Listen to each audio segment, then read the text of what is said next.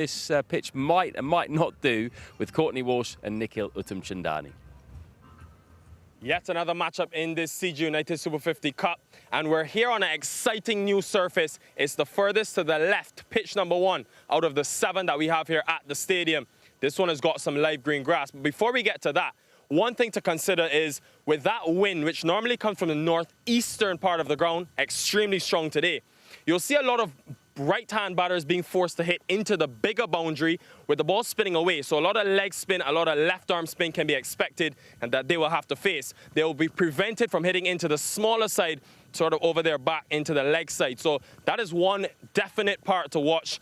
Let's have a look now at the seamers and how they play a part, and who better to talk to than the specialist himself for years, Mr. Courtney Walsh. Courtney, live green grass, excitement. What is that optimum length as a seamer? Yes, there's a bit of live green grass right here. You can see that. And I think that's the length, the 6 to 8 meters. You'd expect the fast bowler to use that up as much as they can, because any movements you're going to get, you want to get it from here. You don't want to go too full to start with. Assess this green bit and then work from there. But I also expect this wicket to get better and comes down to the ball a lot better. But it might be the quickest one we have seen here so far. Well, that's very exciting. And one thing you talk to seamers who bowl at this venue, with the wind, some of them find it difficult with that wind just pushing them, almost feel unsettled. What is sort of the plan where you're bowling with that wind factor as a seamer? Well, if you're running into the wind, the thing is not to fight the wind. Try to bowl the length and line that you need to bowl. A lot of batters will be looking to take you to the shorter side. So if you start to fight the wind, you're going to lose your rhythm. Coming with the wind is always a lot easier for seamers. So my advice is that try to be controlled when you're coming into the wind and to ensure that you bowl that line and length that you need to, just a little bit wide off the off stump. Courtney Walsh says it could be the best deck that we've had here at the Sir Vivian Richards Stadium. The drew factor hopefully won't impact too much with that breeze. It's all to play for, right in the middle. Certainly is. Thanks very much, guys. So take yourself back to your playing days, Colin. I mean, these pitches have not been the best for fast bowlers, but when you look at that one, live grass on it, is this the one you'd want to bowl on the most that you've seen so far? Groundsman said it's the hardest and the fastest. There's some grass left on top of it, but bowling from the northern end, it seems to be more grass than if you're bowling from the southern end. Yeah. So if you're a fast bowler, you want to bowl from the northern end, the wind comes across there anyway. So it should be interesting to see how they play. Remember, the Academy won the toss, and you know, things will go for them. We hope so. How big is that toss, do you think? It's the first time they've won a toss. We've seen dew the last couple of days, hard for the bowlers to grip the ball. Might that be an important toss to win? I think it's going to be a very important toss to win and see how they bowl in the first half of their bowling innings, the first 20 overs or so. Yep, first time the West Indies Academy will be bowling first. It's going to be a test for their batsmen as well, trying to chase for the first time. Massive, massive game this for both sides. It's pretty much must win for both the Pride and the Academy. The live action coming right up.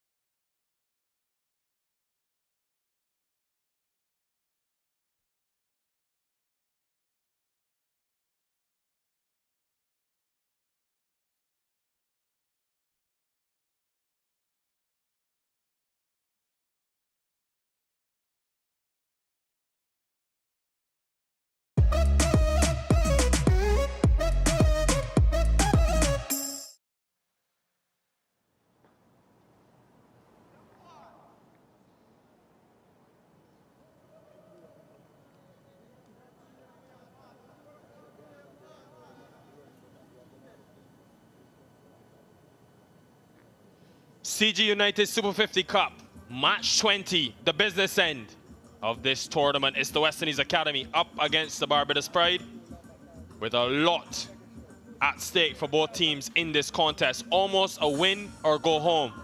The West Indies Academy winning the toss, opting to bowl first. Bowling first for the first time in this tournament. They'll be excited. Joshua Bishop and his attack.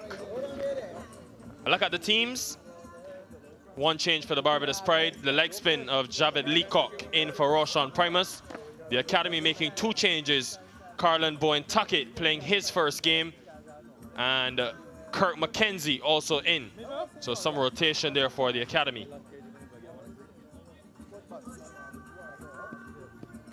Windy conditions, but sunny at the Sir Vivian Richards Stadium. Kyle Hope out in the middle for the Barbados Pride. 33 years old. Been around for a long time. Hope, former West Indies player.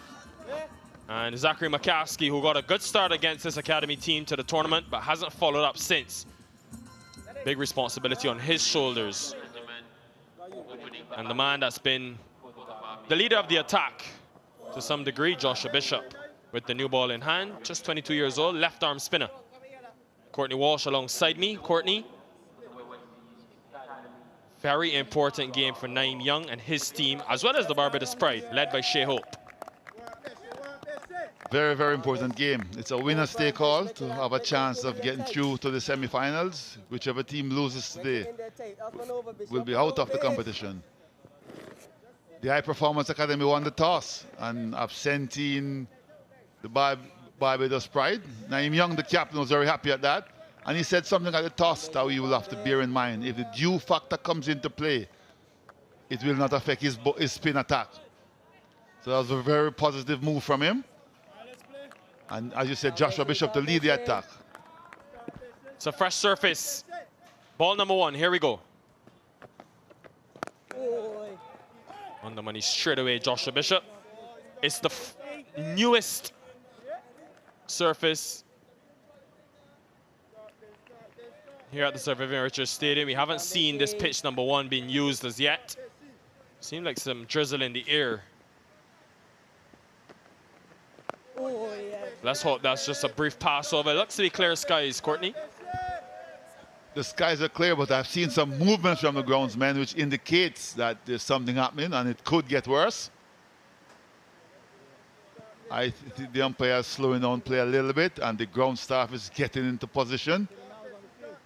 And we're hoping the wind blows it away. Yeah, it's coming down pretty heavy. Again, very good from Bishop. The umpires are thinking about it, and our mic technician Colin is on the rearing to go. The umpire is giving it some thoughts. The ground staff is still making their way around. But we're still open. Nicky, let this blows away.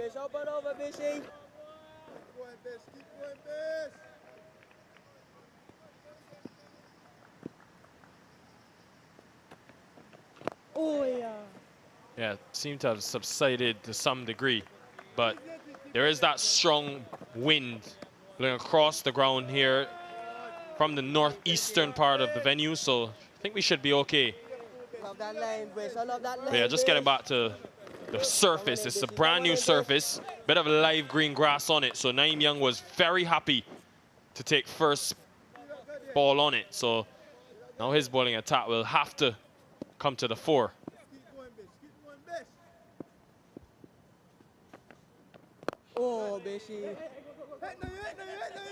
McCaskey off the mark straight away. Love that, lad. Cheeky single, some might say, but a good one in the end. The ground staff just fixing the covers, but no big threat at the moment for them to be taking it out. Just preparation. We'll be interested to see if he goes to seam from the other hand. Oh, yeah. Good first over for the Academy, winning the toss, bowling first. 2 for none.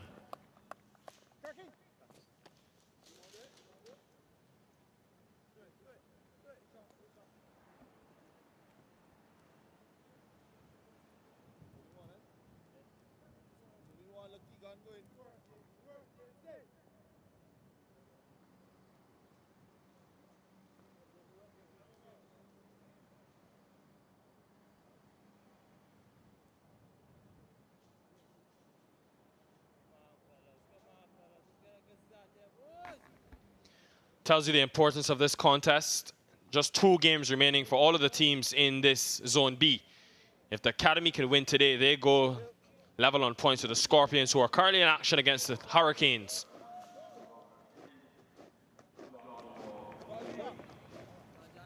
Joshua James, what a game he had. 1 wicket as well as 73 with the bat in hand in the last one.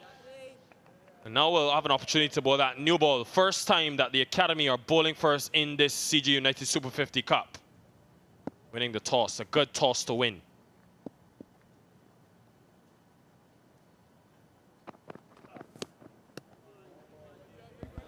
Starts with a wide. Has to be reloaded. No fast bowler or any bowler for that matter wants to start to see the umpires outreach arms. But this is something that we try to get going as well, Nikhil, in the youngsters, that your first ball should be your best, your first over should be your best, because that set the tone.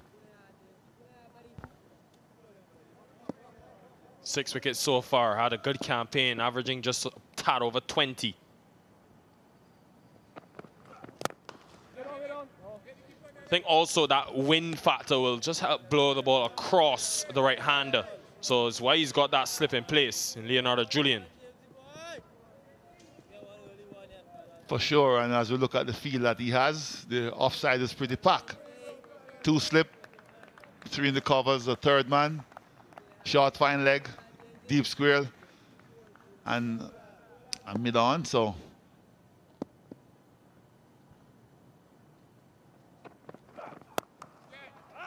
But anyway, on offer, Zachary McCaskey, he makes you pay. First boundary for him.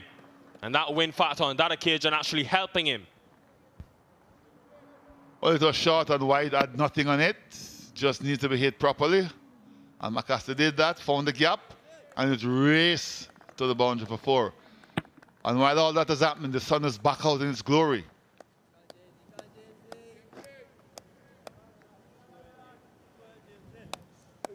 James, I go here, James. Don't forget them test legs. Don't forget them test legs, big man. You can pull. You can pull. Right? Don't forget. Don't forget. The rain intensifying, but the sun is beaming down.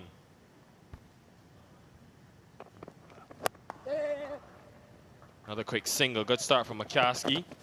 Yeah, that rain is seriously coming down. Playing a bit of tricks at the moment. I look at today's surface, fresh green deck for these teams to play on. Is pitch number 1, and the ground staff tell us it's supposed to be the fastest of the 7 that they have on display. How does it look, Courtney? Looks pretty good, pretty compact. We want to see Joshua James hitting the deck a little bit more. I think he's using this first over to warm up, but you'd want to see him start hitting the deck, especially with 2 slips in place.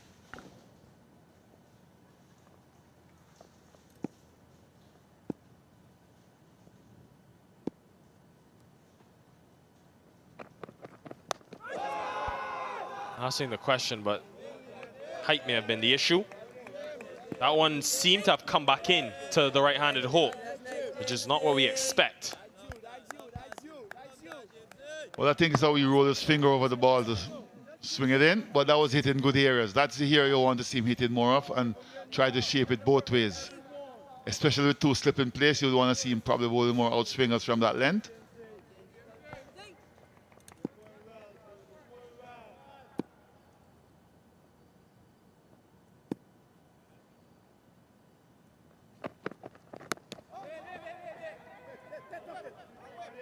Judging on that surface that we just saw, Courtney, does it then surprise you that the West Indies Academy have opted to leave out Calvin Pittman, the seamer who bowled just 3 overs in the last game, and even the Barbados Pride opting not to play someone like Ramon Simmons, and even leaving out Roshan Primus, who is a seamer? Yeah, a little bit surprised because this is the best track. And I think seamers would probably come into play a little bit more, but maybe because the dominance that spinners had in this tournament have swayed both teams. In the gap. Don't think he'll get to the boundary. Just 2. But a positive start so far for the Barbados Pride. 10 from the first 2 overs.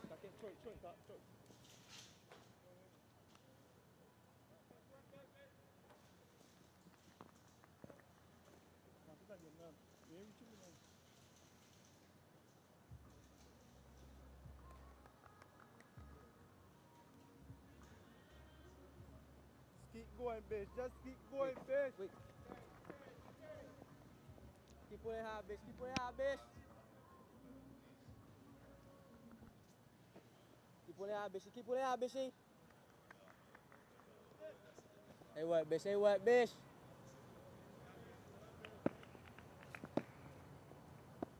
Bishop. Oh, yes, bitch. Well, it's an interesting one. And what I think Naeem Young has thought about in this situation, Courtney, is the fact that the Pride have struggled so badly against spin, especially that ball spinning away from them. Oh, bitchy, I love that, bitch. You look at their record against the left-arm spin in this tournament.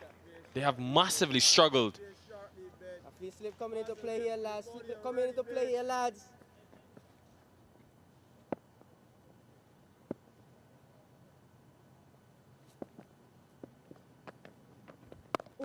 Courtney Walsh, 11 out of their 24 wickets have been taken by left-arm spin. The Academy have 2 in Bishop, who's bowling now, and Ashmead Ned. And that must be something that they have thought about.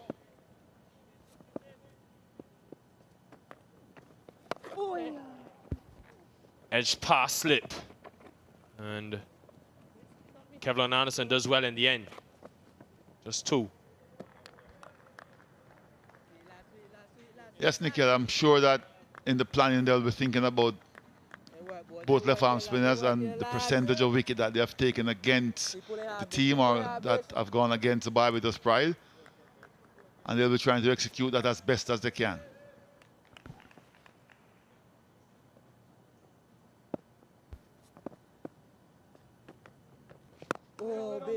I must say, though, from a Barbados perspective, I'm very surprised that they've opted to play the leg spinner today, as opposed to someone like a Ramon Simmons, who's done well against this Academy team. Centre of screen and Roshan Primus in the gap. And looks to be more runs for McCaskey. He'll get his second boundary, Zachary McCaskey. And again, with outside that off stump, pouncing on it. 16 for none.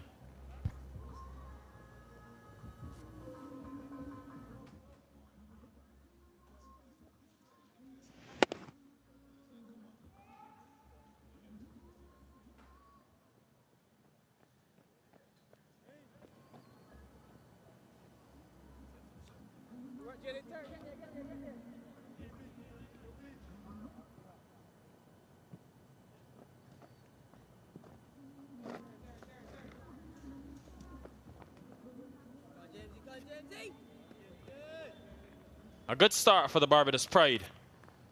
16 off the first 3 overs after losing the toss, being asked to bat first. And this opening pair, who just together for the second time in this tournament, will need to capitalize on this initial power play.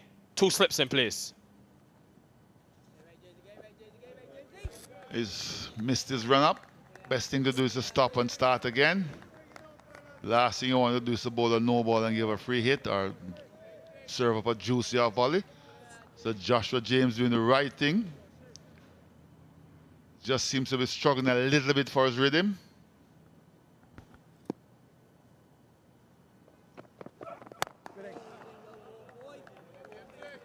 Much better here he is. That's what you want to see from the young fast bowler. Assessing this wicket as early as he can, so he knows the length that he wants to bowl on it.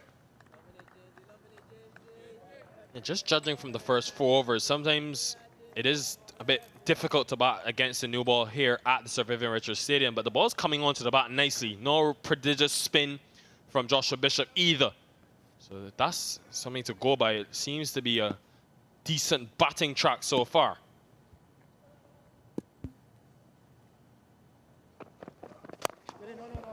Will be interesting, however, Courtney, to see when that ball gets a bit softer, if you still get that sort of carry and also maybe see that inconsistent bounce that we've grown used to in the 20 matches here. This looked the best wicket so far, so I expect it to play very good as the game progresses and probably gets a little bit better on the lights.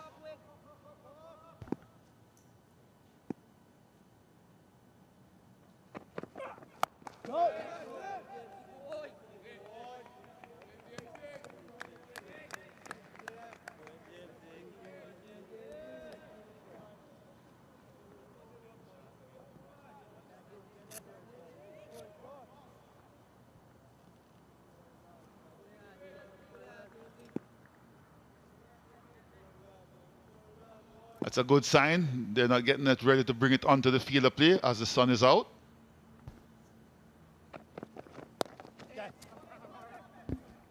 No deep fine leg in place, so work to be done for Akimo Geist down at that deep mid-wicket position.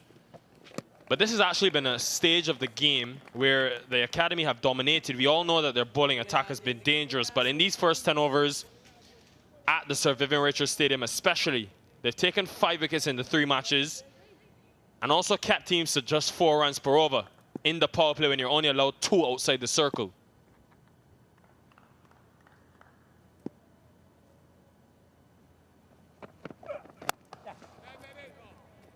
Again in the gap. Runs flowing nicely here for the Barbados Pride.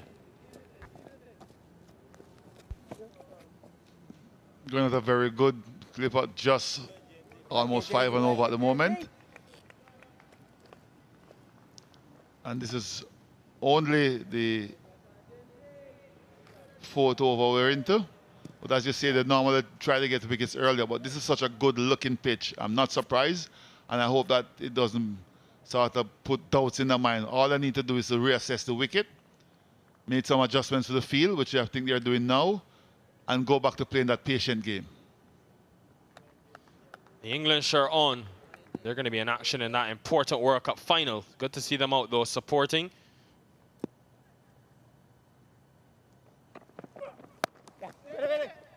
Wanted a single, but well done in the end by Anderson at point. Start to end, 4 from the over, 20 for none.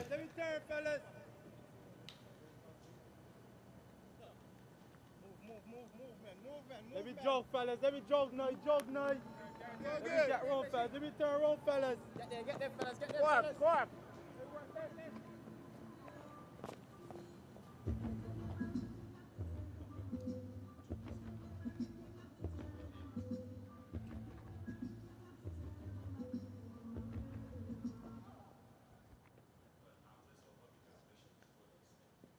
Come on in, bitch. Come on in, bitch. Still Joshua Bishop, and they'll be relying on him to get wickets. Every time they've been under pressure in this tournament, the academy, he's come up trumps for them. Team that he obviously played for in the last edition of the Super 50, the Barbados Pride. What have you made, though, of Joshua Bishop? Already got 8 wickets in this tournament, the best economy of just above 3.5 runs per over on this academy side. And he's almost had that added responsibility to be that natural wicket taker. Get him 1 to 10, bitch. Remember what I tell you, bitch. Bowling very well so far in this competition. Wow, I liked him as a cricketer. Level-headed, always seems to be in control, not flustered too easily. Even if he bowls a bad ball, he doesn't let that affect him. And I think he's leading this attack and doing it in a very good way. You see why your whole friend just now, you said well top. You come up and over just now, bitch. 8 wickets in just 5 matches. He picked up 10 in 2021, so could easily go past that this year. But it's just the times that he's bowled in. Even in that last game, it told me a lot because they had 2 left-handers opening the batting for the Leeward Islands, so he had to change sort of that role. Didn't get to bowl with that new ball, but still bowled ever so well in the middle overs to take 2 wickets. And the one thing I've observed about his bowling style, Courtney, correct me if I'm wrong, he's been a lot slower in this tournament compared to the pace that we see him in the T20 format.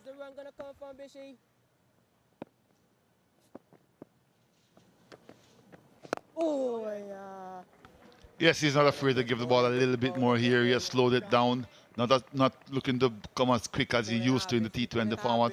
Obviously, he's got a little bit more over to spare here, but it shows that he's thinking about what he has to do and trying to outsmart the batsman as well, which is very good.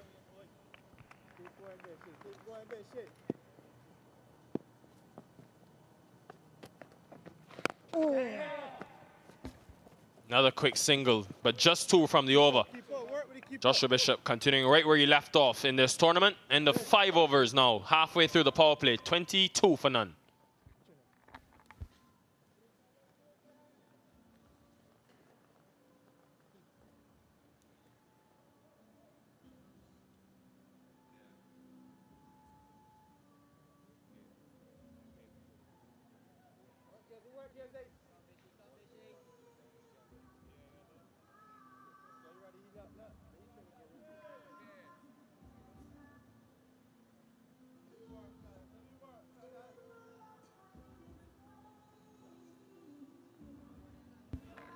$22 for none. A good start for the Barbados Pride, a batting lineup that has struggled in this tournament. So this will be a much improved start with the bat in hand. Joshua James, 2 overs, been on tad on the expensive side, still being trusted by Naeem Young. Just gets it past extra cover, so single in the end. Courtney Walsh, a game of maximum importance happening here at the Sir Vivian Richards Stadium, but also over at the Coolidge Cricket Ground. The Leeward Islands Hurricanes up against the Scorpions. The Hurricanes bundled out for 207. And in reply, the Scorpions are 45 for none in 11 overs. If they win that game, they go to 12 and make things increasingly difficult for even the winner or loser of this game. The winner, if it's the Pride, will go to 10. If it's the Academy, they'll go to 8. All to play for right down to the wire, you think.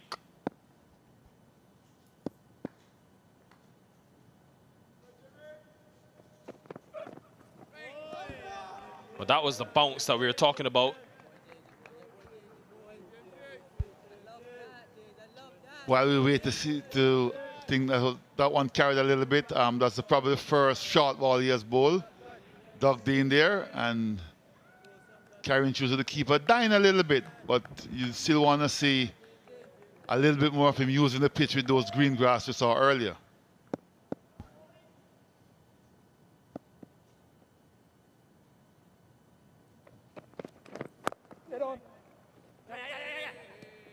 I actually think this angle of attack from James is helping someone like a Zachary McCasey. You look at him in the tournament, the way he has played is anything outside that off stump. On the back foot, he's been so strong with the punches, with the cuts. He got 71 against his Academy team in the first game of the tournament, his first list day 50. So he'll be remembering that after a couple low scores and thinking about getting back to that form.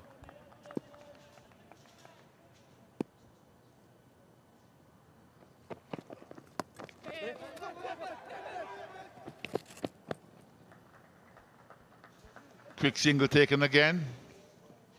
Not afraid to put the fielder under some pressure. These two batters. Sometimes direct it helps. On this occasion, batsman was home quite easy.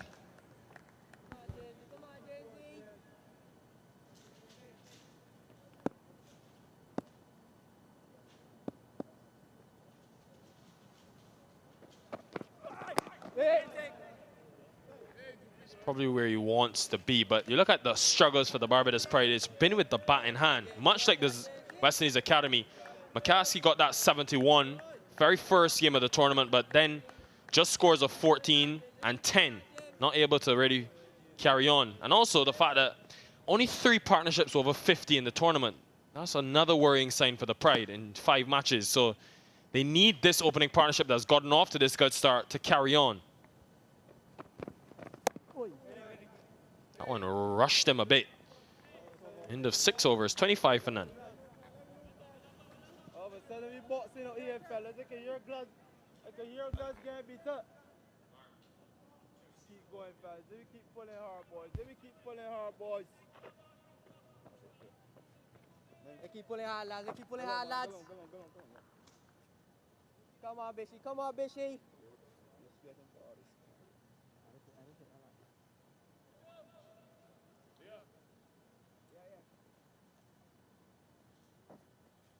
Keep pulling hard, bitch. Keep pulling hard, bitch.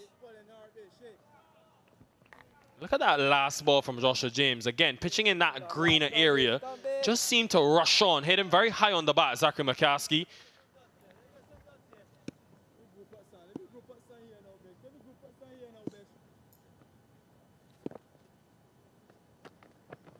Oh, catch him! Yeah, from what we've seen, that last delivery came back with good bounce as well. And it cramped him for room, but I think it got to him with a little bit more pace than he has been accustomed to or he has seen so far in this game. Maybe he's just warming up, Joshua James. No, not they! Yeah, Hope has done well here because he's been consistently looking for those quick singles. Kyle Hope. Keep on it hard, bitch. Keep on it hard, bitch. Only his third match in 2 Super 50 seasons. Played the one in 2021 and now his second of 2022. Come on, bitch, eh? So you want to get back in that rhythm, in that sort of nick. The running has been pretty good between these two batters. Partnership building.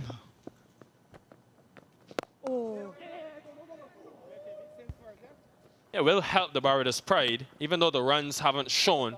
They have Hope, they have Shane Dowrich, Shai Hope, of course. You have that West Indian influence in that top order. Hope, of course, formerly playing one-day international cricket and Test cricket. Jonathan Carter, another one of those international players. Keep going, bitch. Keep going, bitch. You're doing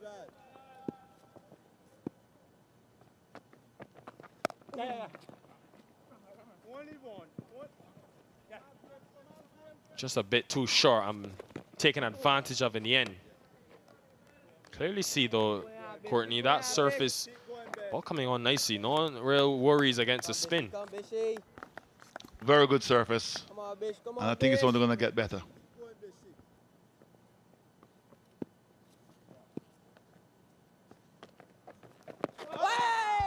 Sliding down.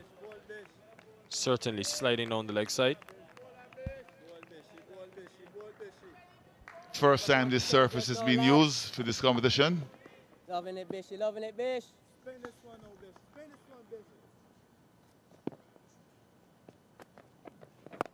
Go on, bitch. Go on, bitch. Sweet tacky, sweet tacky. Go move, man, tacky. End of the over. 29 for none. Fishy.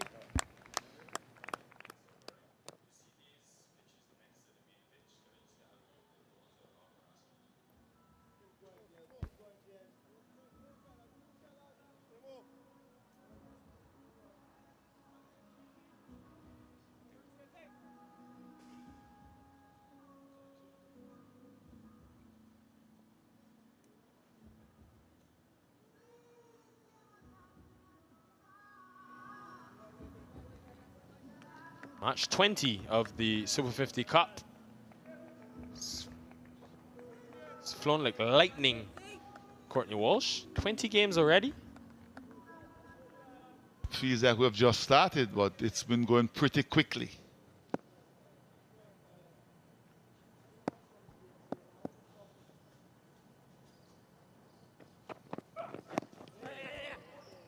Another quick single taken. They've done well to ensure that strike rotation is maintained.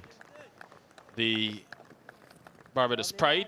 One thing to note, Courtney Walsh, as this tournament progresses and we deal with the surfaces, you see those green surfaces to the right of screen. The plan is, I'm giving you a small secret exclusive here. The plan I hear from one of the head curators, Ken Crafton, is that they want to get one of those surfaces ready for the final. So we could see that green grass on one of those brand new surfaces if they can get it ready in time.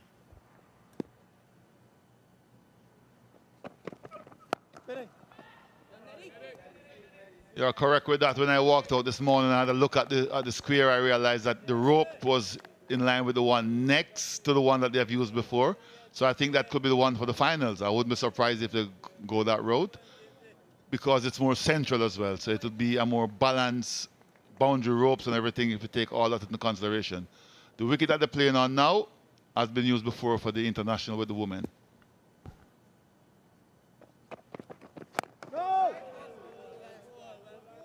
Yeah, you're downplaying it, Courtney Walsh, but of course you're the head coach of that West Indies women's team, and your team are going to be in action in a very important series against the English women very soon, right here in Antigua and in Barbados as well.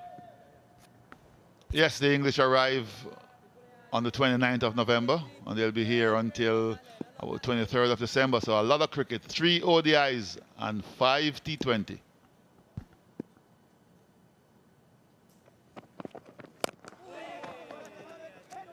That one, again, coming back in. Courtney, I have to ask you on this opportunity, how are the women shaping up? Are they ready for that challenge?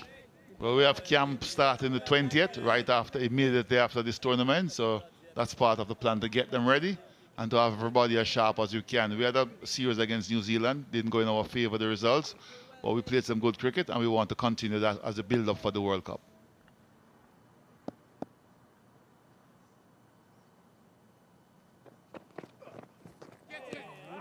Yeah, that Women's T20 World Cup coming up very soon. Next year, early next year. That one, they've gotten a bit of extra pace and bounce, as we've seen a couple of times from James. Just a touch wide, but you could see his intention. He wanted to get it through as quick as he can and try them out with the shorter delivery, but probably giving him a little bit too much width.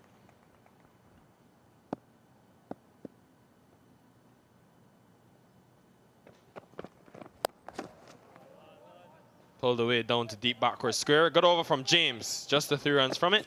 32 for none.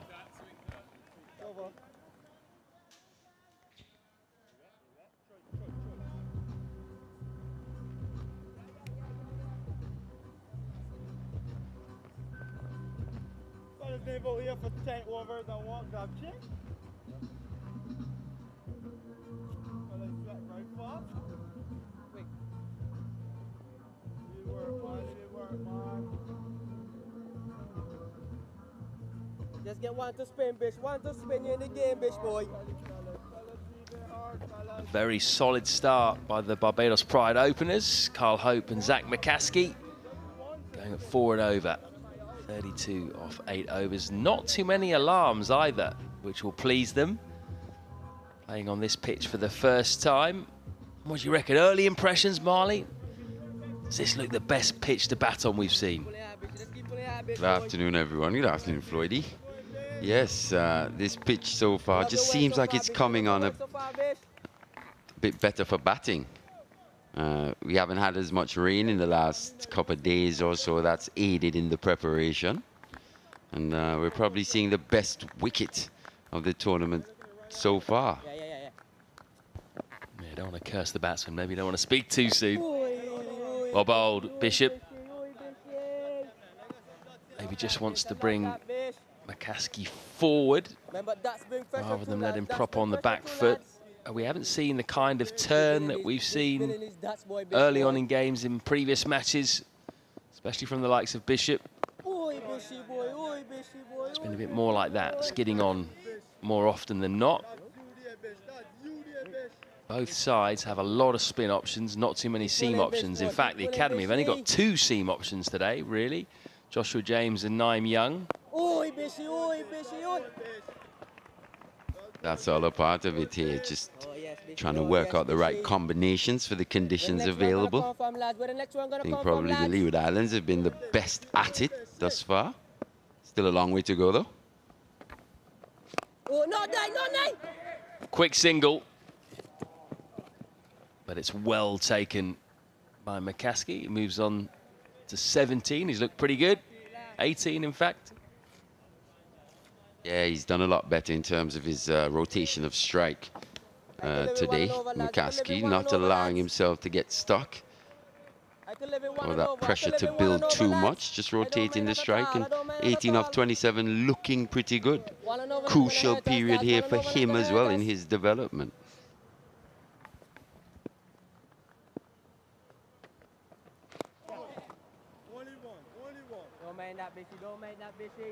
Yeah, only 2 boundaries so far in the first 8.4 overs, but they've still gone at 4 and over, so they have managed to pick off the singles and hit the gaps when they can.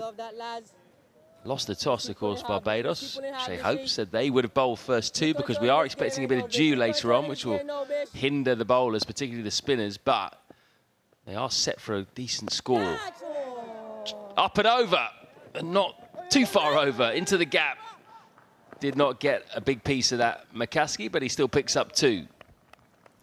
36 without loss.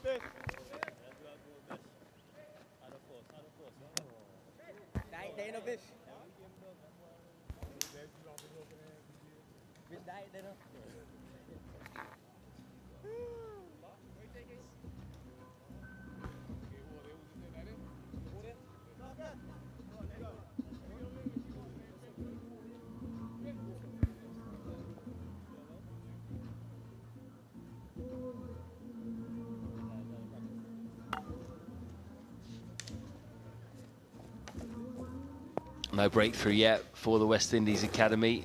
No dots on that Manhattan. And we're going to have a change in bowling, change in seam bowlers. Joshua James didn't quite hit his straps, you'd say. He offered up a lot of width and bowled quite short. Wasn't too expensive, but didn't really test out the openers too much. Naeem Young's decided, I'm going to bring myself on. Bit skiddier, shorter, tends to attack the stumps. First time as well, actually, we've seen him on at this stage of the match, Marley. Normally he brings himself on well into the middle overs. Yes, I was just going to say that. He's probably brought himself on to be a bit more attacking. We've seen what he could do in the death. He's got good skills, bowls a lot of variations, got pace off deliveries as well. But here, he's just brought himself on in the first power play. So I anticipate he's looking to take a wicket.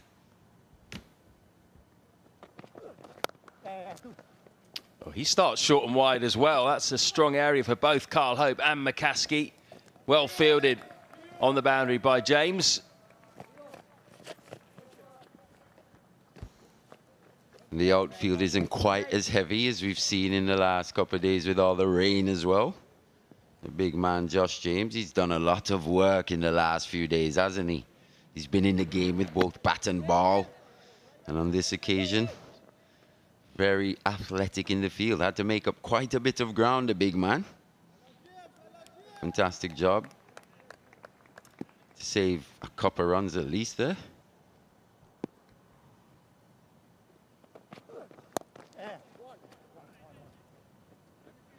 Started a bit on the short side. Naeem Young tends to bowl a slightly fuller length. But even a shot like that from Kyle Hope just worked off his hip. Just tells you that the ball is coming on nicer. Well, a bit better for batting today. We've seen balls stop.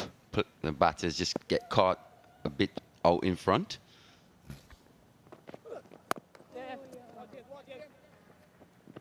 This time Joshua James has work to do to his left. Does it well. Good throw too. McCaskey, I think he'll be happy with balls there all day long. He's very good off the back foot through the offside. I think you need to bowl a bit straighter to him. And Kyle Hope for that matter. Both of them scored freely through the offside.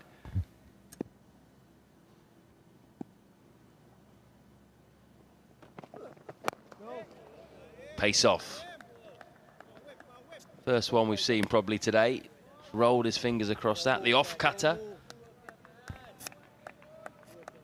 But with the amount of action that we've seen Josh James in the last few games as well, as we see Young here just rolling his fingers on that one. Pace off.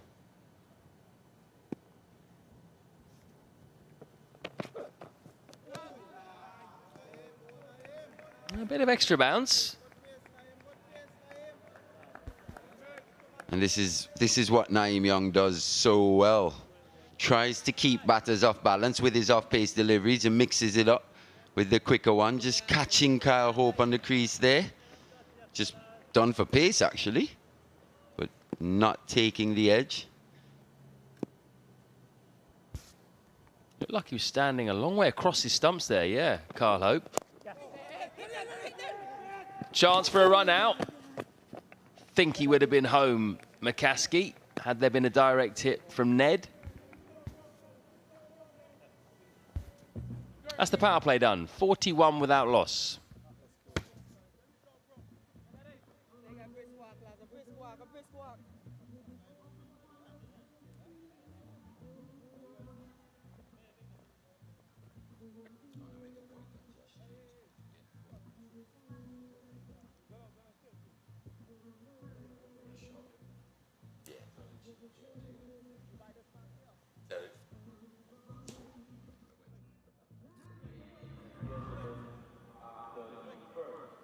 Wick.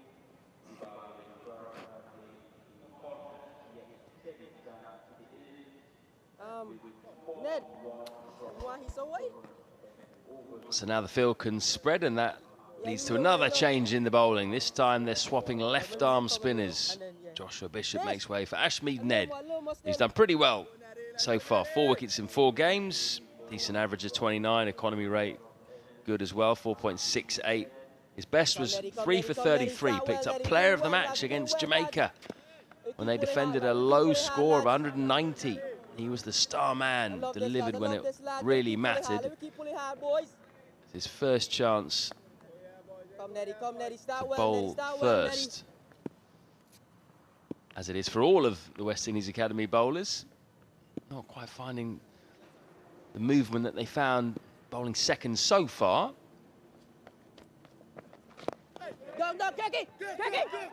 Oh, good fielding. Good throw as well. Shai Hope came away down there. Kirk McKenzie, who's come back into the side today, having missed out the last couple of games. Yeah, we haven't seen that turn and bounce just yet, but what we've seen is good disciplined bowling, ably supported by fielding such as that.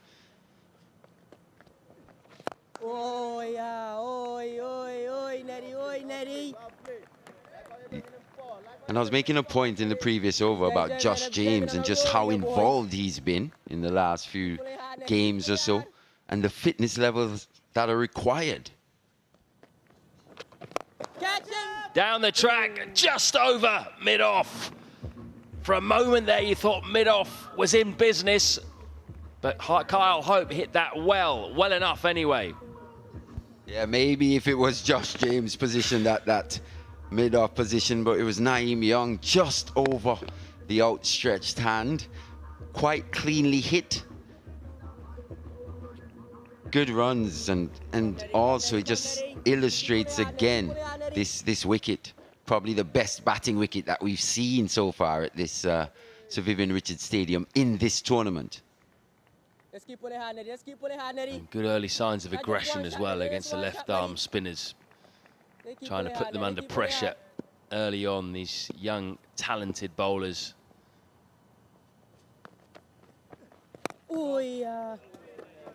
Much quicker from Ned, that's the response.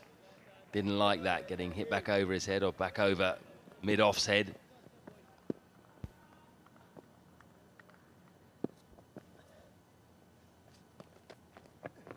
And that was the arm ball, I think.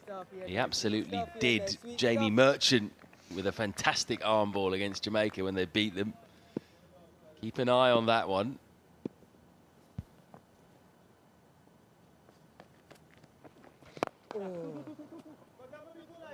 Mixing his pace up nicely, Ned, but he's still gone for 5 in that over. It's 46 without loss.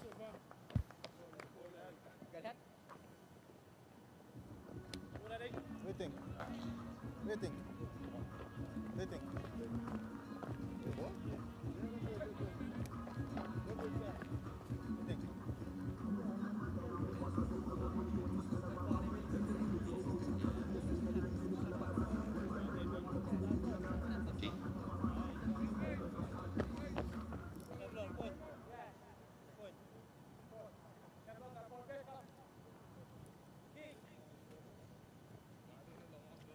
46 without loss.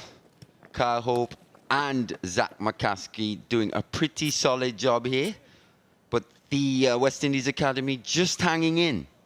Not presenting too many bad deliveries, not allowing the scoring rate to grow too quickly. But the big guy, Josh James, he's been so involved in the last couple of games or so, especially as a fast bowling all-rounder.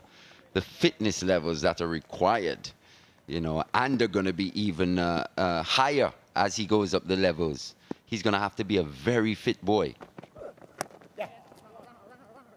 A nicely glided, fine work for James again. Good throw. Had to get the dive out, did Shai Hope. He was worried for a moment. Yeah, if you think he's going to be expected to bowl his quarter, 10 overs, expected to bat as well, and in the field he's been fantastic. Strong arm. Oh, that would have been close. But not sure what Julian was doing there. He missed the stumps.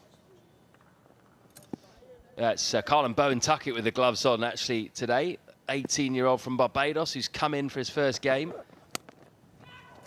Edge. Gonna be 4.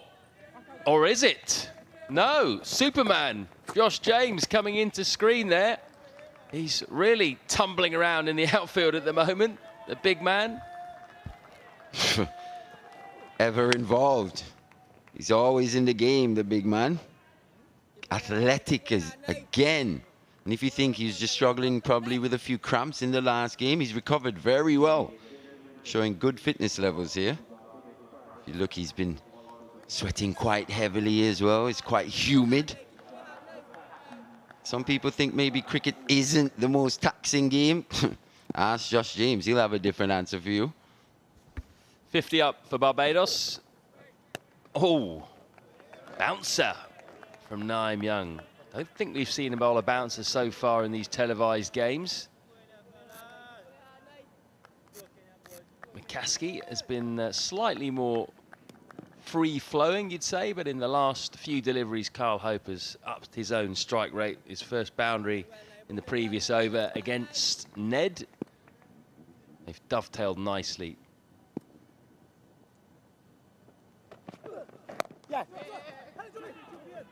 Again, a chance for a Shai at the stumps.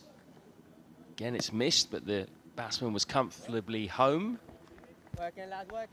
And Shai Hope's been a lot more comfortable today. Actually prefers when the ball's coming on, likes pace.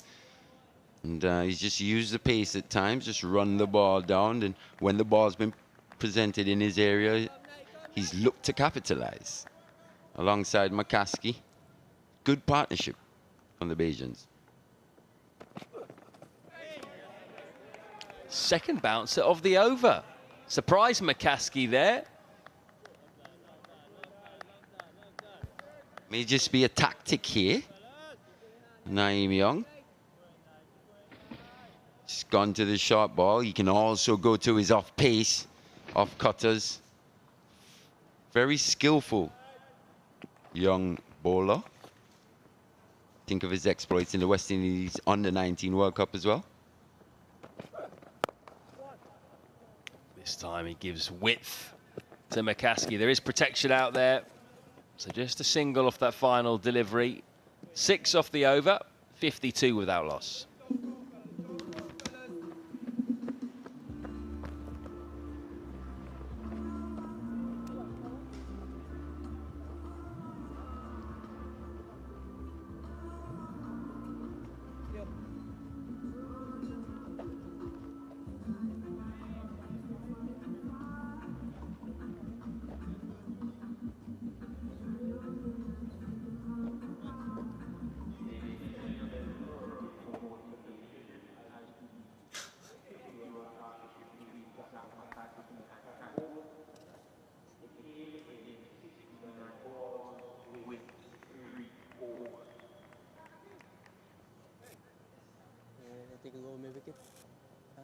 Just a light breeze you can see there on Zach McCaskey's shirt. Not as strong as we've had during the course of this competition.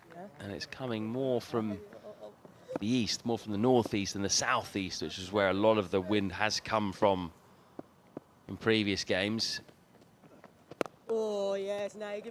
Just brought the sweeper from the offside up, back into the ring. Just to try and tempt McCaskey to hit through that area, slip in place.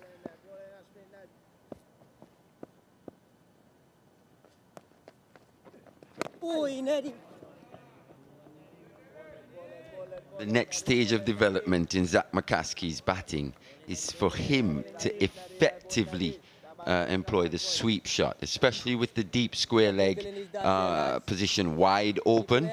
It's a position that he could score heavily if he adds this shot into his arsenal. Tight.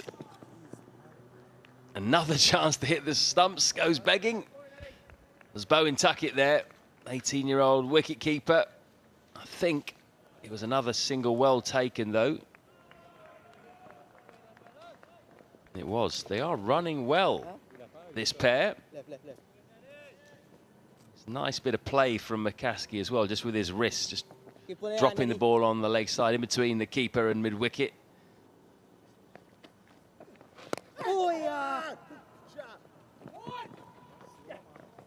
Touch and go. Good running continues. Single followed up by a 2. Keep pulling hard, Neddy. Keep pulling hard, Neddy. And that delivery, I think, Marley, is the one you've got to be careful for at the moment. It doesn't look like it's turning anywhere near it has in previous games. So with these left-arm spinners, both of them have a good arm ball. You just got to watch out for that ball sliding on as a right-hander.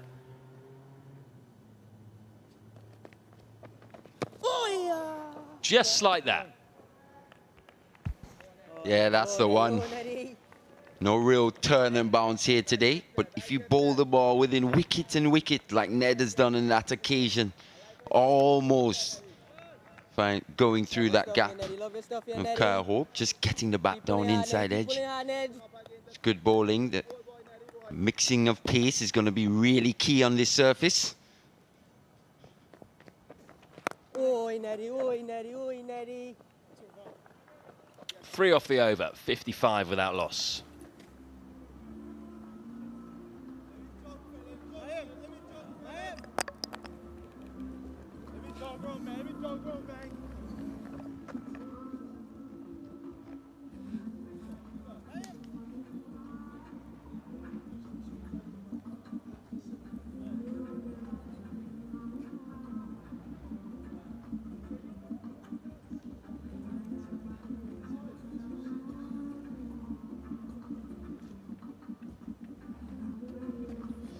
Not quite as many bowling options for the academy today.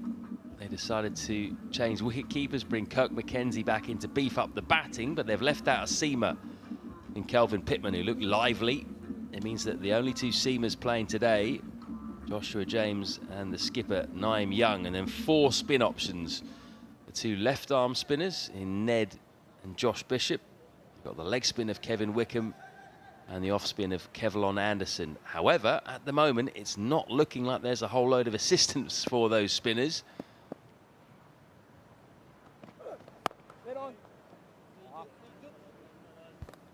Yeah, not the same amount. Maybe the odd one. Bit of natural variation as well, but hasn't been the spin-friendly conditions that we've seen. And batting has just been easier. We haven't seen chances, too many chances created. Maybe just a few nearly going to hand, but not really. Comes down and then dabs to third.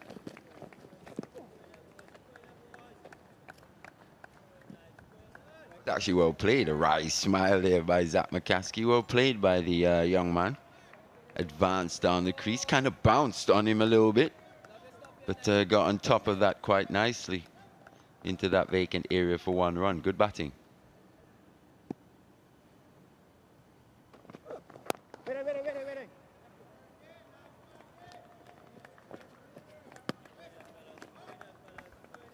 Shai Hope does look very keen, doesn't he, to get across his stumps and try and work the ball to the leg side, pick up a single or maybe more. There's a big gap actually on the leg side from mid-on round to deep square leg. Get it through there. There's definitely a 2 on offer at least. And that's partly why the bowlers, the seam bowlers anyway, have been hanging the ball outside off stumps so much, just to avoid that. Service, miss, service, miss. But on the odd occasion, Young just goes a little straighter, just hoping maybe for Hope to maybe turn that bat face a little too soon. Miss it, and he'll be stone dead, really. So it's just a game of cat and mouse being played here by Young.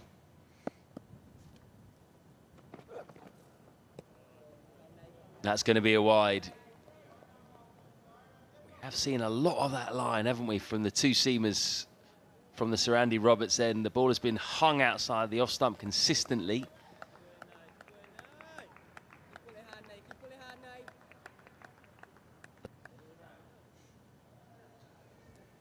Couple English supporters, possibly in the stand. Yeah, the England shirt. Another wide, this time down the leg side. We've seen Naeem Young bowl more short deliveries in this little spell than we've seen in any so far this tournament. Yeah, it's the earliest he's come into the attack. Probably bowled with the newest ball that he's bowled with in this tournament so far as well. Ball's still hard. only 13 overs old. Variation in length as well from Young.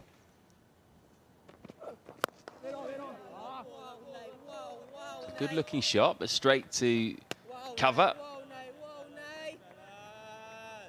Barbados just need to keep going here, don't they? Don't look too troubled. It's a good opportunity for McCaskey, who had his first list day half century in the first match against the West Indies Academy. First match for Barbados. Big opportunity for him, opening the batting. Shai Hope has put faith in him, bringing himself in at number 3. 25 years old. Down again, just to try and offer something different, but well bowled by Naeem Young, taking the pace off. 59 without loss.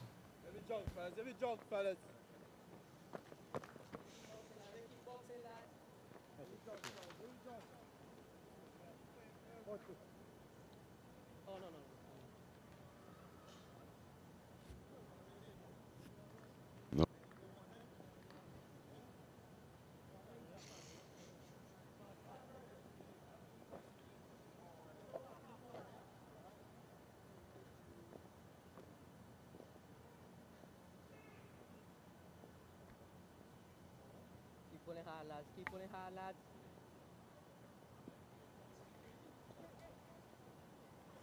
Must-win game, pretty much, for the Pride. And that scorecard at the moment will please Shai Hope and the rest. No damage done. 59 without loss, 14 overs bowled. And even more pleasing, haven't seen too much assistance for the bowlers. What can Barbados set this young academy batting lineup? Oi, oi, oi, Neddy, oi, Neddy.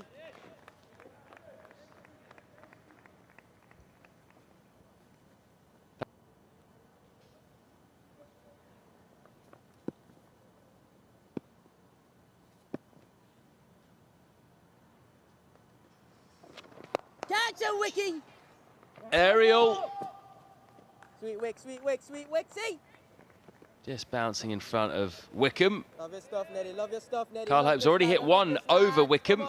That time he didn't get hold of it at all, clothed it really. Keep pulling hard, keep pulling hard. Yeah, just went slightly outside leg stump to make that room to hit through the offside. Didn't find the middle of the bat, but probably fortunately for him, didn't carry all the way to Kevin Wickham. Oh, setback, run out. He's missed the stumps, would you believe it? Ashmead Ned, he had almost all 3 to aim at. McCaskey was gone. Oh, one bail has been dislodged there. I don't know when that happened, but I'm pretty sure it wasn't from the Ned throw. But let's just check, shall we?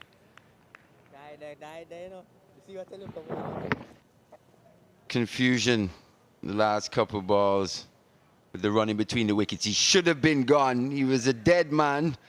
And, oh, Ashmead Ned misses from point blank range. He'll be disappointed with that.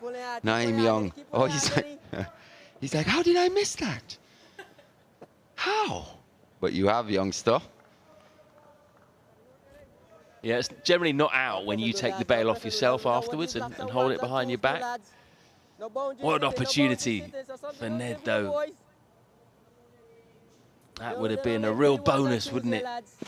Nip out one of these openers to a run out. Mid-off goes back. Sliding down leg, I think. You can see where the keeper Bowen Tuckett was going. Just quietly, the West Indies Academy have just arrested the run rate in the last couple overs. Pressure being applied. That's that delivery that comes in. The arm ball to the right-hander. Wrong line this time from Ned. Lovely stuff here, lads. That one run turn out something Can here, you see the keeper there? Bowen Tuckett. Next to him, Leonardo Julian. He had a lot to say, didn't he, when he had the gloves on against the Leeward Islands. Got to miss his chat. That was fun. Let's see what the young man, Bowen Tuckett, has got. Keep pushing here, Neddy. Keep pushing here, Neddy. Oh, he's got a bit, hasn't he? Youngest player in this academy squad, Carlin Bowen Tuckett, just 18.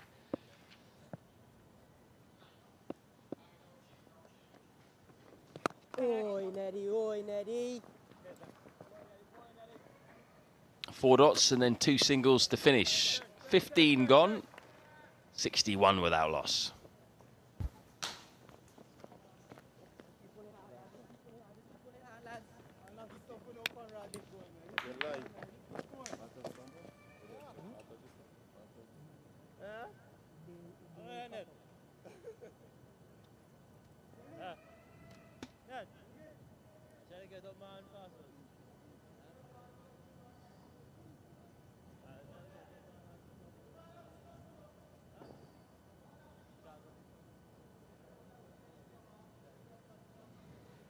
Current rate, they only get to 204, but they'll want a lot more than that on this surface. They have to score a runner ball from here on in to get to 271.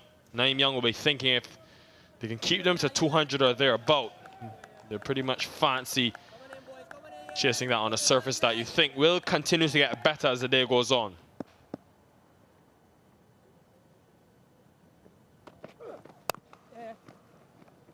Single to McCaskey. Colin Croft alongside me. Good afternoon to you. Well, good afternoon, Nikhil, and good afternoon to our viewers everywhere. Magnificent start here by the Barbados Pride. They were sent in, and it's 62 for no loss. After 15 plus overs, they are looking very organized. 250 minimum. When you win the toss and allow the opposition to bat, you got to get wickets.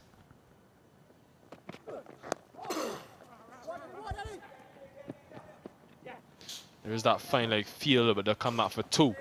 It's been a really different start for the Pride. Definitely their best with the bat in hand, but also they've had a good surface at their disposal. Did you agree with that decision by Naeem Young to bowl first? Take a chance, of course. It's a new surface. Nobody's played on it in this competition yet. It looked like it had some grass. We were assured it was harder and faster.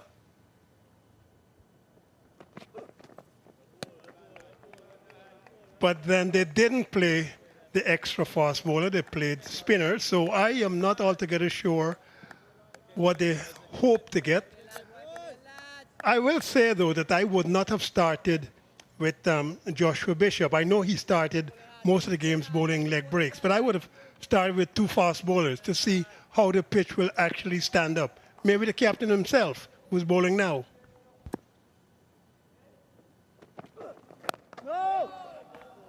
I think just judging on the way Bishop has bowled in the tournament, it's very hard not to go to him with the new ball, and gave the openers trouble when he played against the Pride the first game of the tournament. He actually got the wicket of Shai Hope yet to bat. So left arm spin has been that sort of go-to for Naeem Young with the new ball.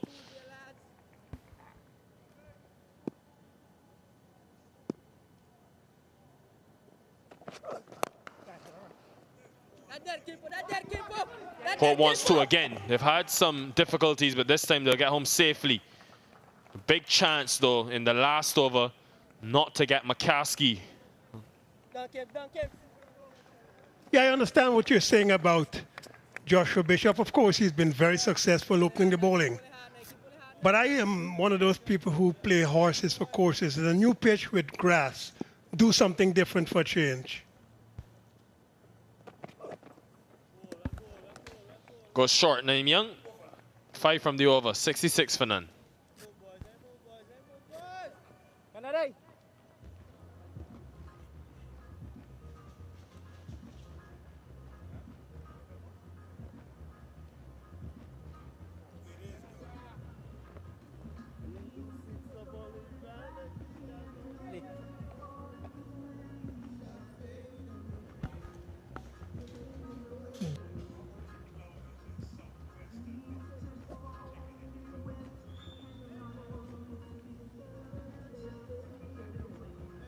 A really good start in the first power play by the Barbados Pride, getting to 41 without loss, and now building on that.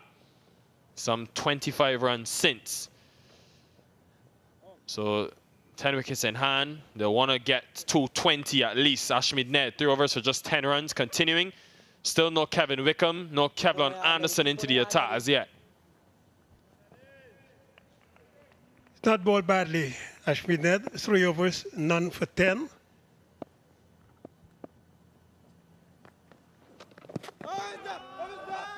Down the track, but definitely sliding down.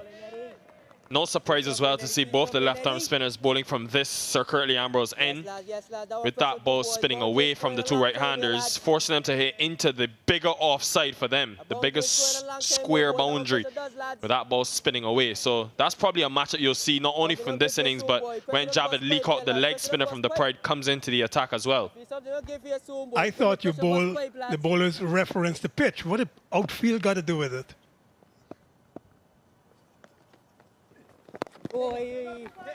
Well, quick single and gets there in the end. You obviously don't want your right-handers hitting into the smaller side. It'll be much easier with the wind. So you're trying to play the situation, and it's pretty much something Naeem Young spoke about as well at the toss as to why they've gone for the caution of two left-arm spinners. Mid-off going back to long-off now.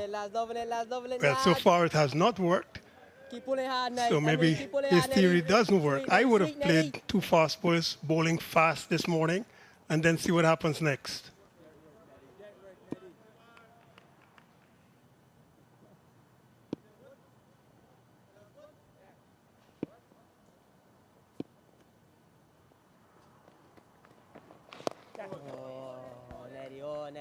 Truth be told, the batting looks very comfortable. They don't look as if they're worried at all. The nearest we've come in this innings for dismissal is a run out, which should have been affected by Ashmead Ned.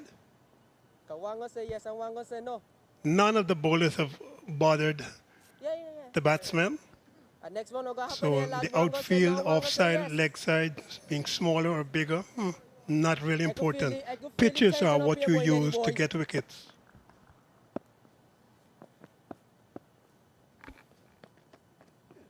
Oi, Neddy, oi, Neddy, oi, Neddy, oi, Neddy, oi, Neddy. Oh, my Ned, oh, my Ned, oh, my Ned. Wow, Ned, wow, Ned, wow, Ned. Yeah, I just think if you have a choice, you want to force a batter to hit into the wind. That's how you look to get wickets. It's been a common thing here at the Sir Vivian Richards Stadium, playing that wind factor that's so prominent. That wind coming from the northeastern side of the ground.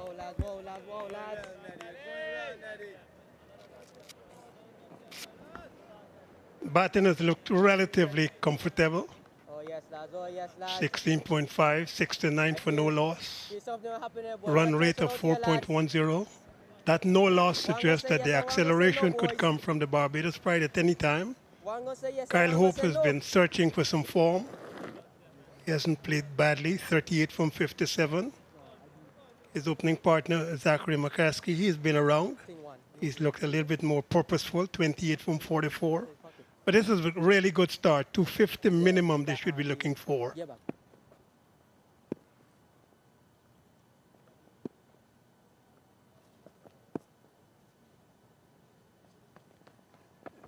Got over from Ned. 3 runs from it, 69 for none.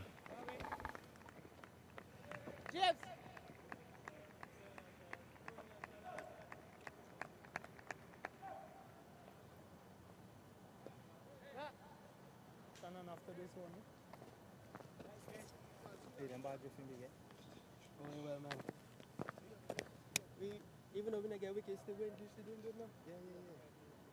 Ball knock in over. The ball knock on the bail just left so the bail left. So the bail, swear to God, just so the bail left on his stuff. Come Wiki. Current run rate, 4.06 gives you 203. I doubt we will get down to 4. They would be looking for 5 and 6 and further. So anything between 234 to 67 be very useful. Big outfield. Yes, the pitch is a good one. It should hold well unless something happens untoward later on. So batting this evening should be not as difficult task, but they got to make a good total for me, Barbados Pride.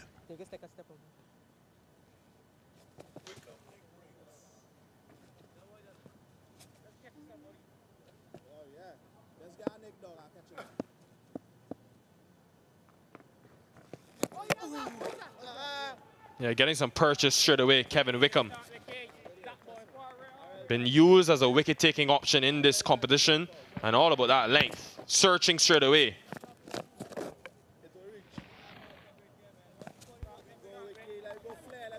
Dream start to Zachary McCaskey.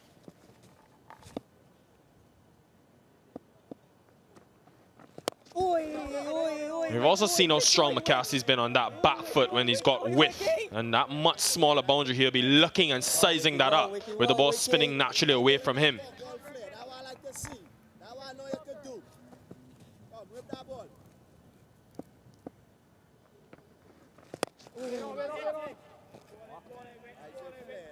Leg breaks, maybe top spinners, a couple of googlies. He's got a slip, backward point. That man is going to be very important.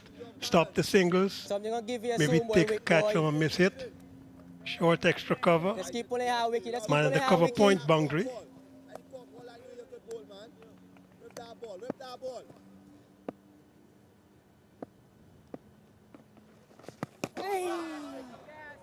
Looking to play the reverse sweep there. Zachary McCaskey slip in place, and also that point fielder in the circle. Wow here, boys. Wow here, boys. Wow here, boys.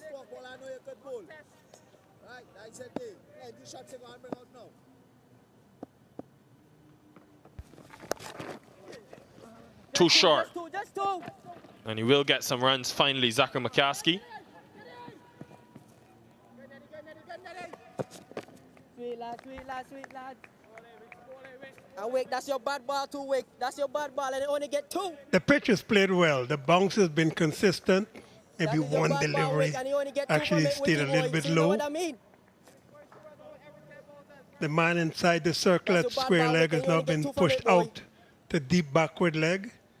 As is mid-wicket, he's on the boundary. Long on is also been pushed out, and then now brought back in, and then pushed back out again. Extra cover has been brought into the circle. And then there can be changes as the cover is now being pushed back out. And the square leg in.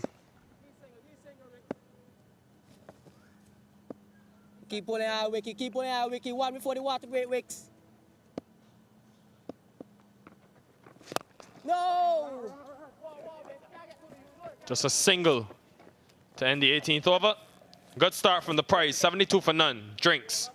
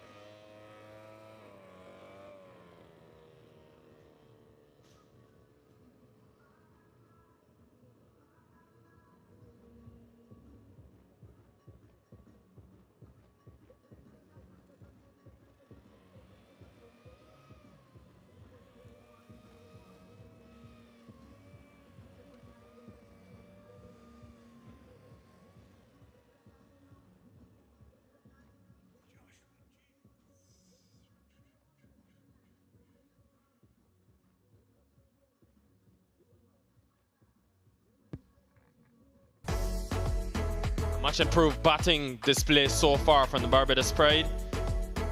And led by Shai Hope into the team for his second game is Zachary McCaskey, who got a 50 the first time these two teams met in this CG United Super 50 Cup. They'll be happy with this start, but we'll need to build on it going forward. It's been a good partnership so far. No real chances for the academy, barring one missed run out. But anything with width was put away by McCaskey. And some aggression too. Over the top, why not? This was Probably one chance of run out. They had about 2 or 3 of them. This one was a little bit iffy also. Good running, and then sometimes they're not calling, and then, oh yeah, that one is allowed. But not so bad overall, the opening partnership. Joshua Bishop, not his normal self. He didn't get a wicket early. None for 18. And Joshua James looked okay too for his 4 from 18. Look a little stiff, but that's all right. Ashwin Ned, 4 for 13, but nobody's gotten a wicket.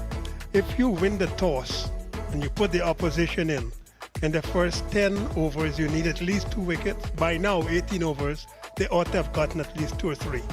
Not too much worry yet for the Barbados Pride. An important clash in Zone B, and the winner of this game will most likely move to second for now. But the Scorpions and Hurricanes in action. The Hurricanes 207 all out, and the Scorpions, after some rain, closely getting to a resumption at the Coolidge Cricket Ground, 45 for none, chasing that 208. So they're in good position, and a win there would put them up to 12 points with 1 game remaining. A lot to play for, and a good opening stand. It's just the 4th time the Pride have managed a partnership worth more than 50 runs in this tournament, so it's been a struggle for them with the bat in hand, especially after losing Roston Chase and Craig Brathwaite. Chase scored 35% of their runs before he departed, so not going to be easy to replace them. But with this start, and likes of Carter, Nicholas Curtin, and of course Shai Hope, they can really be looking for close to 250.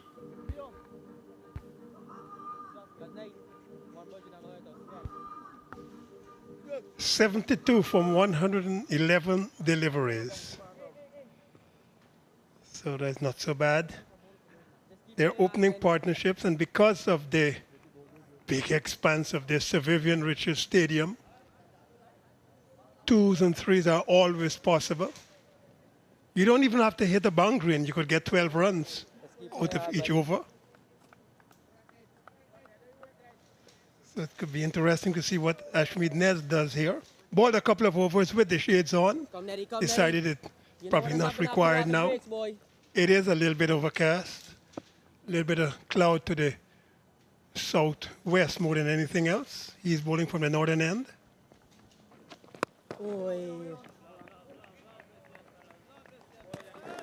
Still has the slip, backward point, extra cover, short, wideish mid-off, and then an orthodox mid-off inside the circle.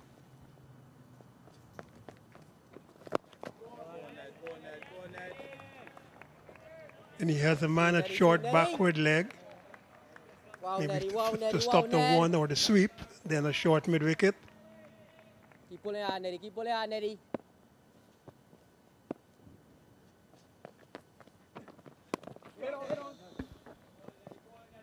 It'll be interesting to see how young the captain manages Ashmead Ned and Joshua Bishop's overs, because after this they'll have 10 remaining between them, and those have been the go-to options for him when he needs a wicket. So wonder how many he gives Ashmead Ned here in the 5th consecutive over. Still has that slip in place.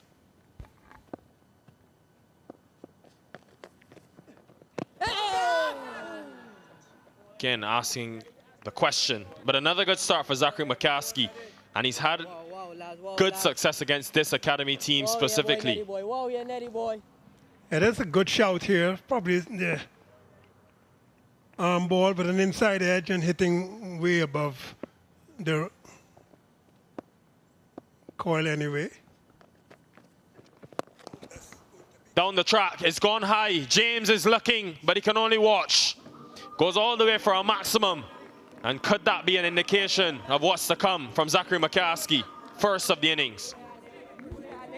Well, he picked this up immediately because this was pitched up, and he advanced, hit the ball really, really high, but sufficiently hard too, to get past Joshua James down at that long on position. Probably was interested for a little bit, but this one just scooted over the boundary.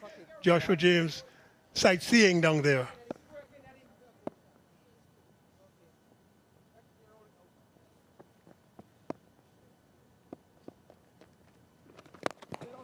Oh, wow, Netty boy. Wow, Good Netty effort boy. in the end to keep it to just Wow, 6 Netty, from the wow, over. Netty.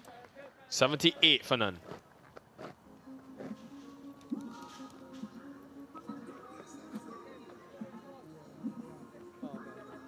Best spin bowling now, sir.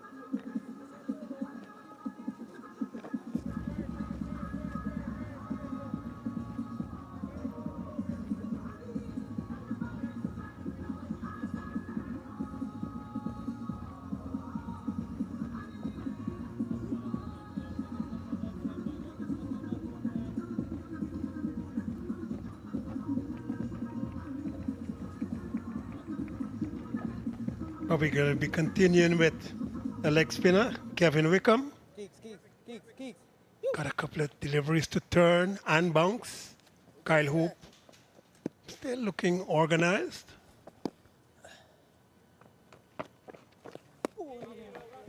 He's getting some purchase, and he struggled in that last game against the Leeward Islands Hurricanes with the dew. So now, getting to bowl first, Naeem Young won't have to worry too much about his spinners and that ball, slippery ball, which they struggled with.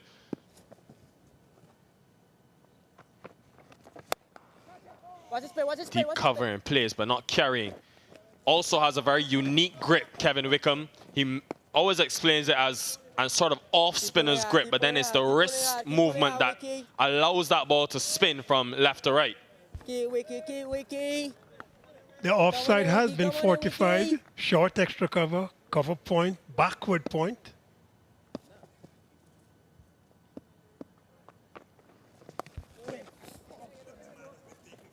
Just the one deep field in the leg side, so we'll be looking for 3 and we'll get them quite comfortably in the end. Good cricket in the end by McCaskey. And that's the problem with having the fortified offside. You have such a big space on the leg side that if you just sweep it backward, there was a man at mid-wicket, he would have had to run 30, 50 yards away, or 50 meters, depending on your measurements, to come down to fine leg to stop that. So the man at short mid-wicket has now been changed to short backward square leg.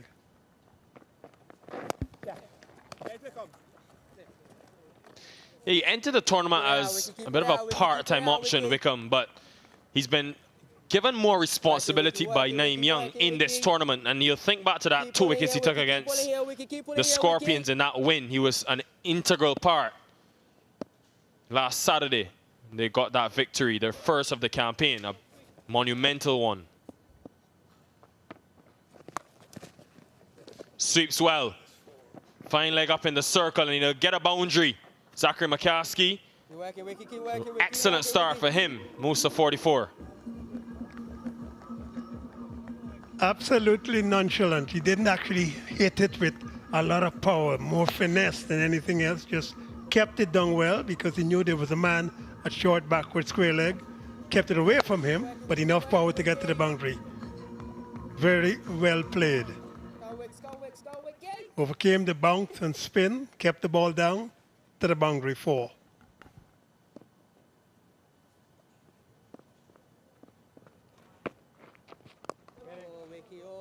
Big over for the Pride, 9 from it, 87 for none.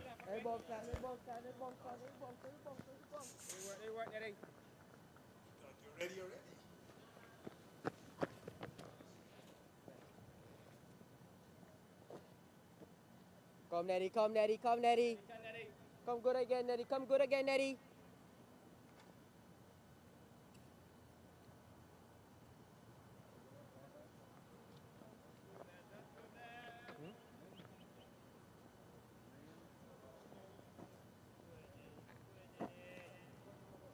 Positive start for the Pride after the first 20 overs. They want to look at the next 30 and up the ante with a lot of batting to come, a lot of experience as well. Hope, Dowrich, Carter, and Curtin specifically. Shamar Springer with the power towards the back end of the innings as well. Still Ashmead Ned. I think now Naeem Young is in a bit more of a predicament because Wickham's last over has gone for 9. And they're playing a bowler short today. They've gone for the extra batter in Carlin Bowen Tuckett.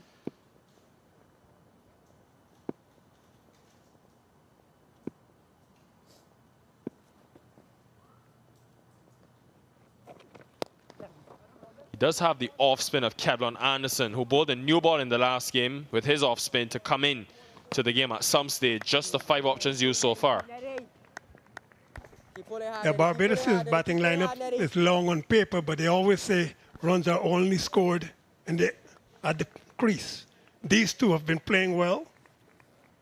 Run rate 4.33. No big acceleration. Comfortable.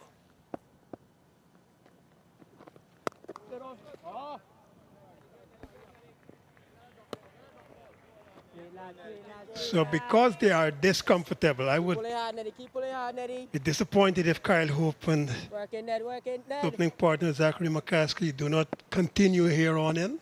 At least half a century each.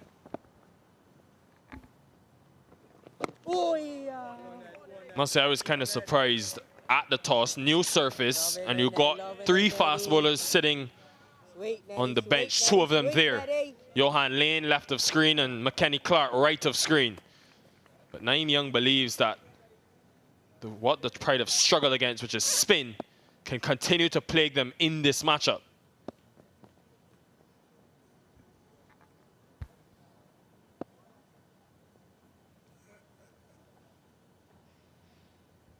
Sending back the deep cover now, making a change, Ashmead Ned.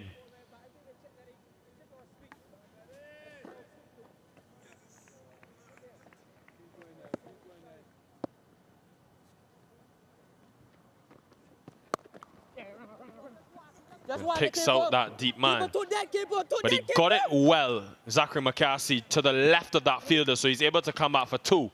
He has batted extremely well, young McCaskey. Moves to 46 now. But he played this one relatively late. The man at extra cover on the boundary is more or less for a drive. This one was more of a cut. And because of the space between that man at a deepish backward point, just in the circle, and the man at extra cover on the boundary, there's a big space. He could get 2.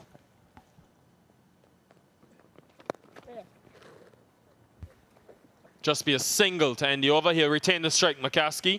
91 without loss.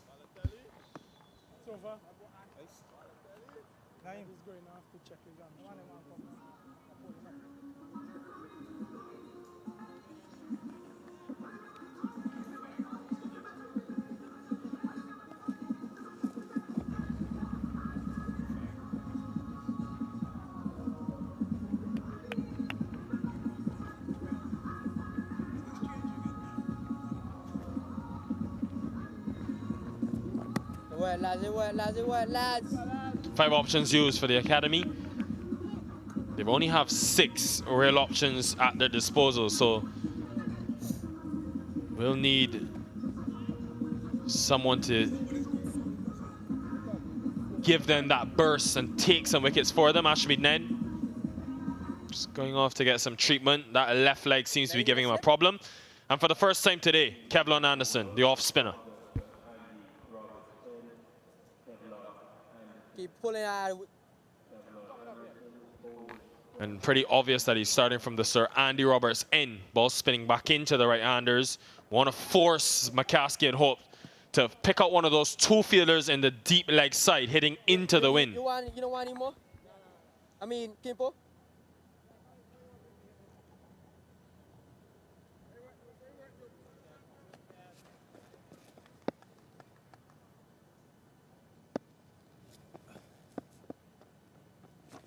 Oh, Joopy boy. Good start, straight on. Wow, The batsman wow, actually wow, elected to Jokes. go into the back foot. There's no slip, there's no forward Okay. short mid-wicket. It's just man at short extra cover. Could come forward. He probably will get some turn on this. Definitely get some bunks.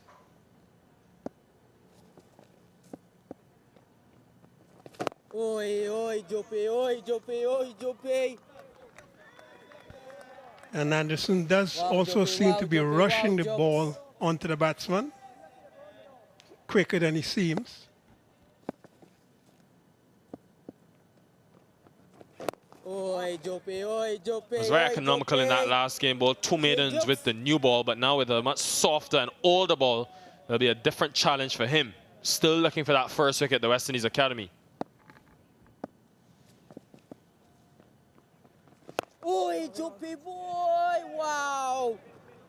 That's what you want as an Wow, off spinner, Juppy, bringing the wow. batsman forward. A little bit of drift probably from the wind coming from right to left. The batsman's left Fish. across to the offside.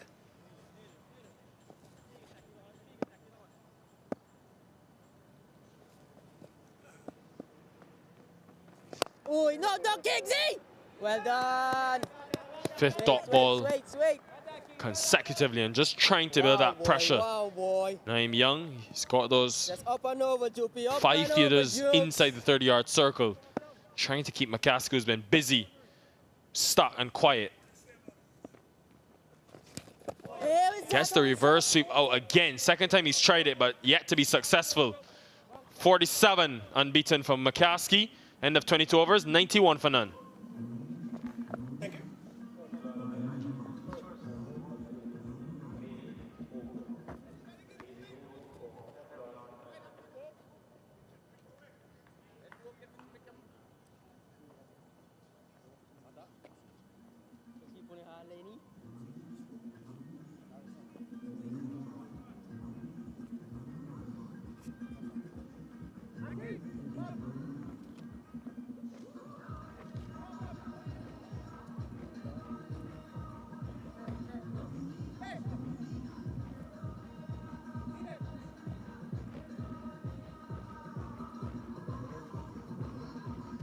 Barbados Pride put into bat in a game they really have to win against the West Indies Academy, who also have to win. But at the moment, things going pretty well for the Pride. What a platform this is. 91 without loss, 22 overs bowled. Few alarms for these two openers so far. More runs on the way here. Not sure whether it's going to be runs or leg byes at this stage. Might just come off the glove. Just the two.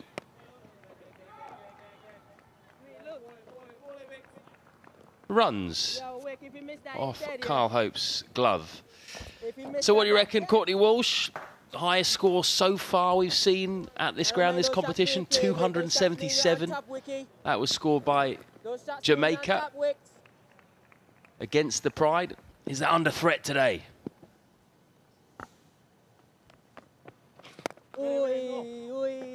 It should be with a start like this. 93 without loss. The platform is built.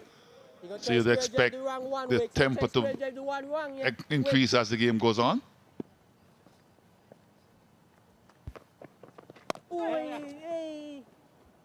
That's through the gap. They're going to pick up two. No, just the one. Well fielded by Akeem Auguste. I was just about to say that the feeling, even though they haven't gotten any wickets, the feeling has been pretty good, especially the ground feeling, which shows that they're still fighting. There's still a lot of energy out there, and they'll need that.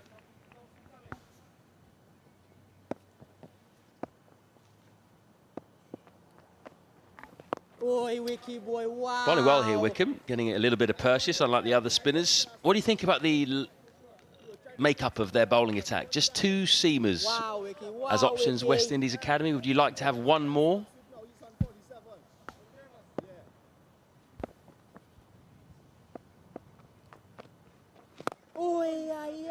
I think they base this attack on how the wicket has been playing before the other pitches, because all of them have been spin dominated. This is the best surface they have seen. Captain Young won the toss and put the opposition in, and you can't fault him for that. But this is the best track they have seen since they've started.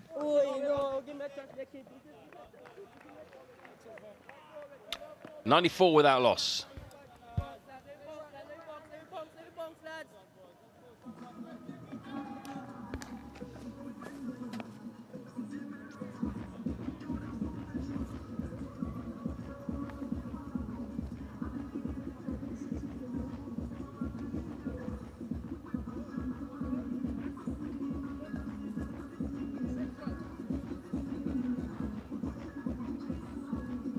Just keep pulling hard, lads. Just keep. Four spinners and two seamers have been used so far by the Academy. And he's going to want to get as many overs as possible out of himself, Naeem Young and Joshua James. But for the moment, he's wheeling away with spin from both ends. Anderson started well here, 7 dots. One of the good things as well, Matt, even though they haven't gotten wickets, they've still kept the run rate at a reasonable rate still, which is good.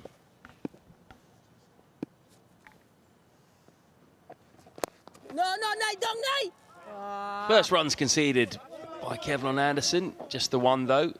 Yeah, the thing is though, there's plenty of experience coming in the engine room. You've got Shai Hope, Jonathan Carter, top scorer for Barbados last season, last year in this competition.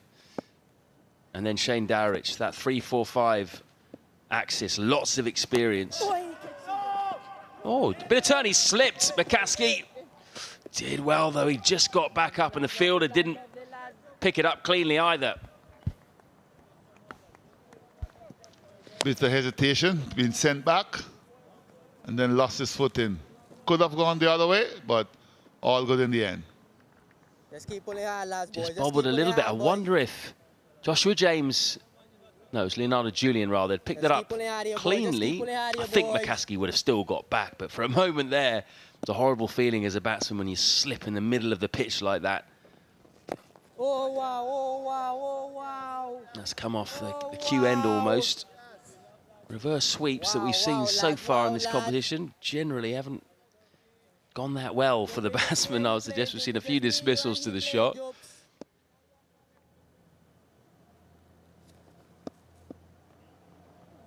Oh, no, oh, yes. Yes, Jupe, just me, you, and the batsman playing Jupy boy. Maybe just feeling a little bit of pressure while he is hop for the reverse sweep.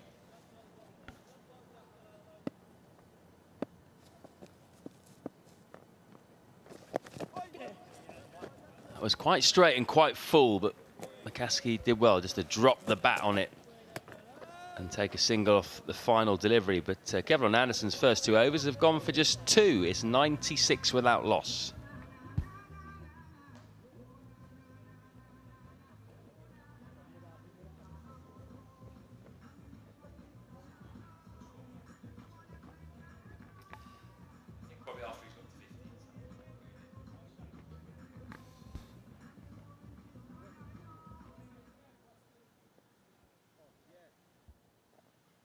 Keep pulling hard wicket. Let's just keep pulling hard wicks. Come Wiki, come Wiki. We could be approaching landmarks galore here. 2 batsmen approaching 50, the team approaching 100. Big slog sweep, that's how he got out the first game here. But this time he clears the man. And he picks up 50, Zach McCaskey. What a way to go to it. His second list day half century, and both of them have come against the West Indies Academy. He loves batting against them. What a shot. Picked his spot, hit it well. For a moment, he would have probably wondered if he cleared the fielder when the fielder was dressed him back, but that went all the way. 50 up for him, and also the 100 for Barbados Pride. It's a brave shot, wasn't it? With the fielder out there on the boundary, deep mid-wicket. Keep pulling hard wicket, boy. Been a controlled innings. 3 4s and 2 6s. Decent strike rate of 70. That's a real drag down. Has he picked the man out? No. Would you believe it? No, no, no. Zach McCaskey. Brilliant shot to get to 50. The very next ball, an absolute drag down. He somehow hit it straight to deep mid-wicket. And you can see the disappointment in his face. That wasn't supposed to be a wicket-taking delivery, but we get them from time to time in this lovely game cricket. Wickham knows it wasn't the best of delivery, but he's very happy. Look at the catch. He judged it pretty well. Because when you're on the boundary rope, you got to do a boundary check. And did he touch the ropes? Didn't look so by his reaction. Looked like he was comfortable in. But he was pretty close. So that makes it even a better catch, because sometimes when you're not sure where you're standing, you tend to take your eyes off it. But he didn't on that occasion. They're having a check just to make sure, to be absolutely sure. And from what I'm seeing here, difficult to say. The third umpire will have a look and they'll let us know. Well, if you look at the Betway cover there, it doesn't move, does it? That's the general giveaway if a player has stepped on the rope or stepped on those soft covers. Don't see any movement at all. So I think this is going to be a clean catch. And Zach McCaskey is almost over the boundary rope anyway. He thinks it's out. They're probably going to check to make sure it wasn't a no ball as well. There we go. Clean inside, very good inside. Nothing to worry about there. So once the foot didn't touch the ropes, I think he'll be going to have a talk with his teammates on the inside.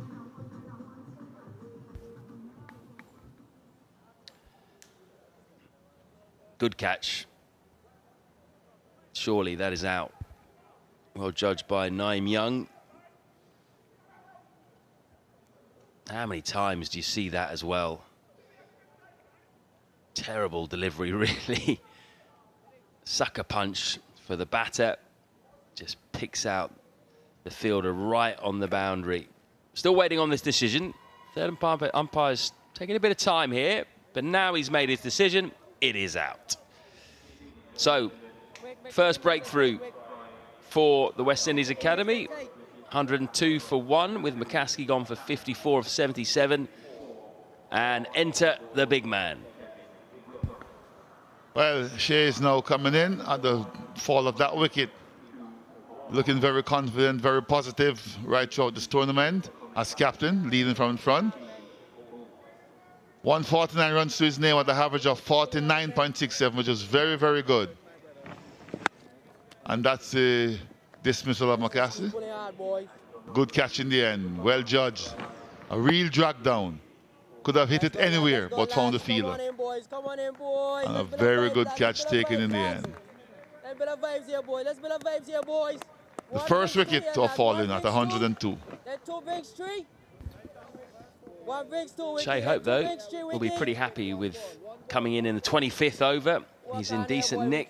Last time he batted at this ground, he made 49, but on a much tougher pitch to bat on.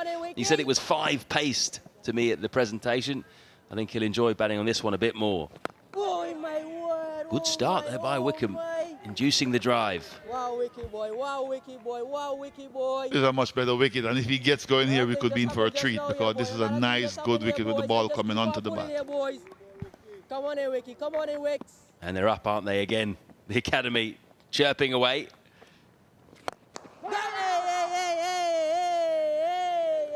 Giving it plenty of air. Oh my, oh my, oh my. Bowen Tuckett liked it.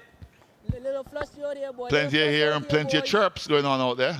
They're excited.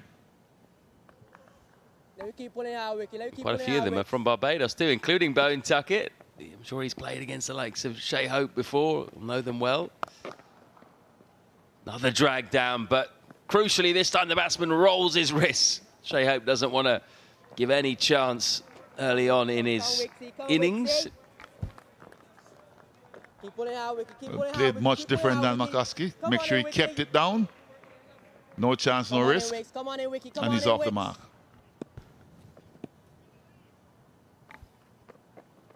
Catch! Oh. Oh, that's into the gap. It was uppish for a time. Should be 3 if they run hard. Baller. No, it's going to be 2. So a dramatic over. A 6, a wicket, 9 taken off it in all. It's 105 for 1. Naeem.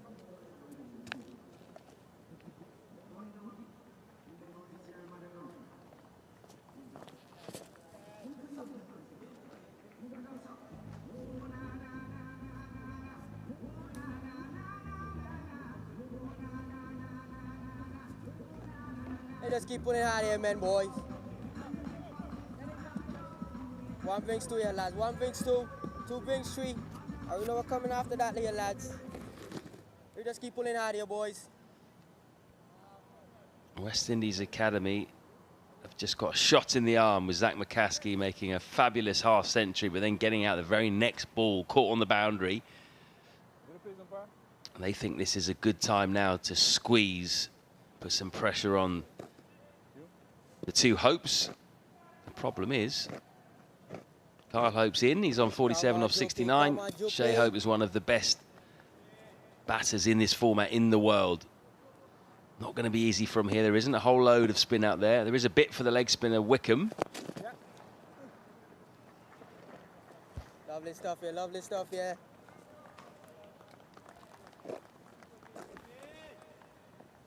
And if Barbados can continue to keep wickets in hand here, they can have a really big push at the end. We actually haven't seen too many teams get in a position in the last 10 overs where they can have a go, because they've been losing wickets consistently in their innings. Well, this game is nice. They're poised for that, and it will show the quality of the Barbados batters.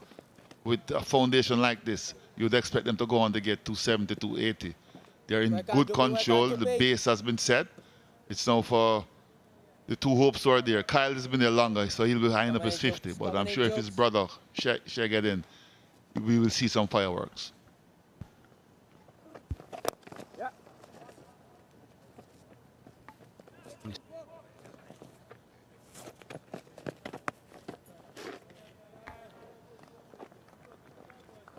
There is still quite a bit to come. Man on the right of your screen there, Jonathan Carter, vastly experienced, hasn't really done much with the bat so far in this comp, but was Barbados' top scorer last year. Nice dab from Kyle Hope. This should be the 50. It will be. In fact, they're going to get 3 here. So he's going to move on to 51. Well played, Kyle Hope. Coming into the side in the previous game, he'd only played 1 list A game in the previous 2 years. Got a nasty delivery to get out for 2 LBW to Javor Royal against Jamaica. He's come back strong here today. Just the 1-4, but he's run really well. He's manoeuvred the ball into the gaps. And he now has an opportunity to go on and play a really decisive innings for the Pride now.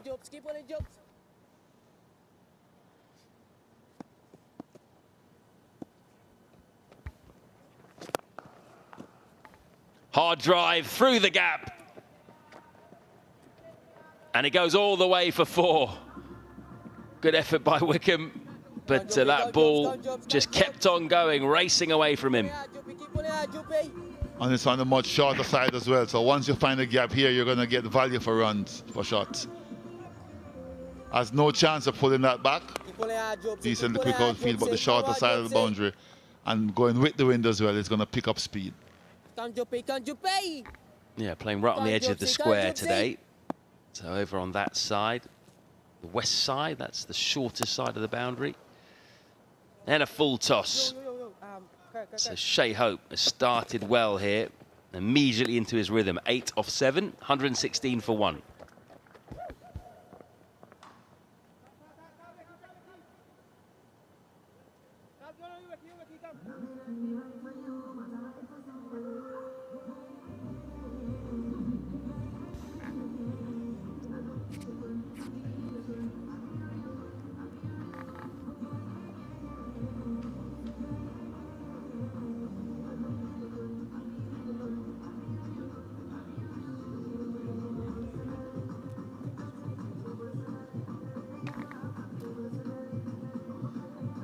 Two 50s for the Barbados Pride opening batsman. 1 is still there. Kyle Hope on 51 of 71. McCaskey was the more fluent, but he's gone now, and he won't want to look back at a replay of the wicket. Hitting a long hop straight to deep mid-wicket. Kevin Wickham continues.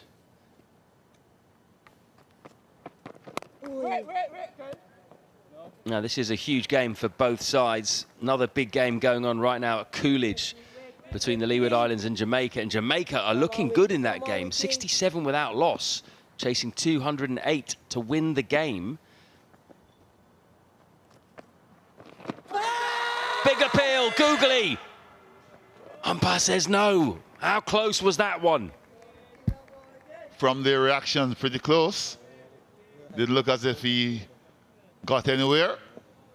This will give us a better indication. Maybe a bit of height.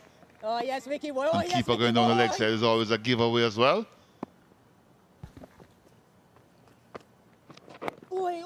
Yeah, followed up with a good leg spinner as well. It's got to be a good delivery to deceive Shai Hope, that's for sure. Didn't pick that. I think it just did too much. Turn and bounce. Wickham's proving a tricky customer at the moment. Gives you the odd pie. He bowls the odd jaffer as well, and he can spin the ball both ways. There's a pie. Eaten by Shai Hope. Says thank you very, very much. That's gone a long way. Another pull down, and Shai Hope is not going to miss these, Shai. Waited, pick his spot, and made sure they hit it clean out the ground. Another big blow. And as you said, that's what we get from Wickham. He will bowl you some beauties, but he's still is going to give you the odd ball. And most leg spinners does that until they get to master the craft and the trade. Remember, he's with the High Performance Academy, so he's still learning his trade. And Zach McCaskey's watching that, probably thinking, why didn't I do that? Why didn't I just hit it over that man's head? Come on in, Wick. Come on in, Wick. Finish well, Wicky. Finish well.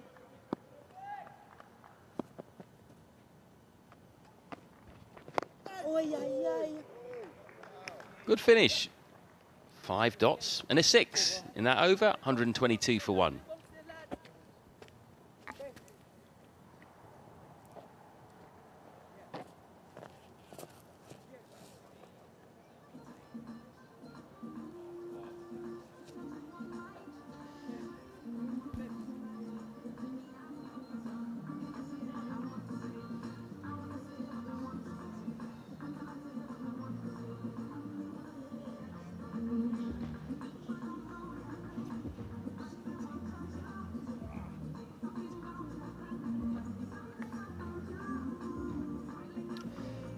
What can Barbados get from here?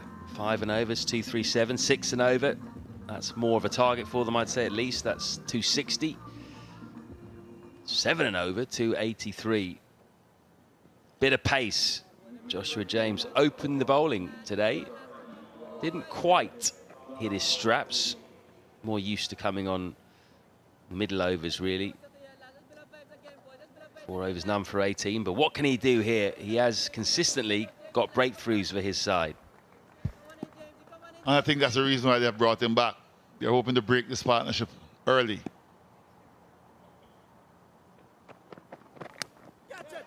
Edge, what a catch. No, it's gone past him. Thought that nestled into the gloves of Bowen Tuckett there. Would have been a really good one. And it would have been the perfect start for Joshua James coming back, trying to get wicket. But big outside edge, and just, he got a glove on it. You expect him to catch those. Found his way out of the glove. It went in and then out. Would have been a good one.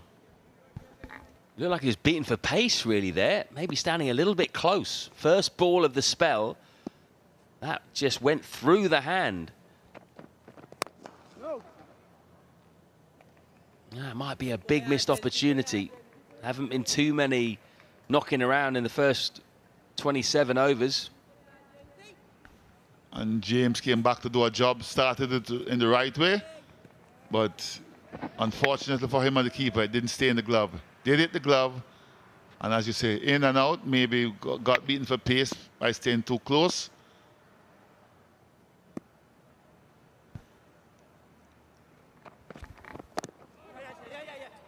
And then an inside edge from Shai Hope. Good start by James. That's what he can do. He makes things happen. He certainly does. And he's doing that in this spell that he's come back. Giving the batsman a bit of doubt. A drop chance put down as well.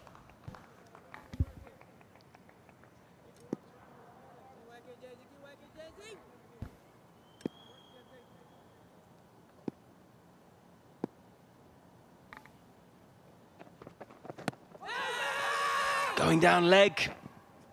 Think it was. No interest from the umpire. So Barbados in a good position here, but they won't be too happy with what's going on at Coolidge. Leeward Islands bowled out for 207. Jamaica 84 without loss in the 18th. If they win that, Jamaica, they'll go up to 12 points. It'll mean Barbados have to win this and their next game and rely on the academy to beat the Scorpions a second time.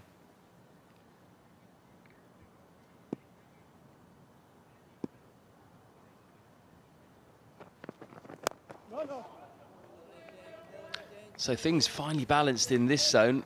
It's the same thing in Zone A. 3 sides are still in it. CCC are out, but any 2 rather, of those top 3 can still go through. Trinidad and Tobago are playing the Windward Islands. Guyana are playing CCC. So if Guyana win that game, they will go through. And then it will be a straight fight between TNT and the Windwards. Winner takes all.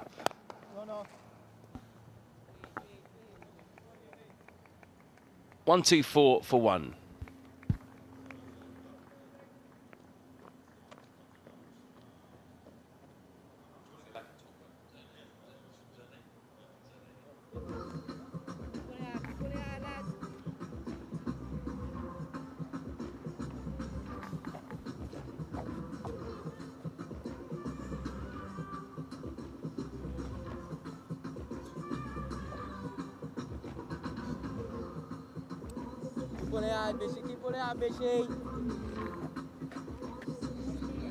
So a big change from the Sir Andy Roberts end, big change from the Sir Curtly Ambrose end too. The 2 premier bowlers in this competition for the academy are on. Joshua Bishop on from the Curtly Ambrose end, and it just shows that Naeem Young is really keen for a wicket here. Bishop's bowled 5. Come on in, Bishy. Come on in, Bishy. Man out on the offside. Leg side sweeper as well. Long on. Things just changing around. But there is a space behind square on the leg side, should any batsman want to do a lap sweep. Bishop, though, does tend to just hang the ball outside the off stump and toss it up. Try and get the batsman to hit through that way.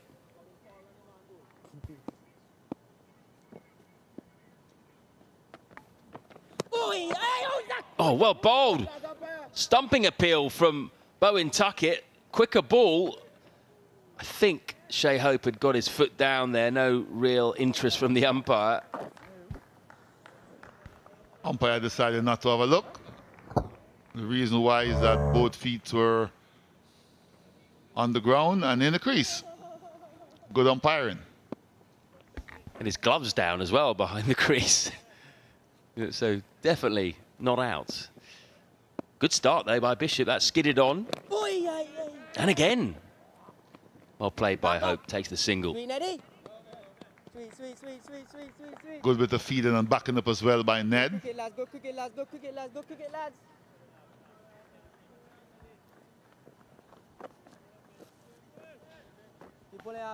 The High Performance Academy really looking for wickets, and they've brought back the 2 best possible prospect of trying to do that. Dog, Juppy. That's a comfortable single in the end. So a reminder of Zone A. Guyana against CCC in the final game, and TNT against the Windwards. What do you make of those 3 at the top, Courtney? Are they going to be a real challenge for any side who comes out of this zone?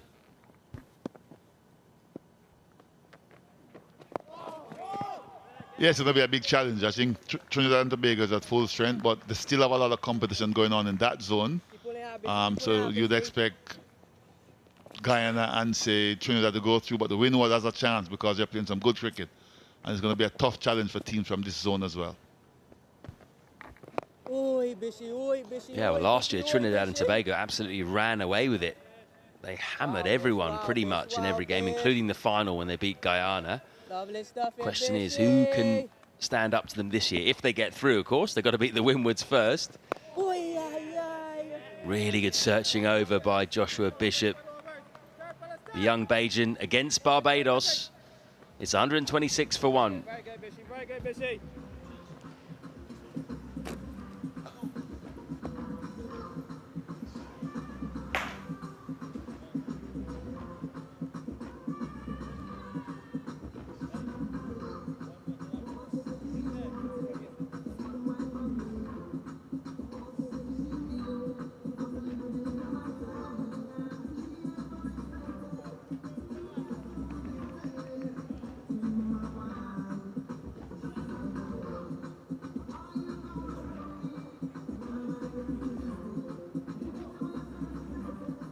102-run opening partnership here for the Barbados Pride.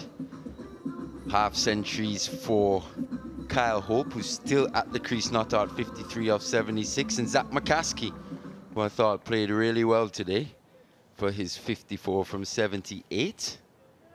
Hope brothers at the crease.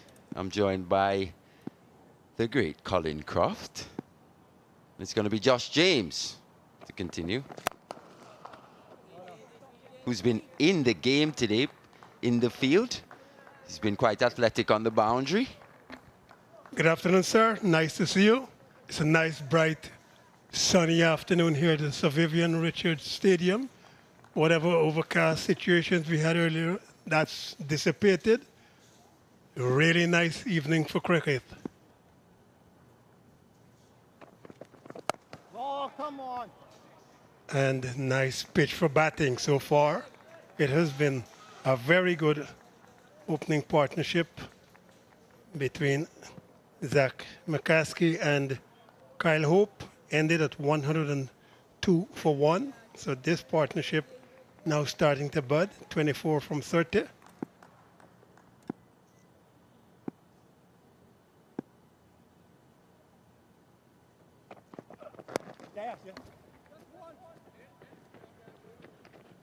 Another single to Kai Hope, and I think Josh James has just had a little added oomph to his bowling here today, hitting the deck pretty hard. I'm not sure what you think, Crofty. Well, he needs to. This is the type of pitch you play normally in a 4-day game. You have to extend. I spoke to him earlier today on the outfield. Still a growing boy. You know, still has a little bit of fat to lose. He should be all right in a year or two. But I like him. I like his build. He's obviously very athletic. You know, he's a big boy. And I actually think that, look, he's going to learn to bowl properly. We all had to. But I think this is the situation that he has to experience to understand. He's playing against 2 Test cricketers here right now. You know, the Hope brothers. So if he could get one of them or both, that would be a big feather in his cap. Once again, good length by the young man. Just worked away. Actually just guided down to that third man position for 1 run. What were some of the things you were talking to him about, Josh James? Fitness, more than anything else. Running and stretching and skipping. Those are basic things you do. You really don't have to do too many weights. You could use your own body weight. Dennis Lilly very seldom went to a gym, you know.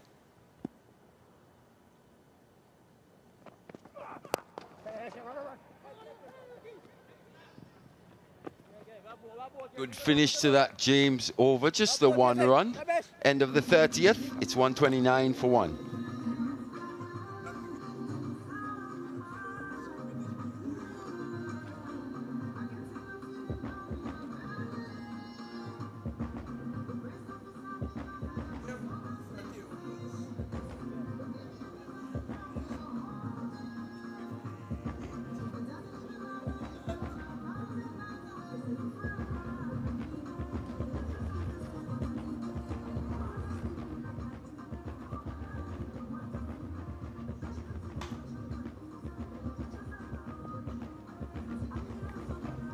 $129 for 1, biggest over of the day, going for 11 runs. But I think the West Indies Academy, they haven't picked up wickets, but they've bowled pretty disciplined, been pretty economical in the way they've gone about it, and they've fielded very well as well. Yes, their fielding of definitely picked up like that. I think it's because they're in the field for the first time in the first innings. Normally when they're fielding in the second innings, half of the innings is good, and then the second half they lose energy. Well, this time they're fielding first, and maybe that's got something to do with it. They're fresh, they're firing, they've fielded well. They've bowled okay, but they fielded well. No time in there from Kyle Hope. Josh Bishop just starting to create opportunities here for his team. Actually, I thought he saw the batsman advancing and pulled the ball down with a little bit of oomph. Right? And the batsman actually changed his mind, caught between shots. Oh, done, Ned. Well done. Done, Neddy. Very good bowling again. That was the arm ball, came in a little bit quicker. Go cricket, Bishop. Go cricket, I Bishop. think Go he's cricket, trying to Bishop. be smart, the bowler, Joshua Bishop, trying to outfox another old fox, Kyle Hope. Oh, done, nice, sweet, nice. He's outfoxed Shai Hope in the previous over with that arm ball. First ball to Shai Hope, going through him, Pulling out here, boys. Keep pulling out but here, boys. didn't Come on, manage to lads. hit the stumps. He's got the uncanny ability, actually. Ball there, Bishop. Ball One there, run Bishop. down to Leave. long on. He's got the uncanny ability, Josh Bishop, to make batters not pick length off both back and front foots. I think he's also quite brave. Because right now he's got a man at long off, long on. He's now going to put a man down to the extra cover boundary. Didn't have that for Kyle Hope, but he's got that for Shai Hope in the mid-wicket. Good finish from him. We've seen that on a few occasions. End of the 31st, it's 132 for 1.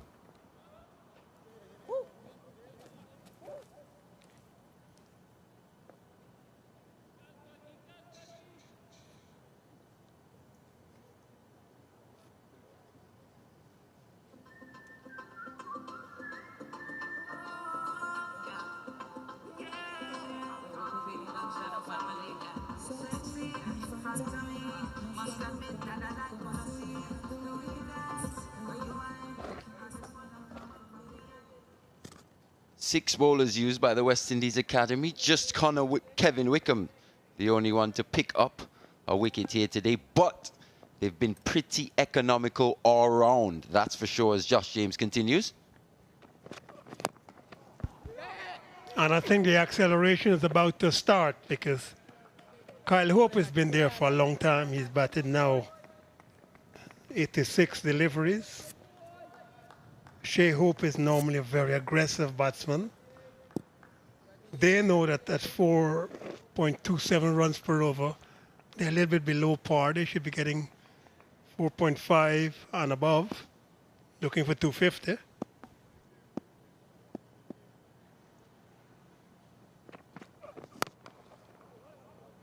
Good bowling again, hitting that back of a length pretty hard. And you talk about that run rate, it's hovered at around 4.2, 4.3 pretty much throughout this innings. It hasn't really threatened to get to 5, which tells you this West Indies Academy team hasn't really allowed the Barbados Pride to get away. They're just hanging in. Doing a good job, really doing a good job of restricting the scoring. The fielding has been good. Not a lot of wickets, but good. Like that. Good pace, good bounce. Yeah, you were asking me about Joshua James. Well, when we were young, we were told never to use weights. Never. Which, of course, is a fallacy. There's no sports person in the world who does not lift weights. Even if it's, lightweight. You have to do some weight training. We were told never to do it.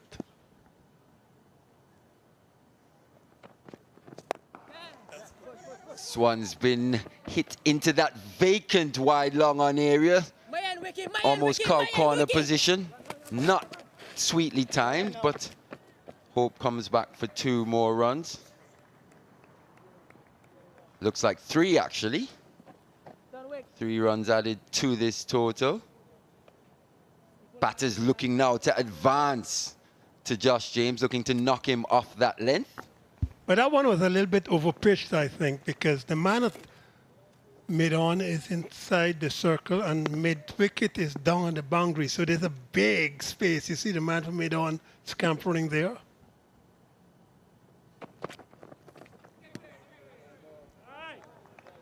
Yes, I think he's trying to extend here, maybe just losing a little bit of line. The ball is definitely going to the wicketkeeper quicker, and the bounce is very comfortable for the wicketkeeper, just about midriff.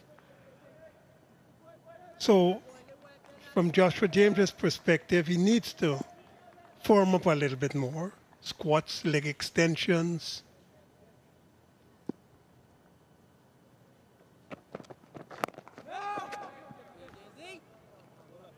Light clean and jerks. Push-ups, a lot of push-ups. And if I had anything to do with it, millions of skips. You have to be able to skip properly. All good sports people skip. If you consider the fact that he's a bowling all-rounder, that workload increases. So he'll have to be at tip-top condition, the young man. He's showing good condition so far in this tournament.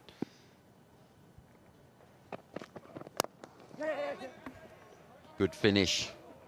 Only scampering through for one, but good finish from the big man. End of his 7th and the end of the 32nd. 138 for one.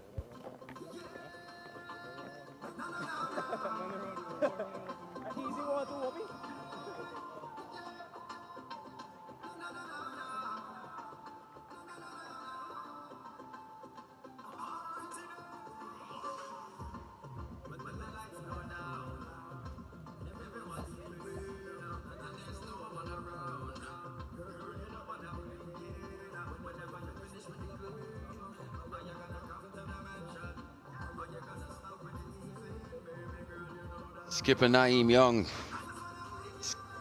has called back for Joshua Bishop. He's been brought on 2 overs previously. Looking for a wicket here. This partnership has grown to 36 from 47 deliveries. A very dangerous partnership for the West Indies Academy. Long Ricky! Hey, keeper, keeper! Keeper, keeper, keeper! Bishop into his 8th over now. The wicketkeeper is actually calling for this, but I think that Fusman did the right thing going to the shorter end. For the ball to get to the wicketkeeper, it would have taken much, much longer. So that's a good throw, but batsmen were already in their creases anyway. They work, Bishy, they work, Bishy.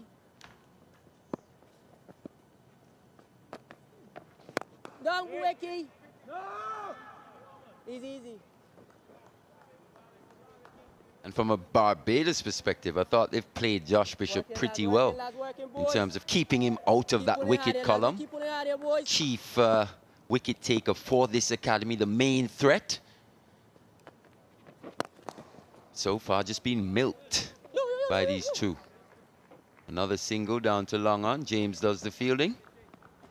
The man at long off, well, mid off, he's just outside of the circle, but he ends off in the circle. Kevlin Anderson, he's been busy. He's quick. Bowled quite well as well. I think it was in tandem with Ashmead Ned at one point. That run rate dipped to below 4. But now it's just creeping up as Anderson is now pushed back to that long off position.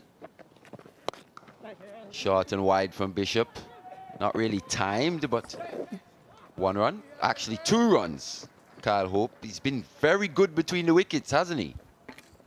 Well, these two should know each other very well. They're brothers. So they ought to be able to run exceptionally well. I'm sure they've done backyard cricket and everywhere else. So the understanding should be easy for both. That was easy 2 runs. One for the arm ball again, but well picked. It's going to be 2 more. Well paced. Almost taking out Carlin Tuckett there. The young man, he's been very energetic behind the stumps. End of that Bishop over, end of the 33rd. It's 144 for 1.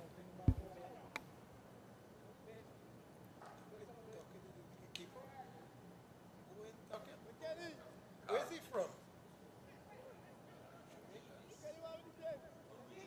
That's Carl Tuckett. Oh, Carl Tuckett, the reason.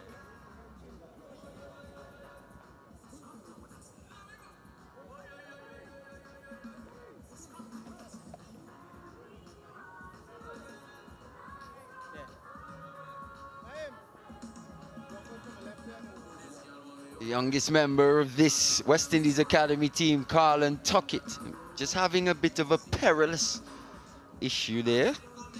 A bit of a wayward throw, taking him on the body, but he's still there for the fight. He's been quite sprightly behind the wickets. Put down that catch off. Oh, that one's hit him in the midriff. Into the midriff, young man. He went down for the count, but he's back up. Thanks to the abs, good abs. The ball bounced off. Good protection he has too. He has protection on both hands. The son of Carl Tuckett, of course, who has played for the Leeward Islands. So it's nice to see that the young people are coming through. He's the youngest in this team. So who knows, he could be playing for the West Indies too, like his father did. Yes, he was a member of the West Indies under-19 team in the just concluded World Cup here in the West Indies. The young man. Bags of potential. Quite a solid right-handed batter as well, Carlin Tuckett. We'll see that later on, hopefully.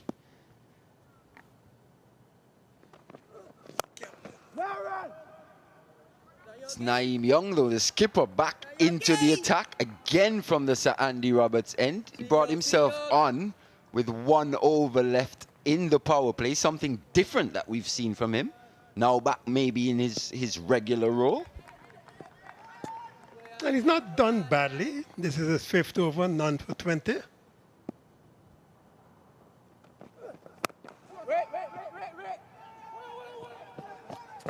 This is probably the best pitch I've seen of the 3 we've used. The ball is coming on a little bit more. The bounce seems to be more consistent. Not excess pace, but none of these guys would say that they're outright fast bowlers, medium fast, but they're bowling at a regularly good clip. But the ball is coming on nicely to the bat.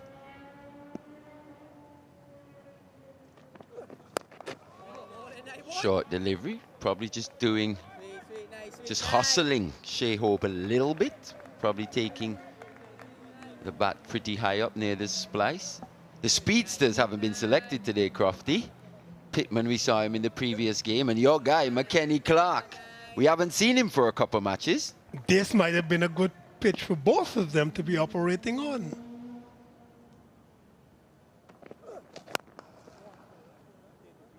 Horses for courses, like you say, probably a little misread. But these guys for the West Indies Academy have done a pretty solid job. 65 off 92. Shai Hope, 22 off 32. Kelvin Pittman, the young man we saw the other evening. Express, got a bit of pace, maybe a little wayward. He'll learn that the captain will have to be able to trust him in these situations. So valuable lesson for the young man.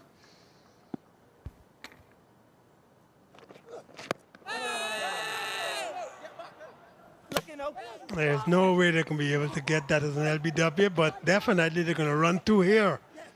As I said, these guys are brilliant. And once you hit they're probably looking for a 3rd here because there's an overthrow. Well, it's excellent fielding. The return is good. It hits the stumps. But because of the ricochet, it goes for 2 down to the man at a long on, and then the return is not so good, you get a 3rd. So that's the one. A little bit good, bad, and indifferent. Should have been no run, actually. Ended up going for 3.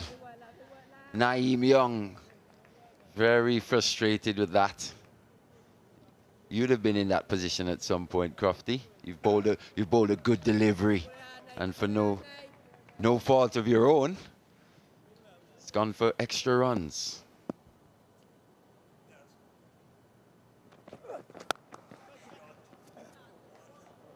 And that's a fantastic shot. Fantastic hands from Shai Hope outside that off stump. Young not managing to end up out of this over unscathed. Goes for 4. End of the 5th. 152 for 1.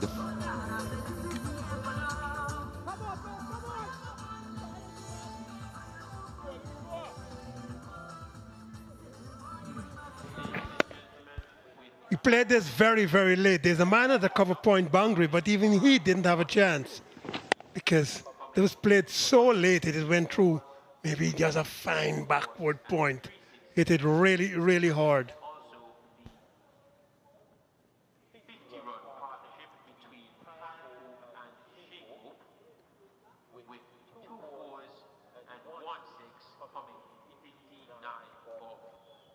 And that fabulous shot from Shai Hope brought up the 50 partnership.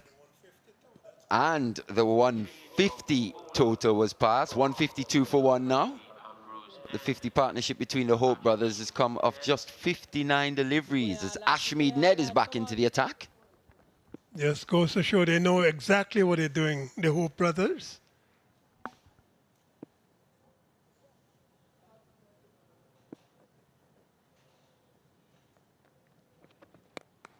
This one he advances. Wide, long on, no one positioned in that position. Fabulous shot from Kyle Hope. He moves on to 69. Well, I think the acceleration is now on because they've started hitting the ball a little bit more in the outfield. Now he's on the front foot coming to the pitch of the ball. Didn't get there, but there's so much space in that outfield. The long on is straight. The mid-wicket is a little bit too square. There's a big arc between there, somewhere around, oh, that looks like about 35, 40 degrees if you were to draw the lines.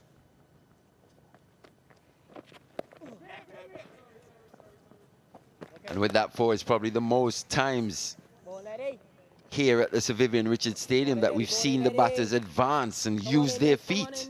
Tells you they're just trusting the pace and the bounce of this pitch a bit more. Once again, advances, didn't find a gap on that occasion.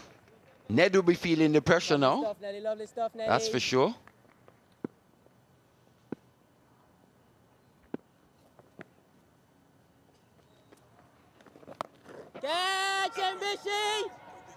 Good bit of bowling by the young man.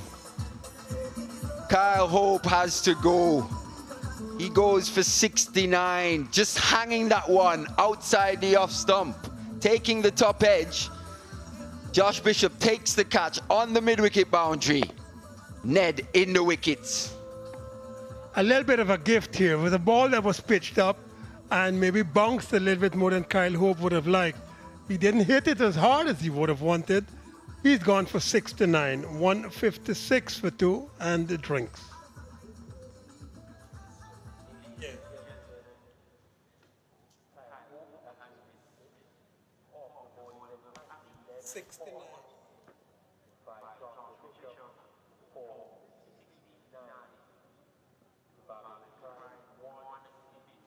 Give it away. Court.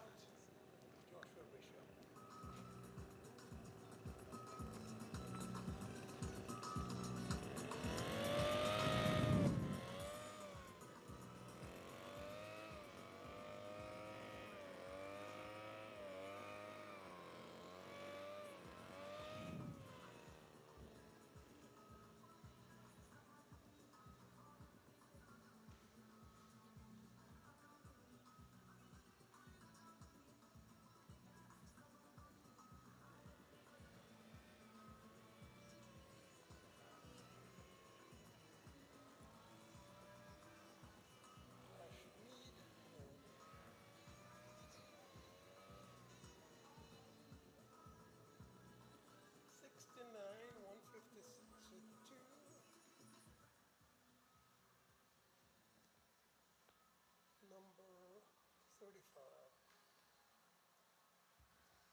Partnership was 54 from 63.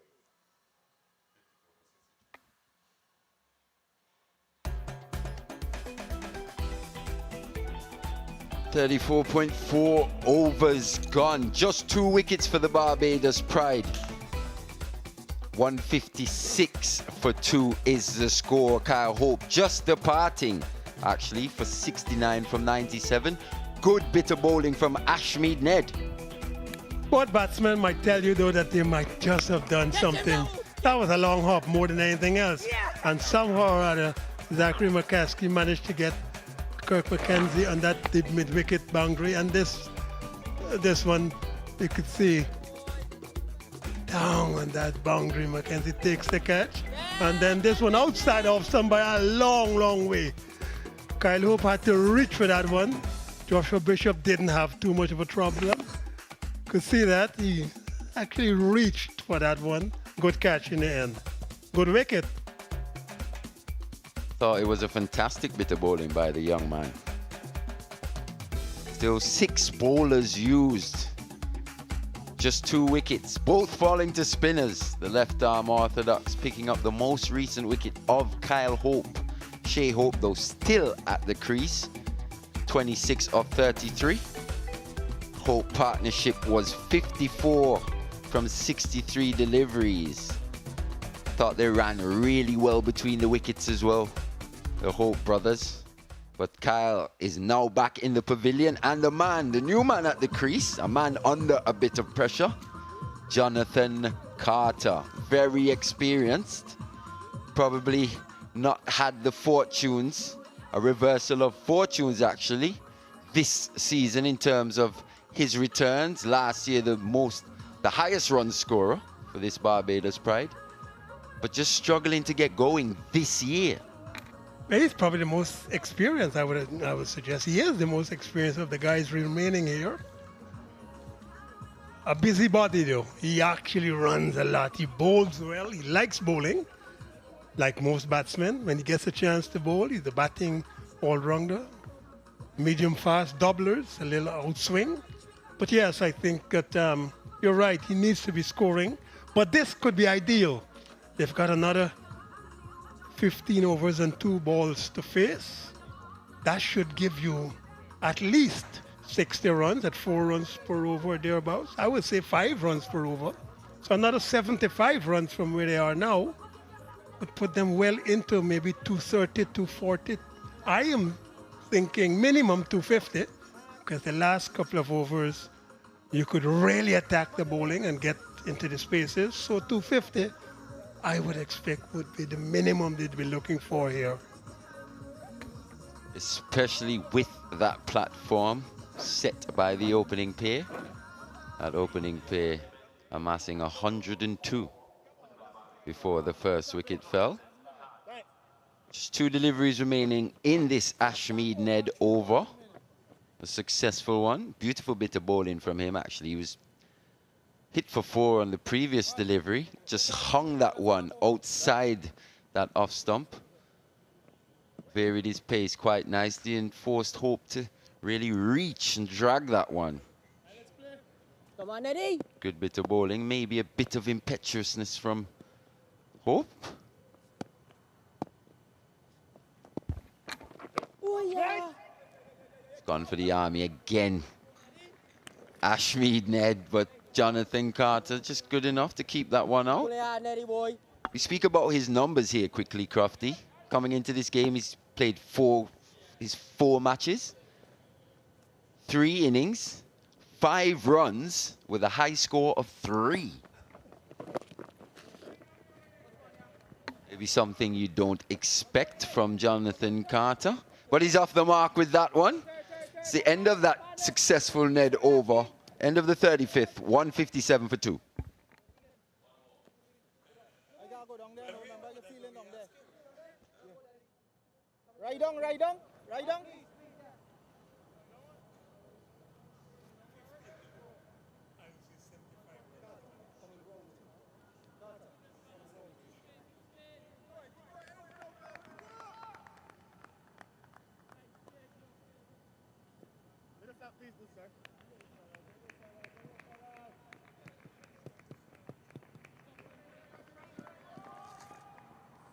Two wickets down, which means that you're 8 to use up these 15 overs left in this innings. I would have thought another 75 runs minimum. The captain brings himself back on that southern side. It's gone to that pace off delivery right away, Naeem Young, something we've grown accustomed to seeing from the young man. Man who seems to possess a lot of the required skills for this white ball game. Cutters, slower bouncers, back of the arm. He's got the lot. It's an interesting field he has too. The offside is packed inside the circle. He's just got one man on the third man boundary. He's got a backward point, cover point, extra cover, mid-off, all inside the circle. That's very ambitious. Anything through those spaces could be a lot of runs. And then on the leg side, he's got long on outside the circle, mid-wicket.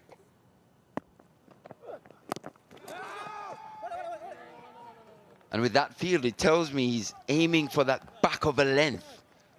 Doesn't want to get too full to Jonathan Carter to play through that offside.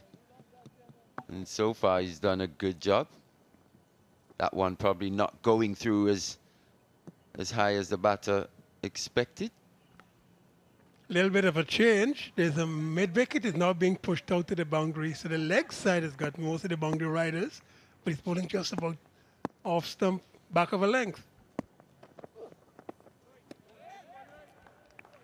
So if the batsman, especially the left-handed Jonathan Carter, decides to try to spank him with a backward point, if he gets over that man at the backward point position, could be 4. Ploy and counter-ploy. Probably got away with that previous delivery as well. Jonathan Carter not throwing the hands at that one. Short and wide outside the off stump. Pace off again. Good bowling. Very good bowling. Pressure on Carter already. Yet to score a run in this over. He's now on 1 of 7 deliveries. So Naeem Young applying pressure, especially to a player who isn't at his most confident. Look at that. 5 matches, 6 runs, averaging 2 with a best of 3. Wow.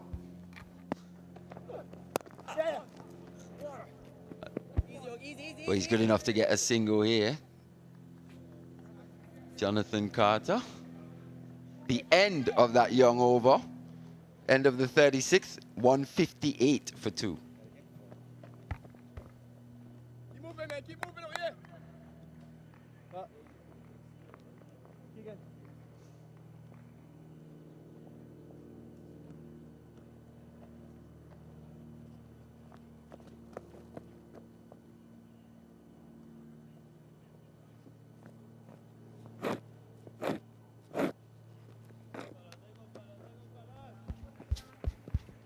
Keep bowling, Eddie. Keep bowling, Eddie. It's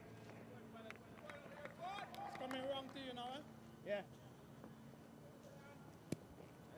Nice it, Ned. 14 overs to go. What can they get to? Leading edge from Carter, who's again here taking a few balls to find his rhythm and his stride, as Marley Richards touched on there. Not what you'd expect from a man of his experience and quality to have started so poorly in this competition. Maybe today's his day. Or maybe not. Skidded on from Ned. He bowls a good pace, doesn't he? Generally slides the ball across the left-hander and into the right-hander, doesn't turn the ball too much. But still, Barbados here in a good position. Big appeal, has that straightened? No. Corny, I'd like to see that again. And so would I. The umpire had a little bit of jitter. Might have just pitched outside, but I tell you what, it was worth a shout. Maybe a question of height as well. Hit him high up on the knee roll. He was quite far forward. Tough to get those.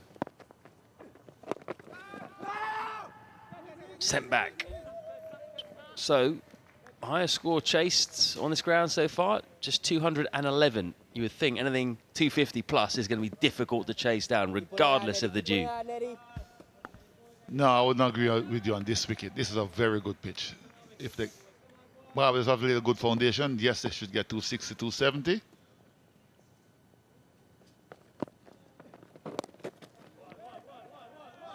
Single here for Carter. But I think this is a very good pitch. 270, 280 would be the score you would expect them to get because this is playing a very good wicket. Now, Carter is struggling a little bit, as we know. There's a Barbados dressing room. They're smiling and they're a bit happy at the moment because they're in a very good position. Someone will need to press home. A lot of over left to go. With that man on the screen there, Shai Hope, a lot is expected of him. And you know he can deliver. He certainly can. Fantastic player in this format. He knows how to pace an innings too and up the ante when he has to. Changing field. We've got a short, fine leg now just to try and cut off the dab. Yeah, man is deep there, so they can take the single to him on the ring. A crucial 13 overs perhaps coming up for both of these sides in this competition. It's 160 for 2.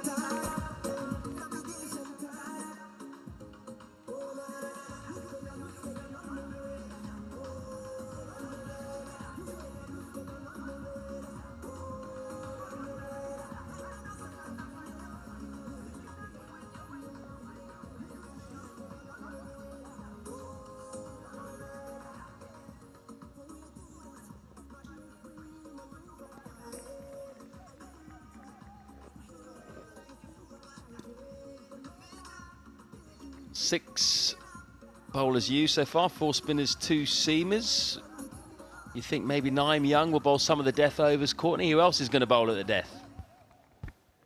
I think Naeem Young will leave himself for a couple. Don't be surprised if Bishop and James as well. The most expensive over we have seen there was Wickham.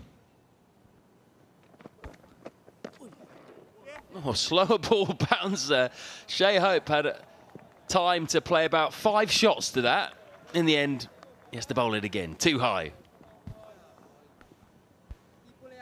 Has to reload, but you could tell his intention. The slow bouncer went real high. He was dipping, but it did pass above his head, so good call by the umpires. But you could see Naeem Young's intention. 3 men out on the leg side boundary. Goes up and over the offside. What a shot that is. One-handed all the way from Shai Hope. Extraordinary. He treated that as if it was a free hit. He hit it on the up, one-handed, and had the power to take it over the ropes for 6. Massive blow. Oh, look at it go. All the way. I'm calling it. This is the shot of the zone so far from what we've seen. Incredible. He's trying to get him to hit to the leg side where there's 3 men out on the boundary. Misfield. Cost them a run. Yeah, the legs probably just started to get a little bit tired out there for the fielders. They've had a couple of mistakes in the last couple of overs or a couple of over throws and misfield. But Shai Hope making sure he kept that one down, and then Bishop, Joshua, just fumbling a little bit. He bowls left-handed and chose very well with the right hand. Ambidextrous. Wonder if he can bowl a bit of off-spin.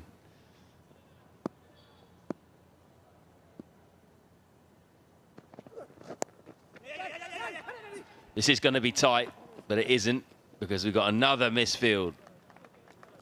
Ashmead Ned. Yeah, that just seems to be losing that a little bit in the field. They were very good at the start when they needed to be, but they need to do it for 50 overs. And this is something that Young mentioned at the toss as well. They do well for 35 to 36 over 38, maybe up to 40. The last 12 overs in this game, last 10 overs, are going to be very crucial. So it's important that they keep the focus.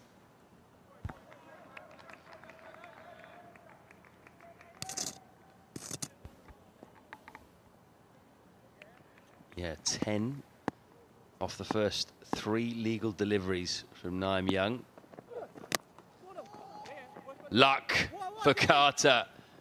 Scratchy here from him. Looks like a man who hasn't scored a significant score for a while.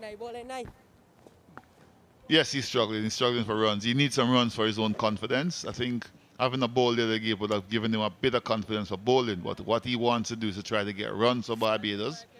And he needs a score against his name. most of the teams with the score that he has now, they probably would have left him out. But he's still playing, and I'm sure that he would want to justify the selector's faith in him.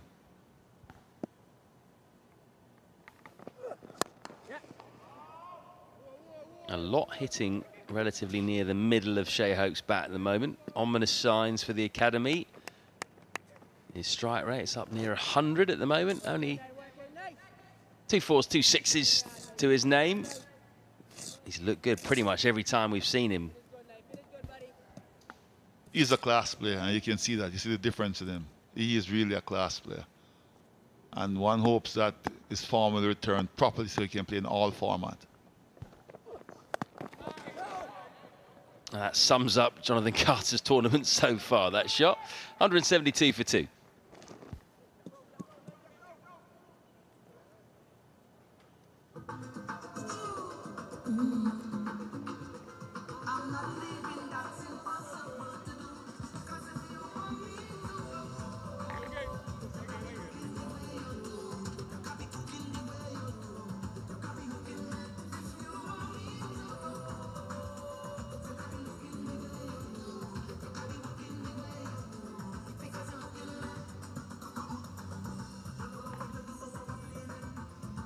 Courtney reckons they're going to need a big score here because it's the best pitch by a mile we've seen for batting so far in these games here at this Vivian Richards Stadium.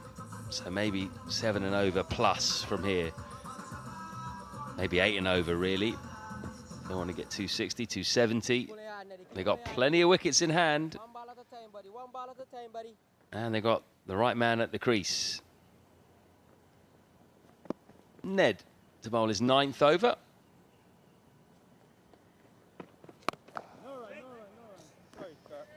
Beautiful day here, Courtney, isn't it, in Antigua? Your adopted home, you live here nowadays.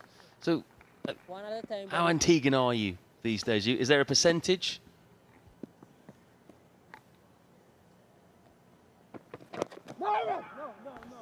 Well, my wife and kids are from here, so I have to be a percentage. Well, it's a nice place to be quite honest, and with all the beaches and the atmosphere. On a lovely day like today, you'd rather be at the beach than to be at cricket, but a lovely game of cricket is on as well. Beach cricket, combine both. That's what you need to do. Some pretty stunning beaches around here. Was it 365 at the last count? Yeah, if they haven't had any of those private ones, it's still 365. But Mali was telling me it's about 367. So he knows 2 that we don't know about. Marley's found 2 secret beaches where he goes and hangs out. Might have to get him to take us there on a day off tomorrow. So Leeward Island's your second team then?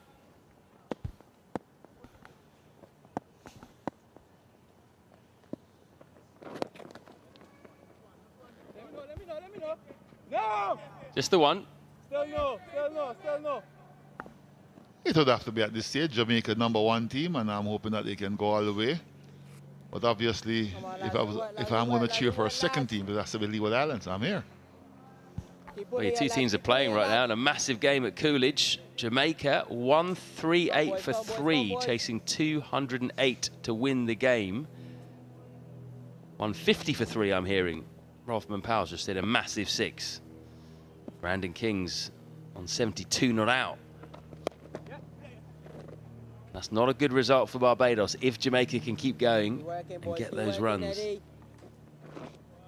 Yeah, it would be a big win for Jamaica if they win this game, and they'll move them up the table and probably put a lot more pressure on the last 2 teams here as well, where they would have to win all the games. Whoever win today would have to win all the games, remaining games, to try to make it into the semi-final. Finish well, Nettie. Finish well, Nettie. Finish well, Nettie.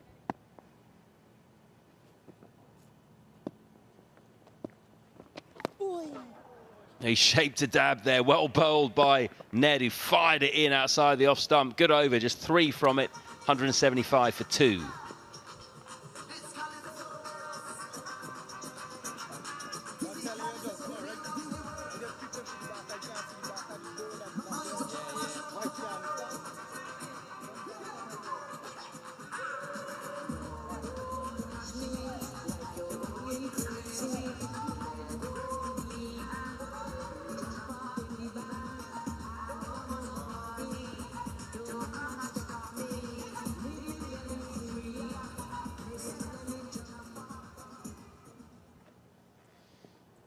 glorious evening here. The sun is just starting to go down. We've got the lights on. 11 overs left in this innings.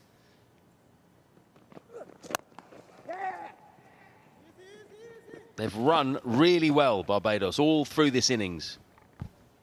Extremely well, and that always happens as well, even more so when Shai Hope is batting. The running between the wicket has been tremendous. The two openers set the pattern with that, and you expect Carter and Shai Hope to be doing the same. 67 singles they've had, and 22s. That shows how well they're running, and 3 threes. Not very often you see that. Yeah, it's a big playing surface, isn't it? Might get a few more here than at other places. He's really fighting his technique at the moment, Carter. 5 off 18 balls. They need him to get going soon. He had a bit of width there, and his eyes lit up. There's no one on the boundary on the offside, barring deep third. Just try to hit that on the up, try to hit it too hard, perhaps. That's well bowled, Naeem Young. He bowls that really well, that slow ball bouncer. He certainly does, and he's got the confidence. Even though he bowled a wide, he's not afraid of doing it. It's one of his stock delivery, rolling the fingers over it, just taking the pace off and deceiving the batsman. That is excellent, very good bowling from Naeem Young.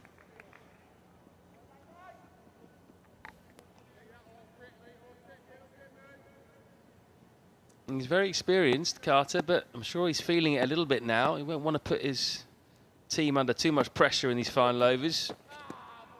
And again. This one had a bit more on it, but still deceived him. Got signaled by the umpire that's one for the over, but Naeem Young won't mind that. This reminds me of a young Andy Roberts in his days.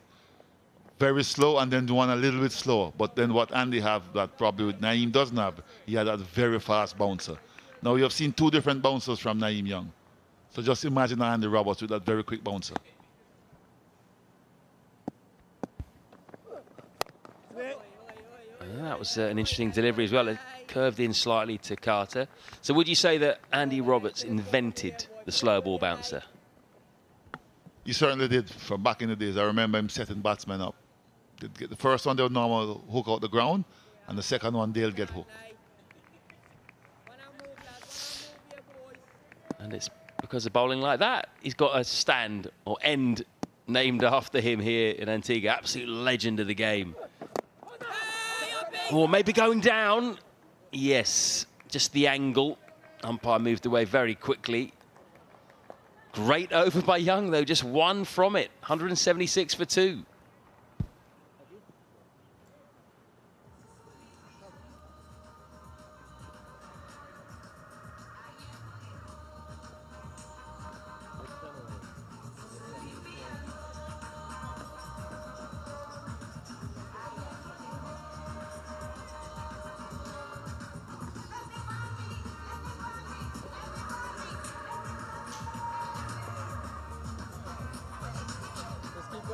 Just 10 more overs here, lads.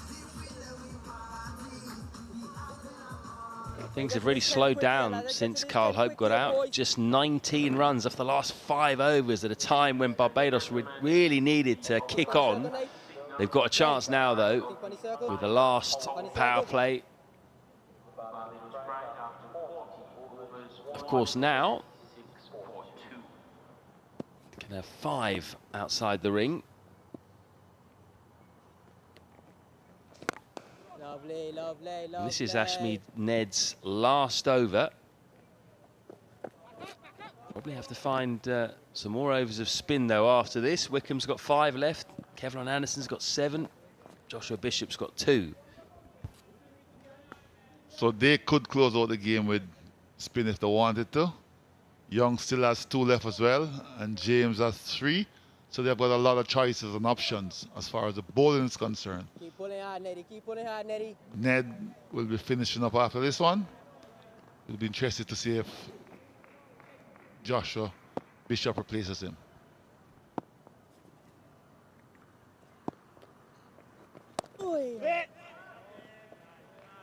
Still struggling to get the ball away. 5 off 23. hard, Neddy. Keep pulling hard, Neddy. Great stuff here, Ned, boy. Needs to do something here, Good Carter. stuff, Neddy. Good stuff, Otherwise, Neddy. there's just too much on Shai Hope.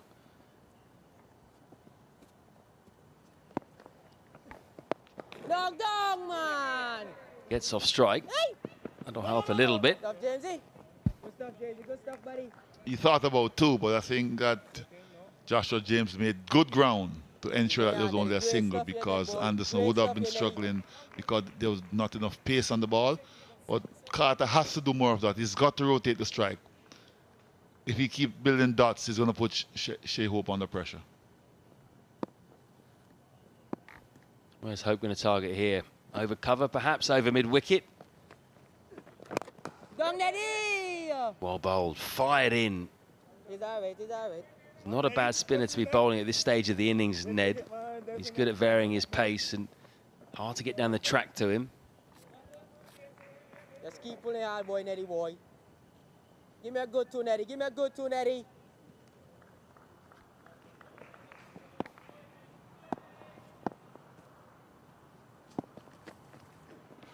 Dong, Neddy. Still can't get it through the gaps. He's getting cross with himself now, Carter. Getting a little bit frustrated, and we could understand why. He's faced 6 delivery for just 25 runs.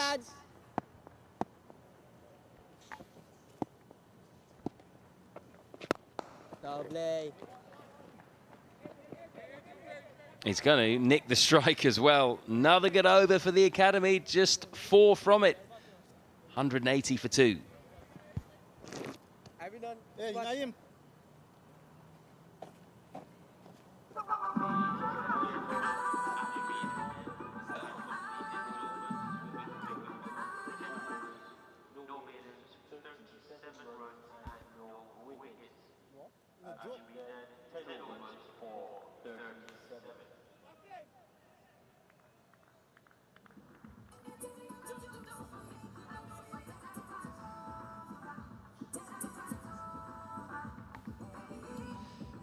Barbados have just stuttered slightly in the last few overs. They'll want to get back on track pretty quickly in the next couple of overs, I would suggest, with a big one. Kevlon Anderson, the off-spinner, on to bowl. 3 overs, none for 13. And correction, Carter is 26 runs off 26 balls for 7 runs. I did it the other way around just now. And as Anderson has bowled very well, if he can come back and keep things tight the way he started, would be good for his team.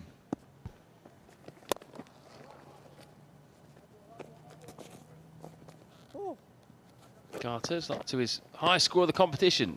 8 off 27. Keep pulling, Joppy. Keep pulling, guys. Keep pulling, lads. There we got a good 9, lads. A good 9, lads. After facing so much delivery, he's got to get a score. He's got to give Barbados some momentum. Can't leave everything up to Shai Hope. He's got to get going soon. And that's the other issue, is Shai Hope hasn't faced that many deliveries since his brother got out. Sometimes you can just lose a bit of rhythm as the set batsman, which is the last thing that Barbados need. They need him to keep going as he is.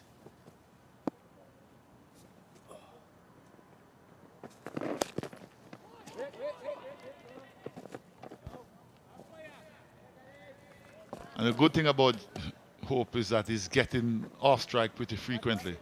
The problem is getting back on strike as quickly as he would like to. And that is something Carter has to try to get done. He's got to keep rotating the strike and hopefully pick up that tempo very soon. He's got the experience. He's been around for quite some time. But after soaking up so many deliveries, he's got to get a score beside his name.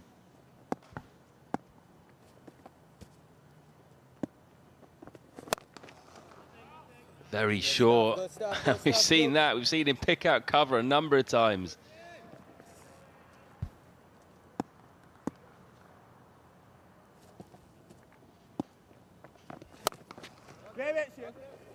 Lovely stuff here, And lads. again, I love that. he's going to need all his experience here, I love Carter, that. just to fight through this. A lot of batsmen would panic in this situation. Oh, yeah, Joppy. Gets off. And only gives Shai Hope one delivery.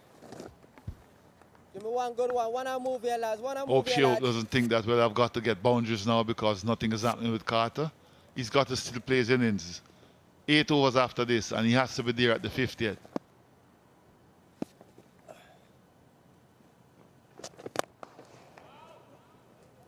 Easy, over. Yeah, he's only interested in one there. Hope. He wants to face the next delivery. And so do Barbados, I'm sure. 184 for 2.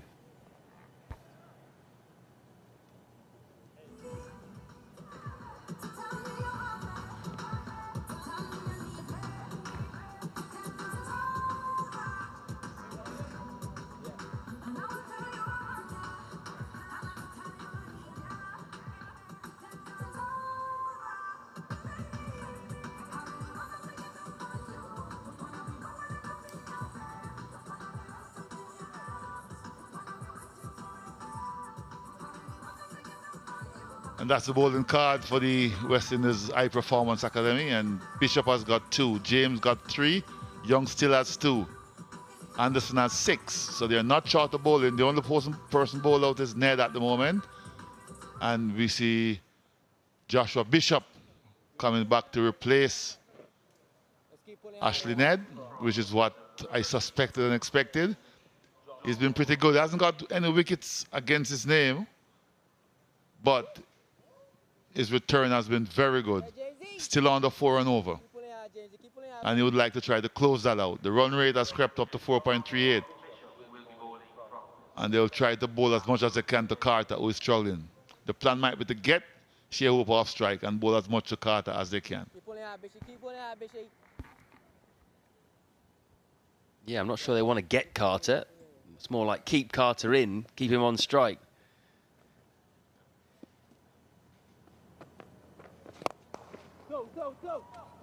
Two's the call. Should be easy, right into the gap between long on and deep mid-wicket. Good stuff. Shai Hope maybe just losing his shape just a little bit there, but you could tell he wants to get on with it. And I think the reason for that is that Carter is struggling, so he wants to take everything on. Keep pulling out, Bishy. Easy. The man's very deep, right on the circle, so it's an easy single. Now, Carter, can you come to the party? Last 7 overs up to this over had gone for just 27, under 4 and over at a very crucial stage. They can still make up for it in these final 7 overs and 4 balls, but they're going to have to be pretty big. Have to go to around about 10 and over. They want to get up past 250, 260 and onwards. Round the wicket to Carter. Mid-off's up, covers up. Confusion, run out. Both at the same end. Carter's got to go. His tortuous innings has come to an end in a very unfortunate manner. The only good thing for Barbados, it wasn't Shai Hope run out. Well, that was smart thinking by the fielder. He could have thrown it, and he decided to just take it up and take the bails off very calmly. A bit of pressure, a bit of hesitation, a bit of mix-up. Carter wanted a single, then Hope taking up, but look at that. He just decided, well, they're both at the same end. I'm just going to take it off quite easy. That's it. And Carter has to go. A disappointed and dejected Carter. He's gone for 9 of 31 deliveries. It's 187 for 3.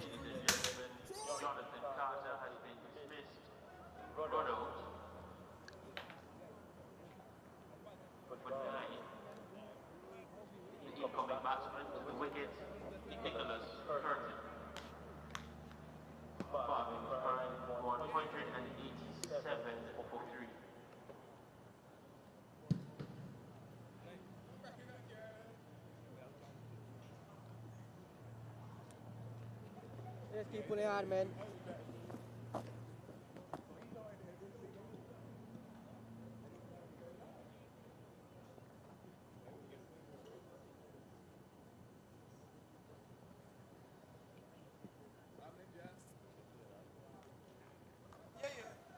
The West Indies Academy fighting back well. Nicholas Curtin, been a struggle for him in this tournament so far. Just the 38 runs, comes to the crease.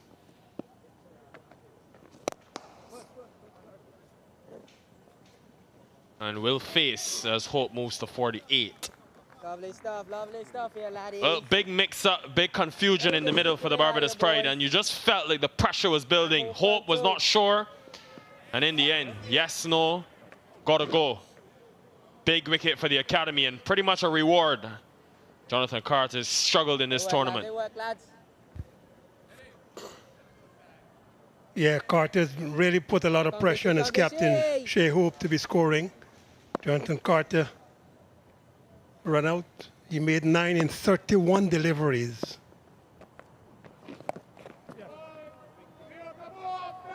Curtin off the mark straight away. He wants to, and he's coming back. Have to hurry. I think that's close. The Academy look confident. They're going to have a look upstairs. Curtin wanted 2 straight away. Could you imagine 2 runouts in the same over?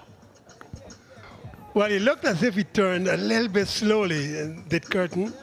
And I think when the return was coming in from the boundary, he looked to be struggling. The return was really, really good to the wicketkeeper. I'm not altogether sure he might have made it. Well, work to be done for the 3rd umpire, because that bat is in the air. So the umpire will have to judge when he does get back in. But you listen to the stump mics, they're telling you Curtin is gone. And that's another way of indicating you should be grounding the bat well in front of that line and scraping it in. The bat was in the air for a long time there.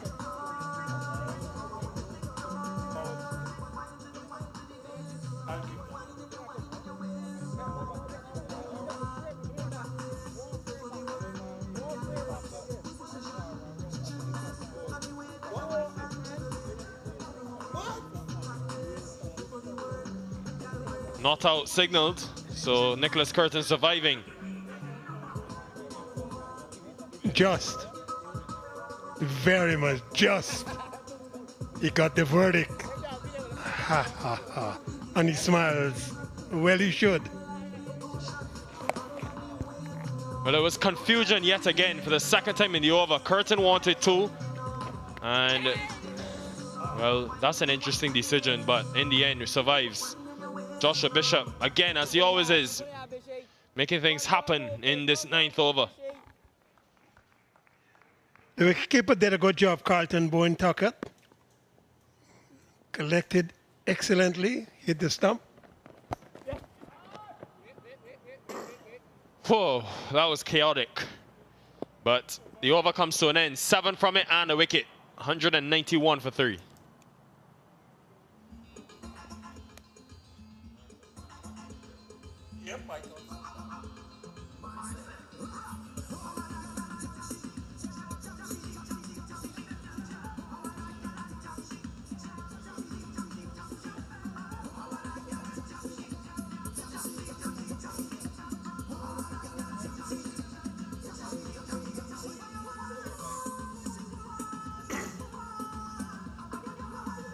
Just 7 overs remaining.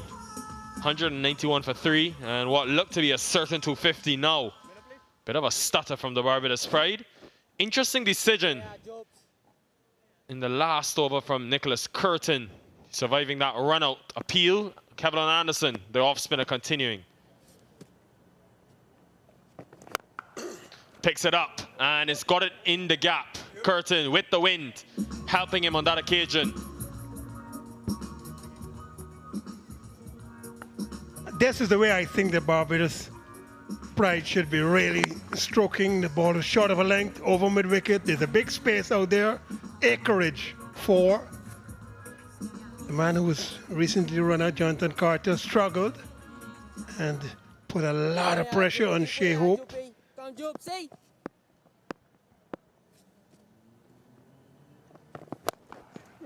Similar shot, but just be a single. Well done, lads. Well, in the last over, Colin Croft, Nicholas Curtin surviving a scare. and really could have been dismissed. So 2 fielders deep on the leg side boundary, deep mid-wicket and a deep backward square. Just past extra cover. 2 is the call. Wanted 2, but wisely sent back in the end.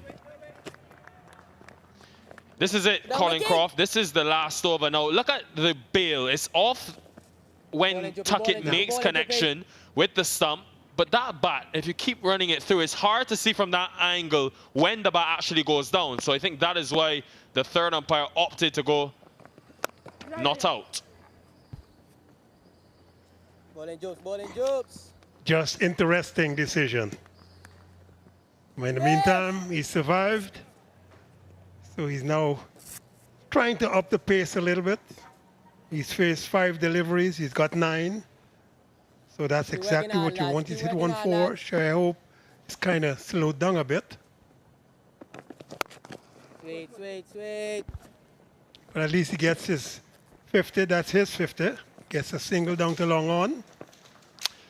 Well, it's the 32nd list day 50 for Shai Hope. And again, this man just so consistent in the 50-over format. Continues to produce runs for his team. And he's come at a good click as well. Strike rate of 96.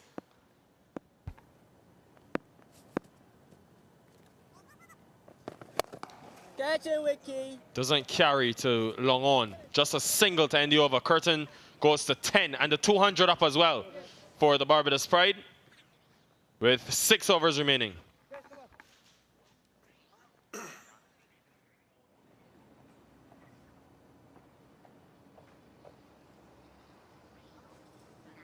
.44 overs completed. 200 up, 200 for 3.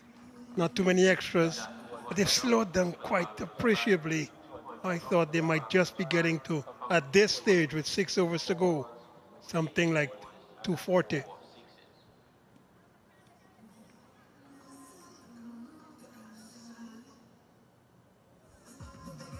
So with 6 overs to go, you would expect that it's going to be devil take the hindmost now. Slash, bang, wallop. 36 deliveries to come. That should at least give you 50 runs. Joshua James, the big fast bowler, he's got 3 more to complete. He's not bowled badly, none for 29. So his economy rate just over 4. He's going to want to keep that, and his captain is going to try to give him the support. He's bowling from the northern end this time. Third man going down to the boundary, backward point, extra cover on the boundary, long off on the boundary.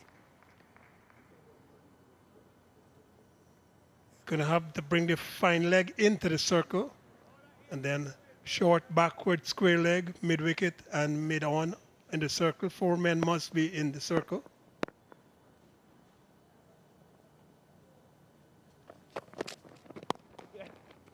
Looking to be very straight. 2 is the call and should get it quite easily. Curtin's a tall man with lengthy strides. But you just look at that phase, that crucial 8-over period where Jonathan Carter and Shai Hope spent at the crease. That partnership between Kyle Hope and Shai Hope, they were scoring out close to 5.5 runs per over. When Carter came, they only scored 34 runs from 8 overs, and all of a sudden, 250 looks like a mountain to climb. It just tells you as a bowling unit, you just string together a couple good overs and you're right back in the game. The academy has bowled well.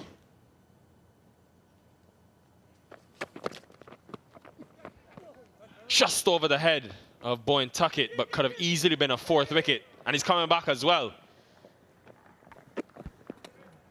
Yeah, under the conditions, I think they've bowled well. They didn't get a couple of wickets early, but they kept the job.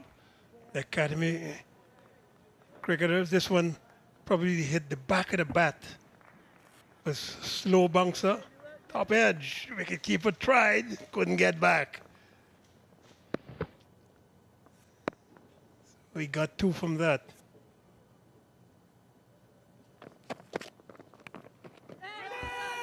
Did he get something on it? He did. And it's another wicket for the academy. Curtin just getting a tickle on it. And this time in the over, Tuckett takes it. This is a very good wicket to get because they're starting the acceleration. Tucker probably trying to touch it down to fine leg. A juicy edge. He didn't even look at the umpire. He just started walking because he knew that he had clicked that. 14 he made, 204 for 4.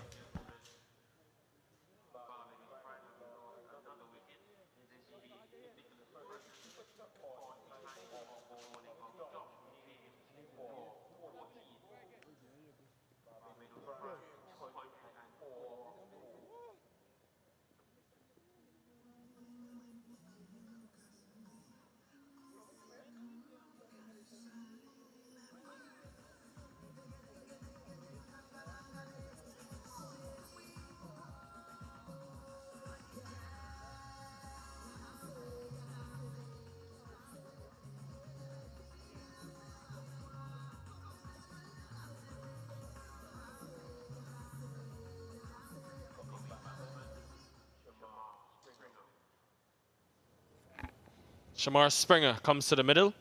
Got that 20 in the last matchup. Only time batting in this tournament.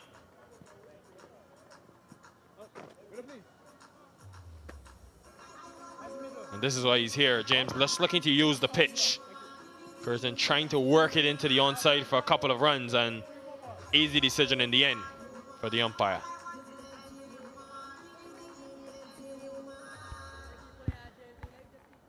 Yeah, I think he knew exactly that he had touched that down to the wicketkeeper. So immediately Shamar Springer is going to come in and have to accelerate. He's not going to have time to mess around. He doesn't have a lot of time.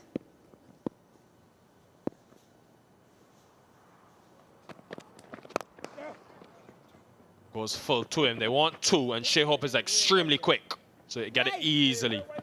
But Springer now, after they've dropped Roshan Primus, he becomes even more important because even though Akeem Jordan is very capable, scheduled to come in next, you miss that power of Primus in these overs where he's so lethal. So now Shamar Springer, they're going to probably need him to spend some time and probably look this partnership to bat the 50 overs. So if they continue getting 2s, they could get 8, 10 per over from here on in.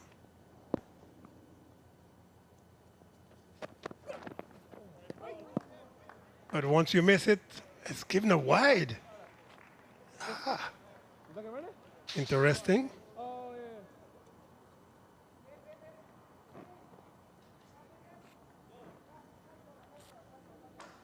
Interesting.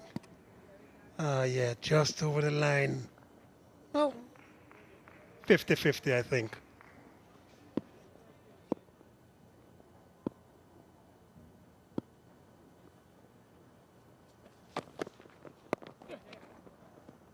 Yeah, James has really been an all-round presence for this academy team. Obviously coming into it, would have taken the 6 wickets, just averaged 20, but also you can say he's almost an all-rounder now with that innings he played in the last game. 73 from 77. And boy, was that some innings. 5 maximums as well. But it'll be interesting to see if now, after bowling what we think will be a full quarter of 10 overs, if he can then replicate, if needed, with the bat in hand. Hope picks him up. Hasn't quite got it though. And it's well taken. Deep mid-wicket, Kurt McKenzie again. That was the wicket that they wanted. And Shai Hope is in disbelief. But another wicket for the academy. Well, Kirk McKenzie had to wait and wait and wait for a long time on the boundary. Because this one initially looked like it was going to be 6. It did go up. And initially it looked like it was also going to be going out. He stood just inside the boundary, took a very, very organized catch, calculated. He scored for 50, exactly 208 for 5.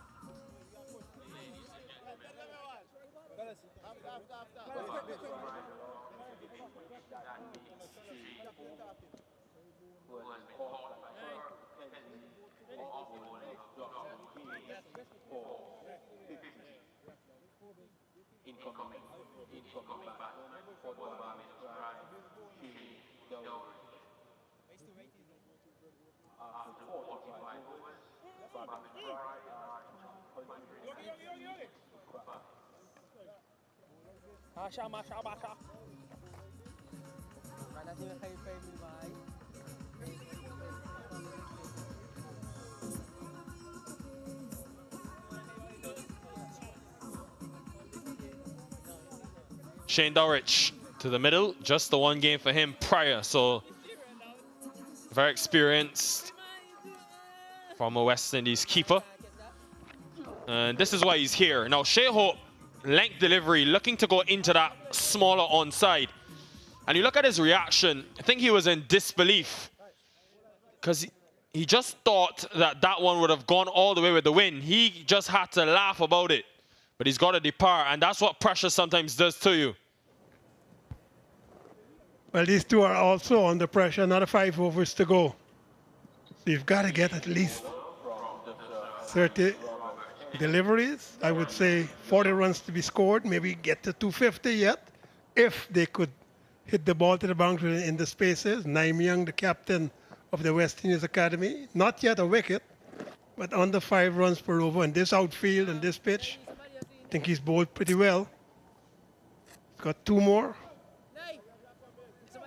It'll be interesting to see how these two approaches, Springer and Dowrich. They can't really mess around and get the bounce and pace of the pitch. They got to be accelerating immediately.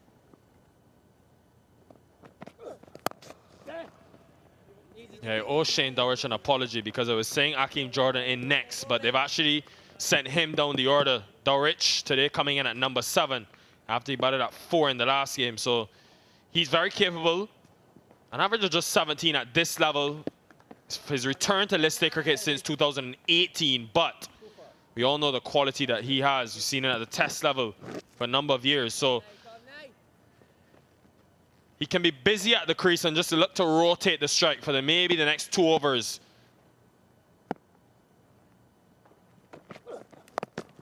That's a short one. He's not a tall man, Dowrich, but off the mark straight away. And he also plays the short ball very well from experiences that I've seen before. So I expect that he's going to be not bailing out, but trying to hit the ball through backward square leg as he did John. He got 1, but this is a time where they really got to start accelerating. 210 after 45 overs and 2 balls, probably not what they would have expected. They had a really good start. So I would expect they should have been scoring more. Getting into the pitch. And just a single. All of a sudden, 3 wickets coming now in the last 3 overs. And this academy will know that this Pride side would have always been capable of a collapse. They've done it a couple of times in this tournament. And 3 starts at the top, but nothing else. And what really should be well over 250 now. Take some getting.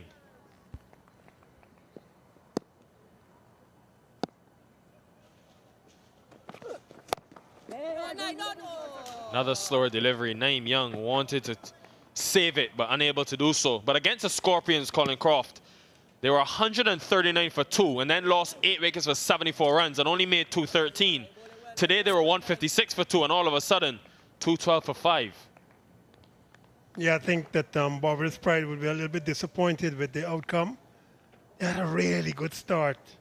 102 without loss in the 24th over.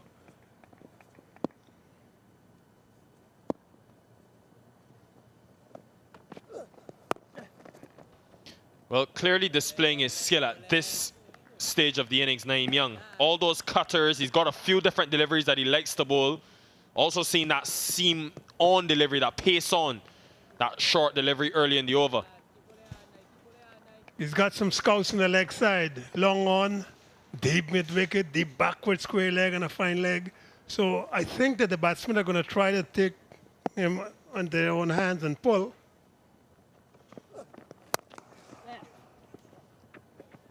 Just a single to end the over. 6 singles at this stage, you don't mind that too much. 214 for 5.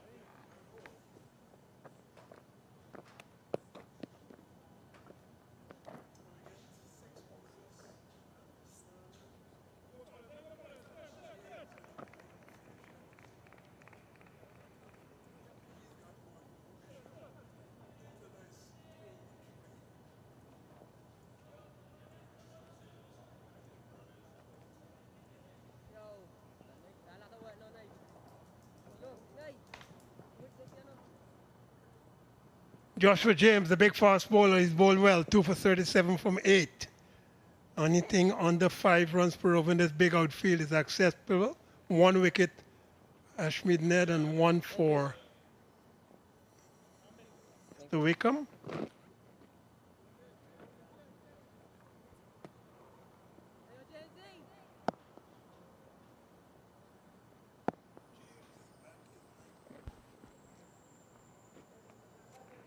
Joshua James in his 9th over now. He's going to have to bowl really straight. Anything offline could be spanked anywhere. It was aerial, but it's well positioned by Doric. Extra cover. Anderson is quick though, so should just be a couple of runs as opposed to a boundary. But you look at what's been a struggle for this Pride team, and it's been that middle order. Both Jonathan Carter, obviously, who's massively experienced over 135 list day matches, and even Nicholas Curtin, who's now playing his 33rd list day game, they haven't produced the bulk of runs required for them to sort of make that transition from the 30th to the 50th over. Coming into this, just 43 runs in the 5 innings that they've batted, an average of 10 for that pairing, Curtin and Carter. And they're clearly implicating the Pride. Well played again, similar area by Doric, and he'll get 2.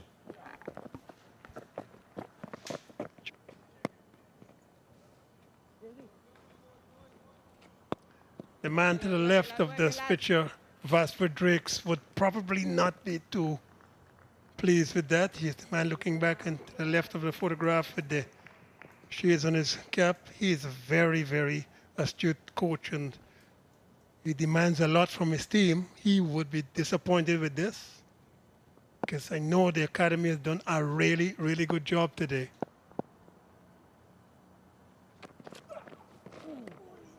That one got a bit of an extra bounce. Yes, some fire, some pepper. He's bowled well today, this big boy. When he was bowling from the southern end, the Sir Andy Roberts end, I actually thought he put in a little bit of an extra effort, and here he's got to do the same thing. He's bowling straight, and that's all you need. If the batsman wants to play across the line, good luck to them. He's bowled well. He's got the scouts out, long off, long on. So far, so good.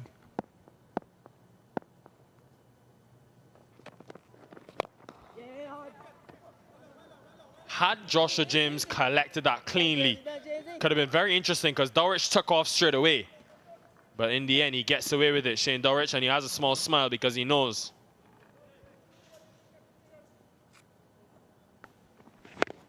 Yeah, you had to stop here and it follow through just to get back. The bounce was a little bit too high for him, but again, well done.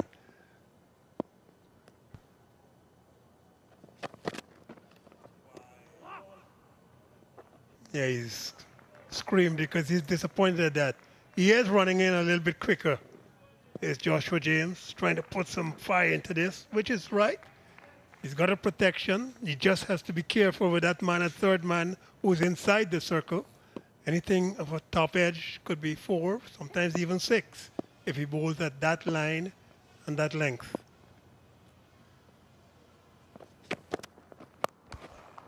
Picks him up, and there is that fielder down at deep mid-wicket. Mackenzie again, the ball's followed him today, but doesn't carry. Still 1 delivery remaining in this over. It's gone for 6.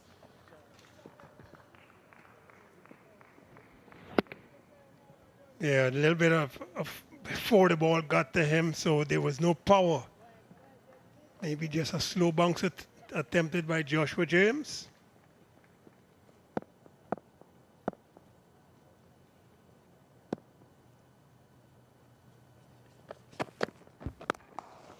Timing it nicely, Shane Doric, but straight to the fielder. Single, and he'll retain the strike. 8 runs from the over, 2-2-2 for 5.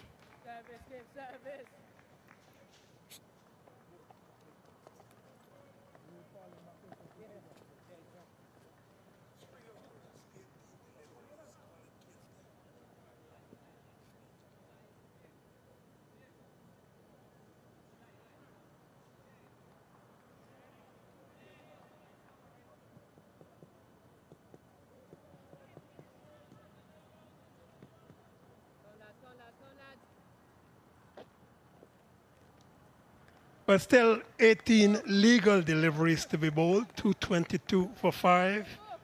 18 deliveries, maybe another 25 runs. They might just eke out that 250. I was suggesting should be the minimum score here after being over 100 without losing a wicket.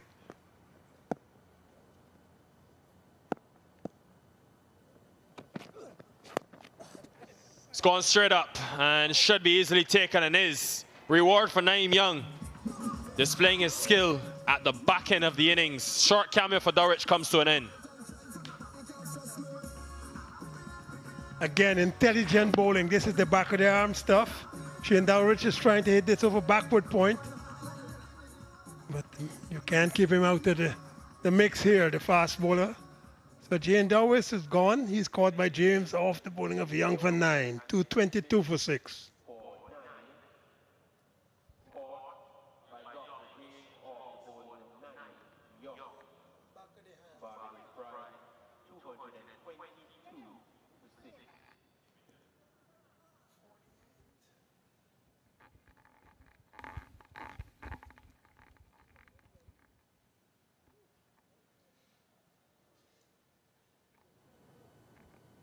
Incoming batsman, Aki Jordan.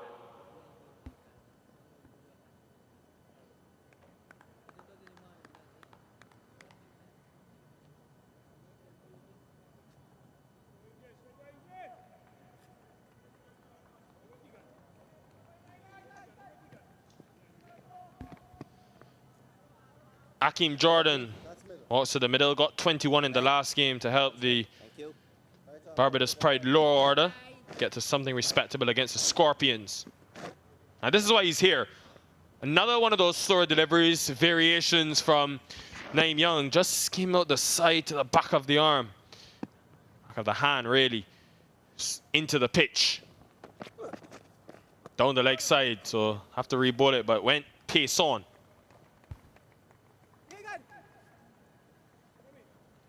Well, he spoiled that by bowling down the leg side. It was a good delivery, but it cut a little bit too much. But this is the one, back of the arm, into the pitch.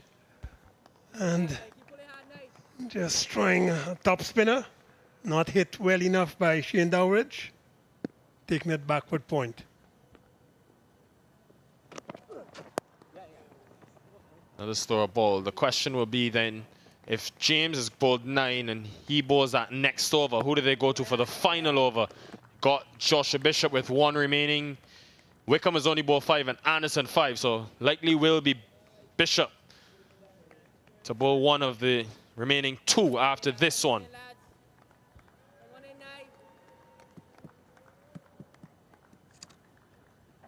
James has got the last one. He's probably going to finish off from the northern end.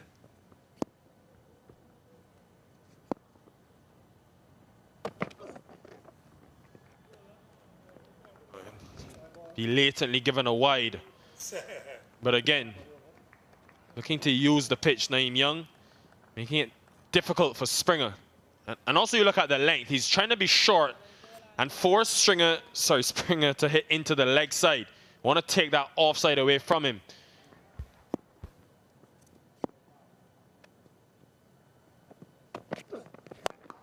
Down the track. Oh, has a slide. And that does not help after the good work that the West Indies Academy have done. Joshua Bishop it is, usually a very safe fielder down at that long on position, but it just lost his footing at the wrong time. Yeah, he'll be very disappointed. This again, he tried the ball from back of the arm. First, it's pitched, maybe like a wedge, and then cut away from him, and then he slipped. So he couldn't control that 4.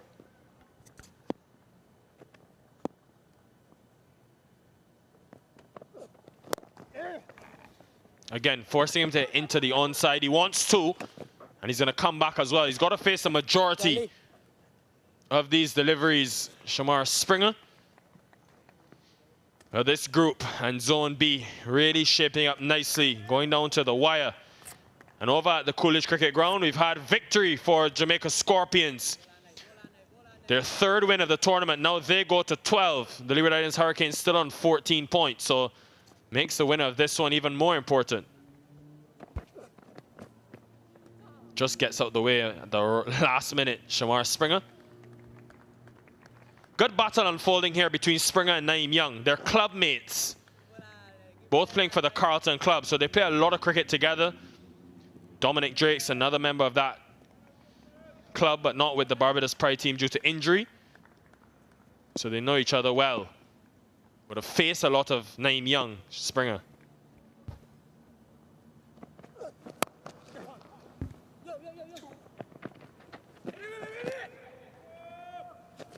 Sweet breeze.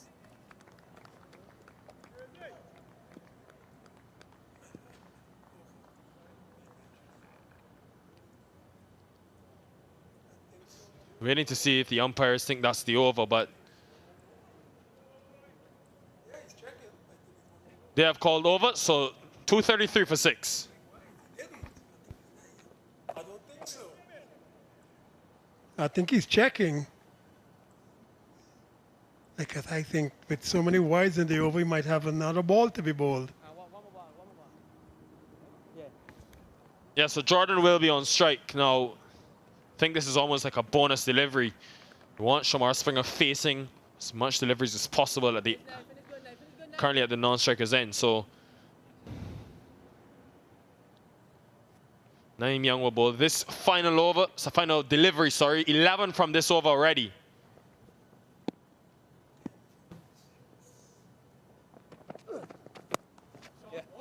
Gets it in the gap.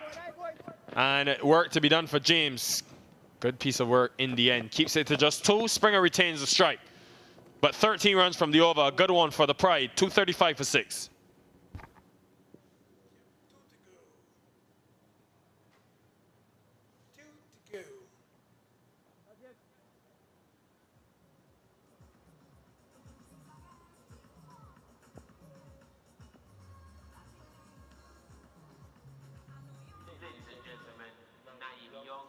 So far, so overs with 10 overs, 1 wicket, 15 runs, no mid-innings. Once again, Just 12 deliveries remaining in this innings. Joshua James will bowl his final overs. Already picked up 2, so he now has 8 wickets in the tournament. And he's been a really good option for the West Indies Academy and Naeem Young, the captain. But bowling to Shamar Springer will be a test. 5 boundary riders out. Deep mid-wicket, deep backward square, long on, long off, and a deep cover. Springer hits it well, but just short of that man, a deep cover. I thought may have carried in the end, but safe. The line is good. Maybe the length a little bit short. I would try to bowl into the block hole. But he's going to have to be very careful with that. It has to be straight enough. Both third man and fine leg are in the circle. The man at third man is actually saying to the captain, maybe I should be going down. There's a lot of space behind him. I agree.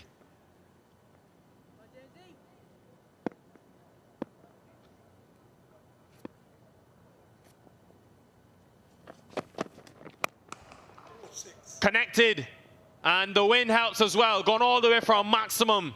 Hakeem Jordan, he displayed what he was capable of in the last game. This was the partnership that helped them, the Barbados Pride, continuing to do so. But this is a good shot to a ball that is not such a good one. Way too short. As I was saying, he has to pitch the ball into the block hole. This was just a length delivery. At this time of the innings, this is going to be spanked over mid-wicket.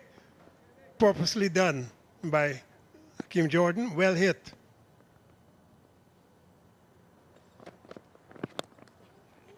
And this time over the keeper. Luck going the way of the Barbados Pride. And these are valuable runs. Yes, with his pace, the ball, once it hits the edge, is going to peel off. And that's why I was suggesting you got to be at a fuller length. Anything like that, that's a good length on a normal day. But when you're in the last couple of overs, this is going to, once it hits the edge, it's going to get to the boundary. The man at third man is inside the circle. So there's no chance he could stop that. Another good boundary.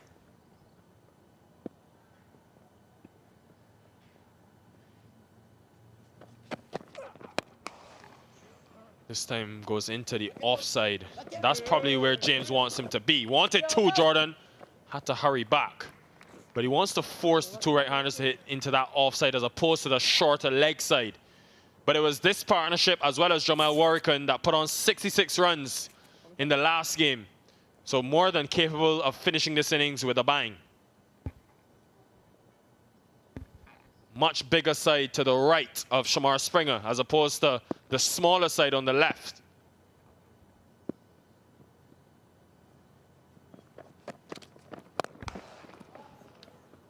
He's got that well, but again, I think decent bowling from Joshua James in the situation. But already 14 runs from the over with that maximum and boundary.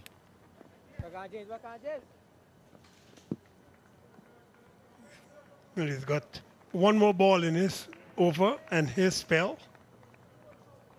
So I would suggest just pitch it up a little bit and let the man be driving to the mid-off or long off or extra cover region.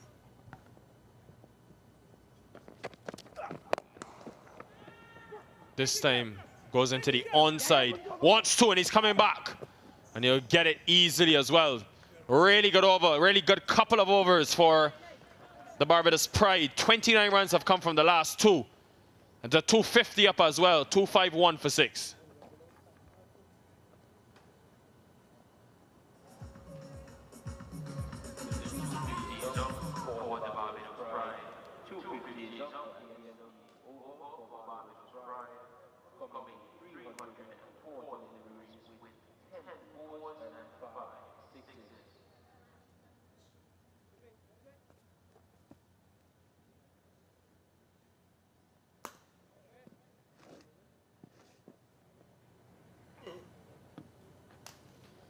Last over will be Joshua Bishop to bowl the left arm spinner, just the one over remaining in his spell. First time he hasn't picked up a wicket. He'll be looking to change that.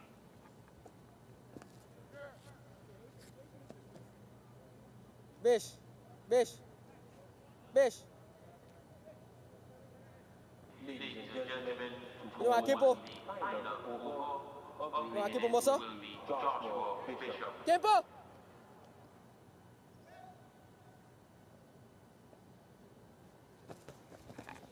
So for the left arm spin, deep cover long off on the offside. Now he's got that in that vacant point region, Akeem Jordan. Somehow he's managed to maneuver it in that area. This is a viable cameo from him. 255 now on the board. And 33 from just 15 balls. This was hit maybe with the outer part of the bat, but the backward point and cover point are in the circle. And once you get over the top of them, just be one this time, but look at the fact that they were really losing their way. The Pride, and would you believe it? Rubbing salt into the wounds. Joshua Bishop, no ball signaled. one of the previous games, he actually got a wicket with a no ball too. So this time he didn't have enough men in the circle. Free hit. And Springer gets it in the gap. White ball cricket, all about momentum, and right now it's on the side of the Barbados Pride. Well hit by Springer.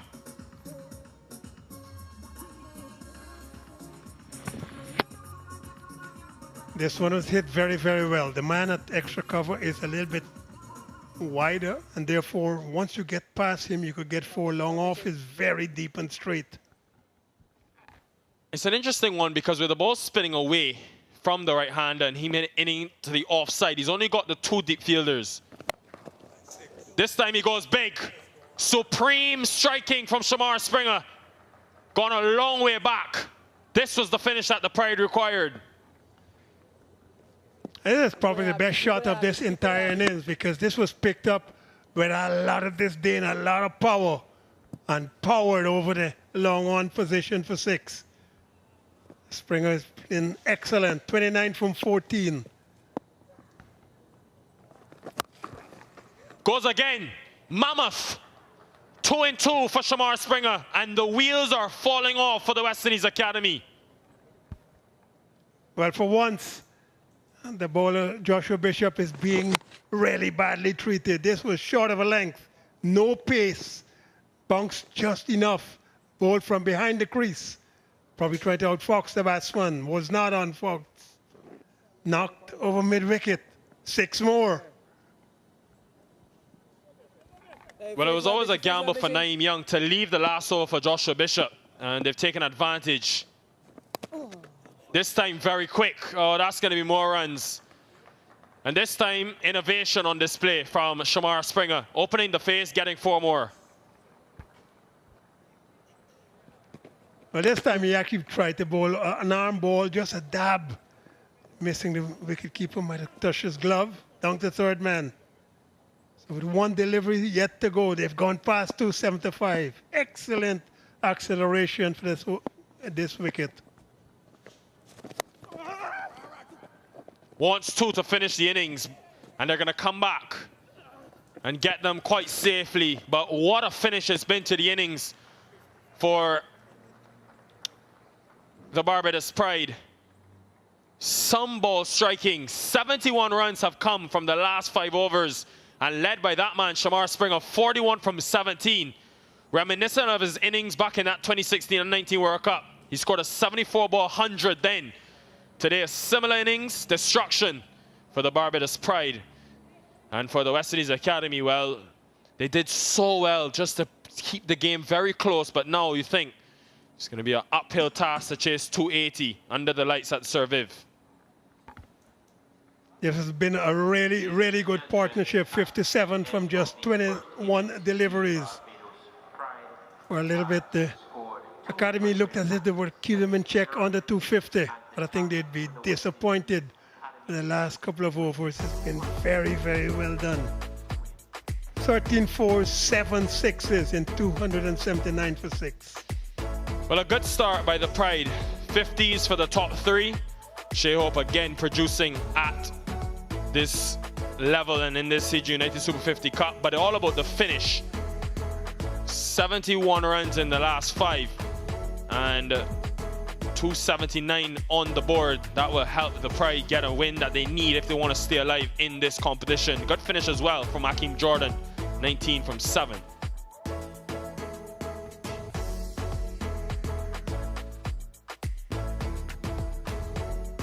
Joshua Bishop started well, but ended up very poorly.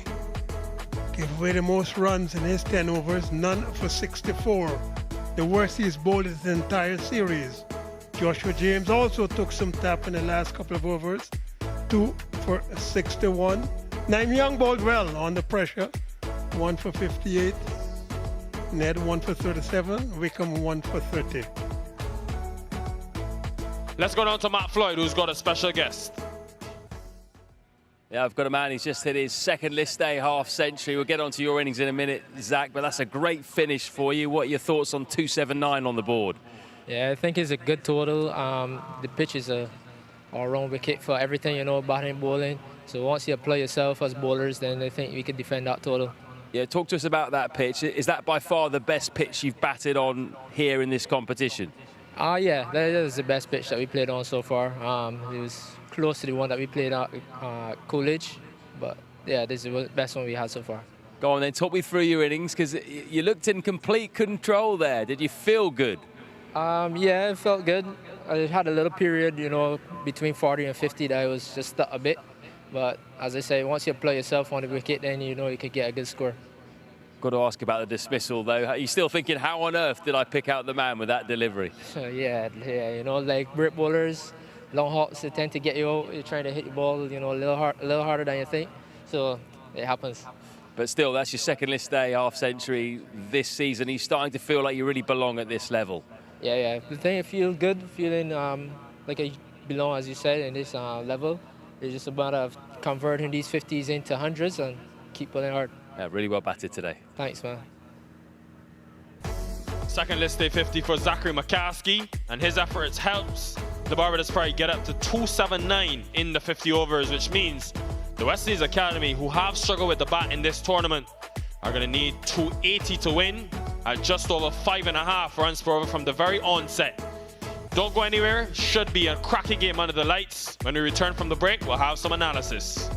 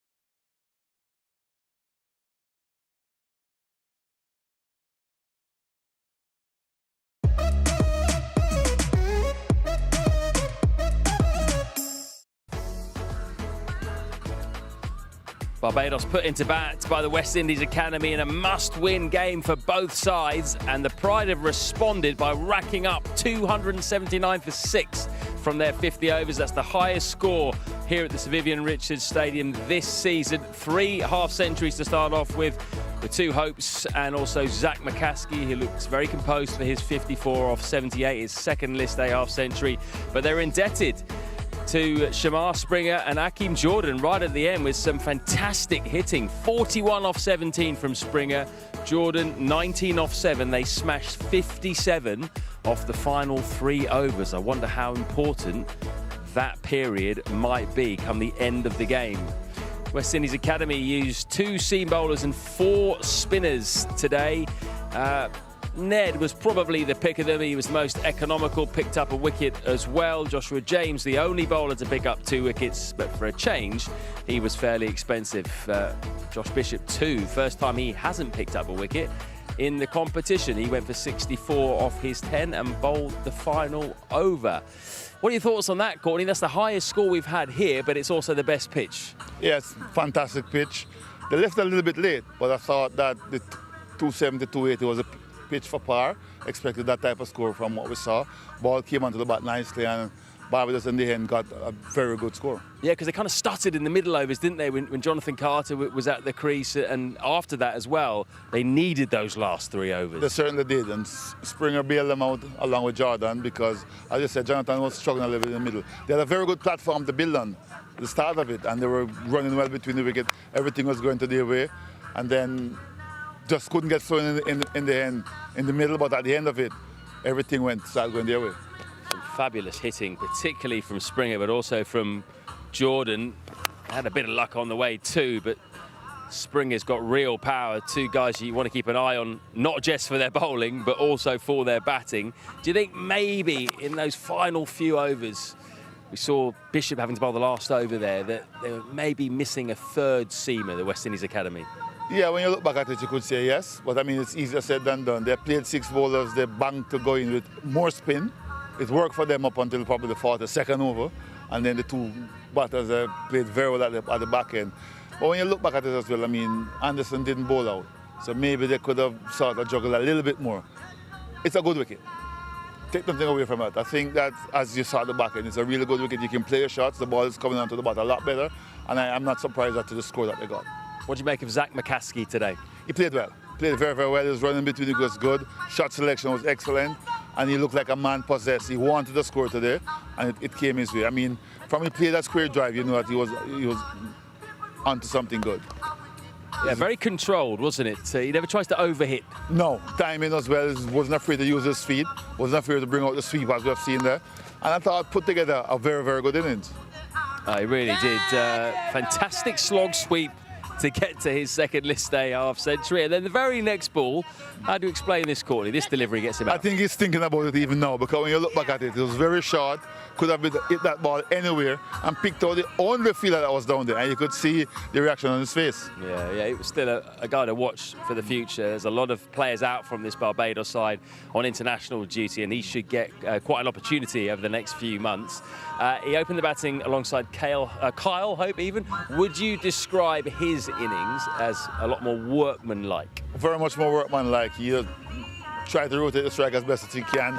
Wasn't the aggressor.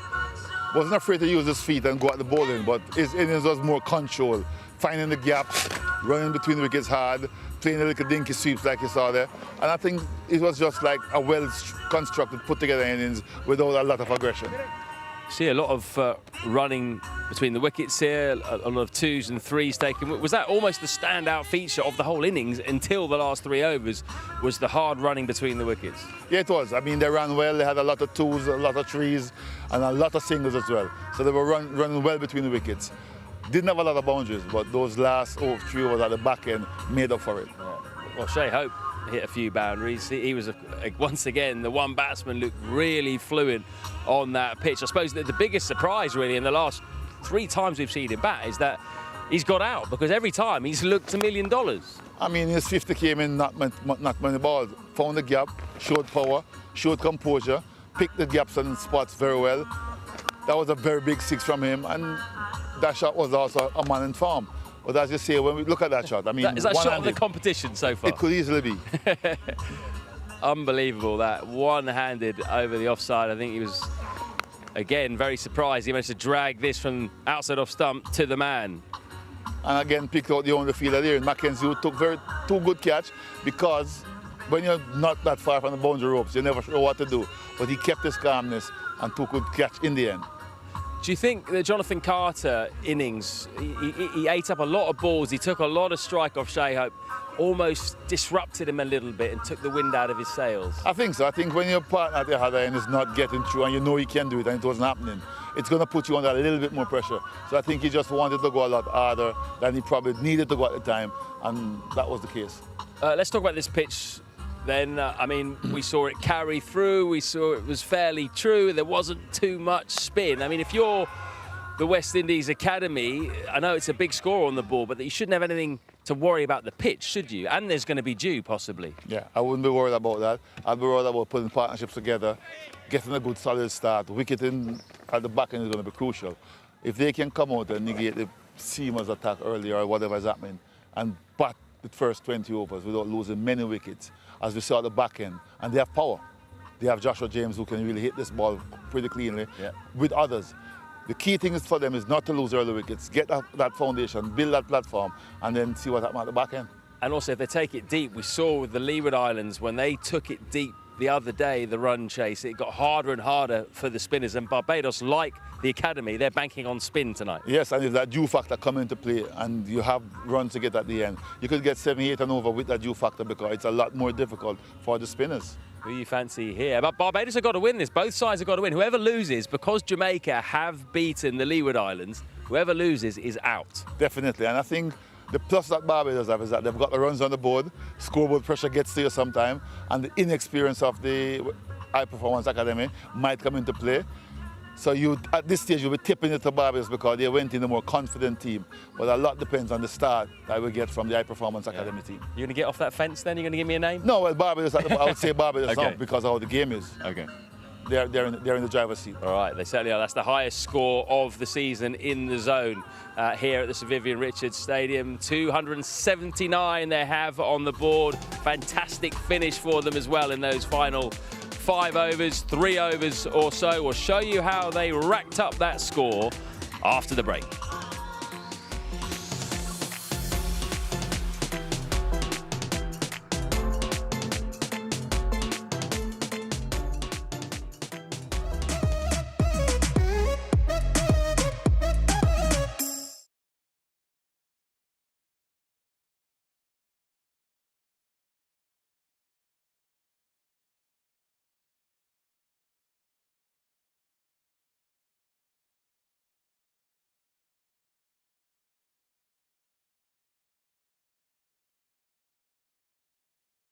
Make us strong.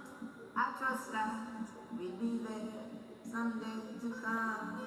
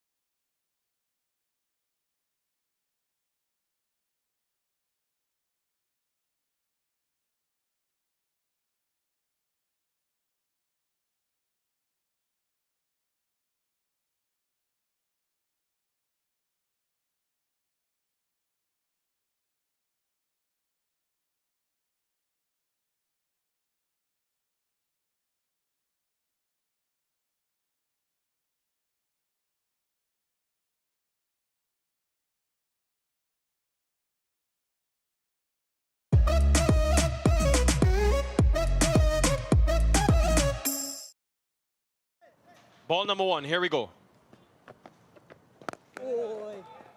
On the money straight away, Joshua Bishop. It's the newest surface here at the Sir Vivian Richards Stadium. We haven't seen this pitch number 1 being used as yet. But anyway, it's on offer. Zachary McCaskey, he makes you pay. First boundary for him. And that win factor on that occasion actually helping him. In the gap. And looks to be more runs for McCaskey. He'll get his second boundary, Zachary McCaskey. And again, with outside that off stump, pouncing on it. 16 for none.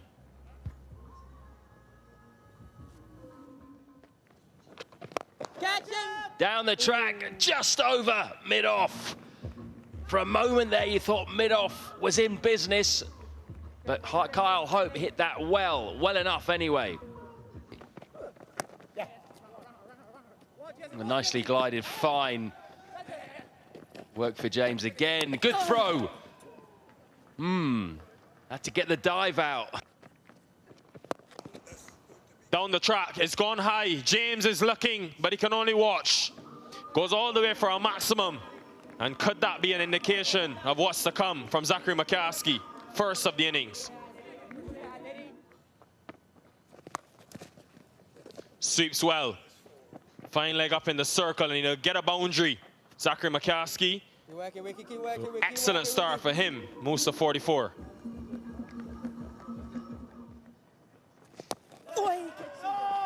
Oh, bit of turn, he slipped. McCaskey did well, though. He just got back up, and the fielder didn't pick it up cleanly either.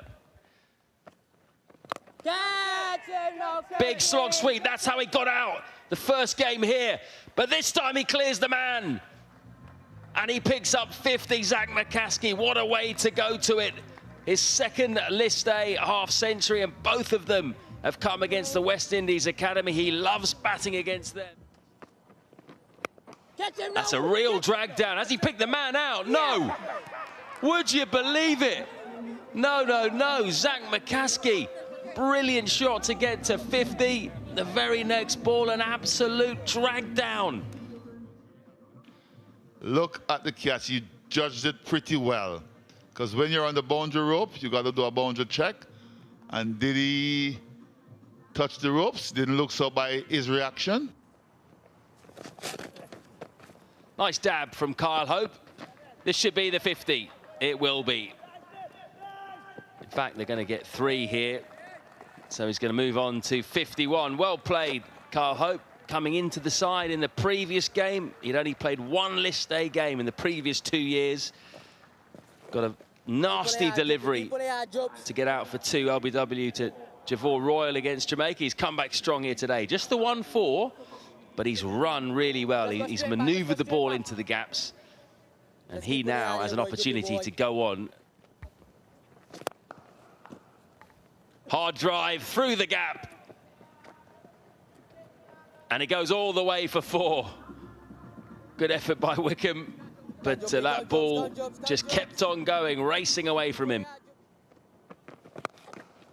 There's a pie, eaten by Shai Hope. Says, thank you very, very much. That's gone a long way.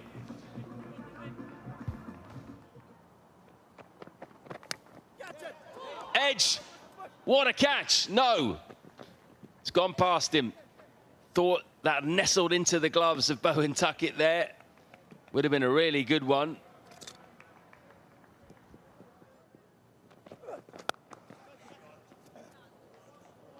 And that's a fantastic shot. Fantastic hands from Shai Hope outside that off stump. Young, not managing to end up out of this over unscathed. Goes for 4, end of the 5th. 152 for 1. This one, he advances.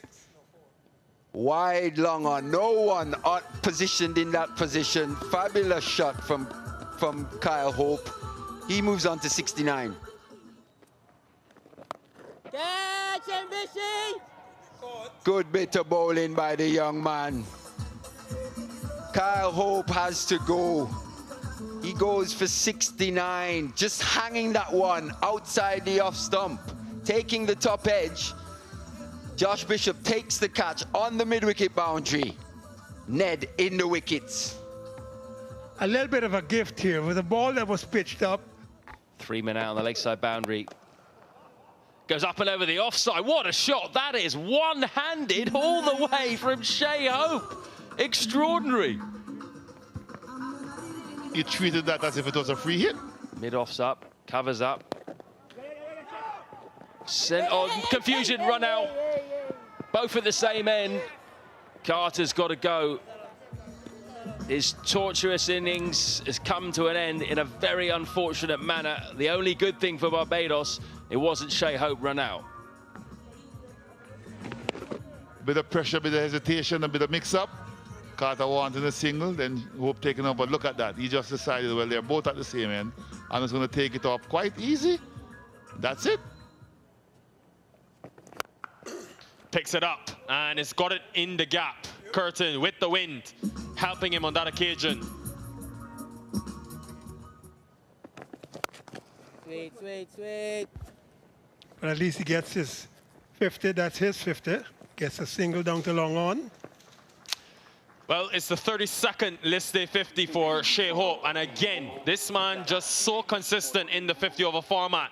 Continues to produce runs for his team. And he's come at a good click as well. Strike rate of 96. Did he get something on it? He did. And it's another wicket for the academy. Curtin just getting a tickle on it.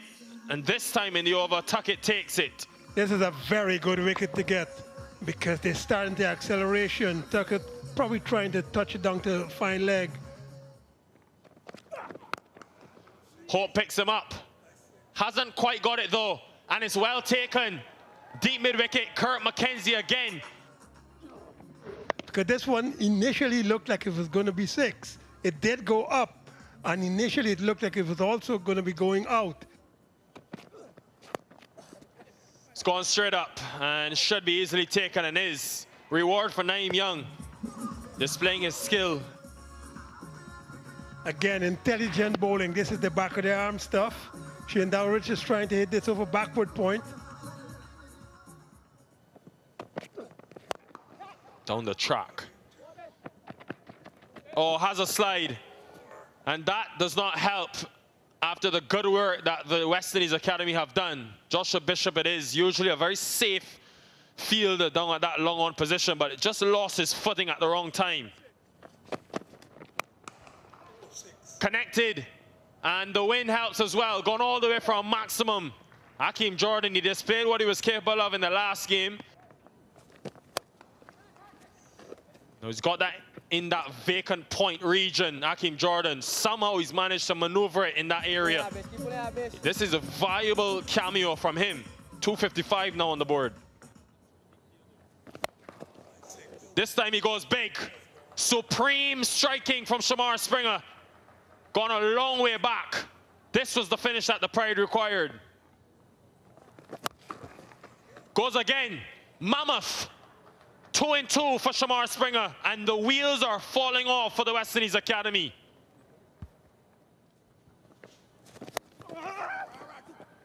Wants 2 to finish the innings, and they're going to come back and get them quite safely. But what a finish it's been to the innings for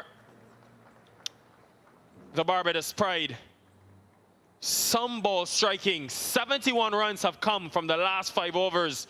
And led by that man, Shamar Springer, 41 from 17.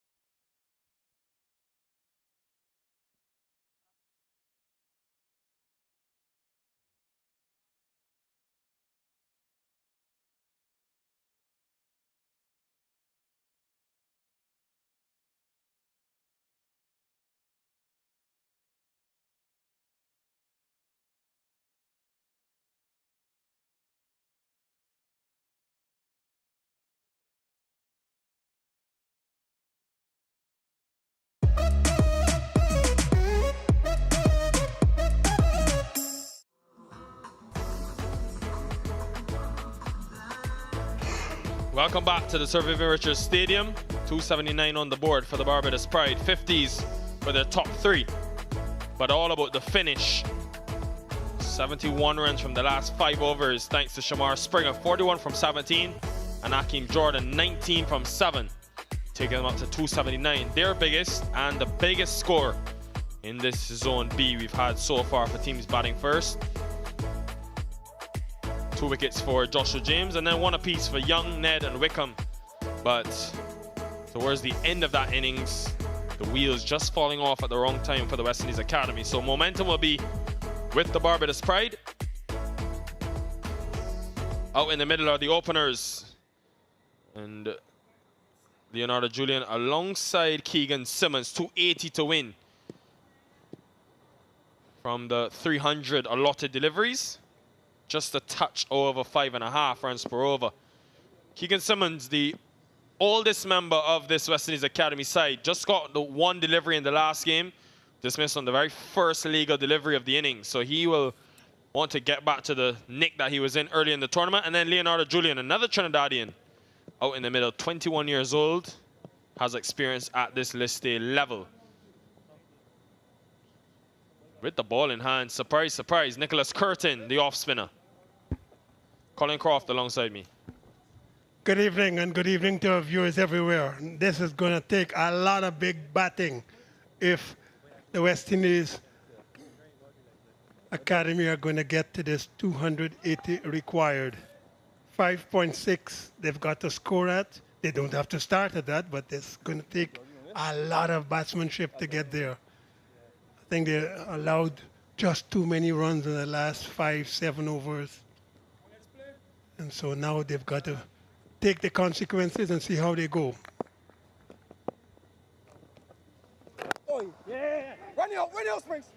Off the mark straight away, Simmons and the West Indies Academy slip in place. And you think this is the first time, Colin, that they're chasing in this tournament.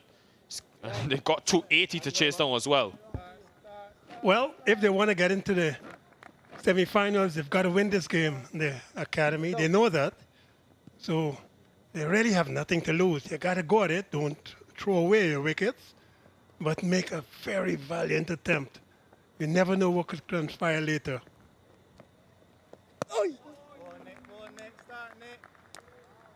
But I know that the Barbados Pride will not make it easy. They've made a very big score, 279 for 6, the biggest total so far.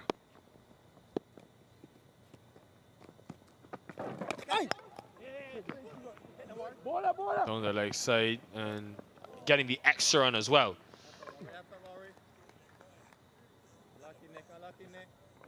Leg by signaled. So they're calling well immediately. Good. They also got to start looking for the spaces.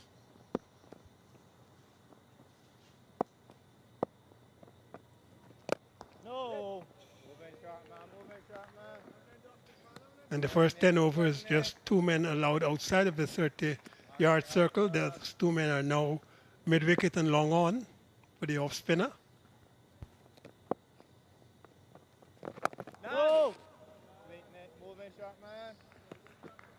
Rocket arm, shot, man. A pat offside field for that ball spinning away from Simmons. Down. Gets it through. And it could be the first boundary, will be the first boundary for Keegan Simmons and the Academy. Just the start they needed, 6 from the first over.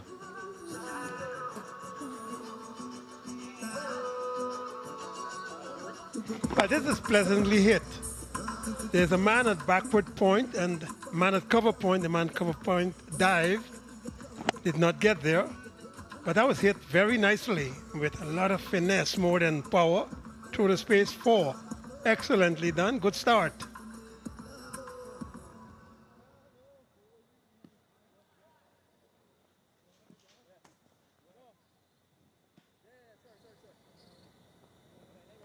Center, please, Arms. 6 from the first over, Center, please. which means they need 274 to win, just over 5.5. Leg. And it will be Akeem Jordan from that Sir Andy Roberts end. He's had a good tournament, hasn't been in the wickets column so often, but he's bowled well. Akeem Jordan been slightly unlucky as well.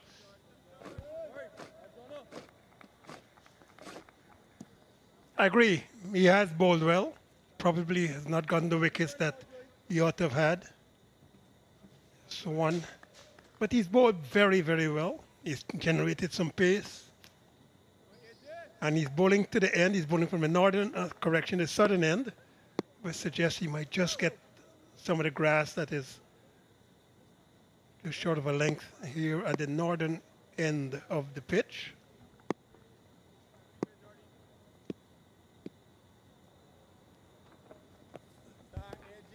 With that angle over the wicket, Colin, he's pushing that ball across the lefty.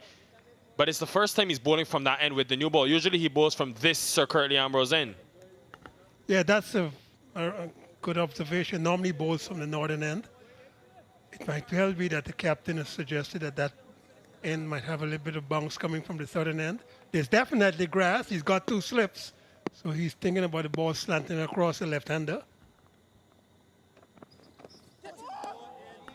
Nicely bowled. Right line. A nibble there could be going to slip. That's really nicely bowled. Pitching just about off stump. Good bounce to the wicketkeeper.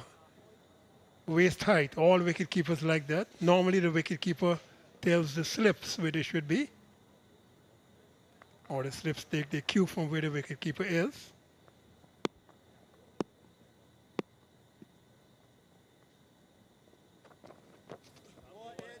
Well, that right there,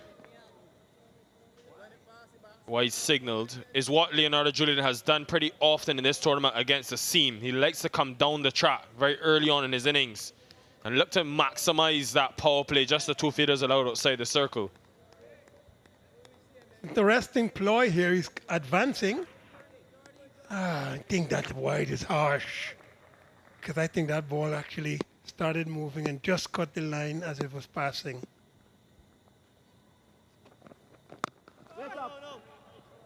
Again, using his feet. Does it surprise you that the Pride have opted to leave out Primus? They've also left Simmons on the bench. Ramon Simmons, the left-arm seamer, who got 4 wickets the last time these 2 teams met. That, to me, I thought would have helped him get the nod here today. But both teams were strange in selection, because the pitch is a bouncy one. It's got some grass. Its carry is good to the wicketkeeper. The faster bowler should operate better. Asking the question, but I think height is the problem. And that's the problem.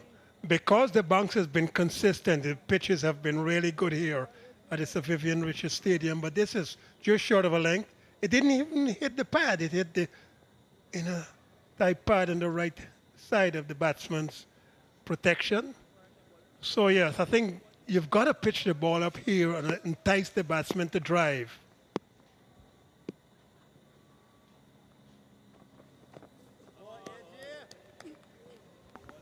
A little bit too wide.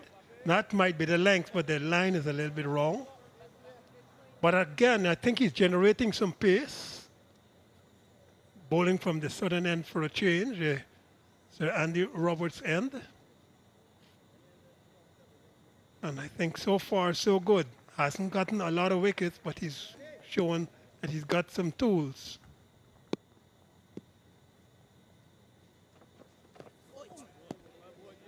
Well, some leaves are now over from Leonardo Julian. Just the 1 run from it. 7 for none.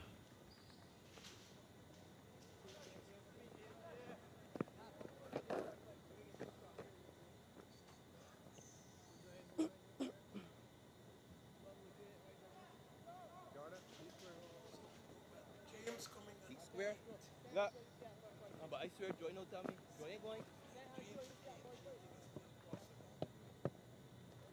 Springs, you do that. Go down. Jordy. Slow start for the academy. 7 for none after the first 2 overs. Playing the extra batter today, Kurt McKenzie and Bowen Tuckett brought in. So they'll need all of that and a bit more if they want to get close to that 280 for victory.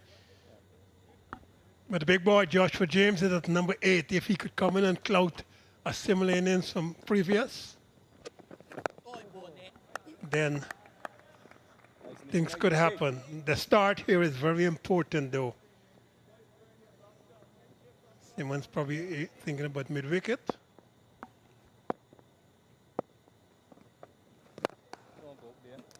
Oh, gorgeous. Gorgeous from Keegan Simmons. It's the second boundary he's hit in that offside, and he takes the score up to 11. Very classy. Any left-hander playing the extra cover drive always looks good. Pitched up outside off stump, head over contact point of ball and bat. Absolutely magnificently played through that straight to extra cover position 4.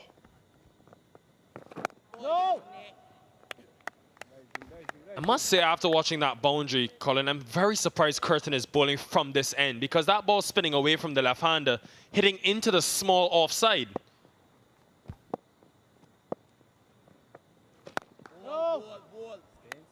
Look for it again. Does that surprise you that they haven't changed ends? I don't think so. I think the city offside is a little smaller, but it's not that much smaller that it would worry. That would have been 4 on the big side anyway. That one, bit interesting there. May have just held up in the surface. Bowler smiled. He got a good one.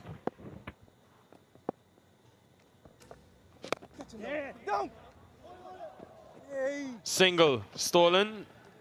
5 runs from the over. They're scoring much easier against Nicholas Curtin. 12 off the first 3 overs.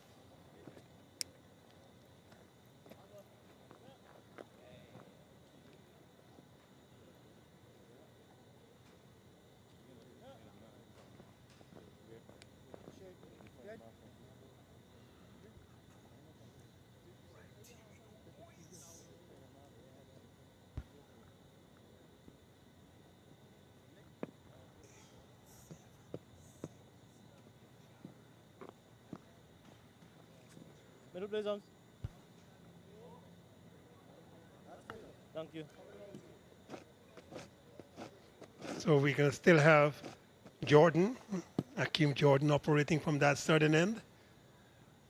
There's a wind. It's coming from the east, not that high, maybe 10 knots, pushing the ball into the left-hander from off towards the leg. He's got 2 minutes slip. Perhaps he has to push the ball up just a little bit closer to the batsman, bowling around the wicket now.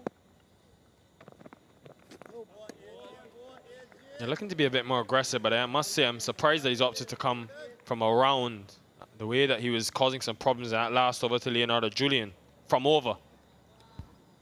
Yeah, but most left-handed batsmen, once they play the pitch, so once it's pitched at a certain point in the pitch, what they do is that they leave it alone unless they want to play a shot through backward point. Bowling around the wicket, you aim for the off stump with a maybe natural off cut. And with the ball coming from the bowler around the wicket, it comes into the left-handed batsman's off stump. And then if it off cuts at the right length, then you might get an edge to first or second slip. 2 slips. Orthodox first and second slip, no wide slips here. He's bowling quickly enough for that. This is bouncy. Good ploy.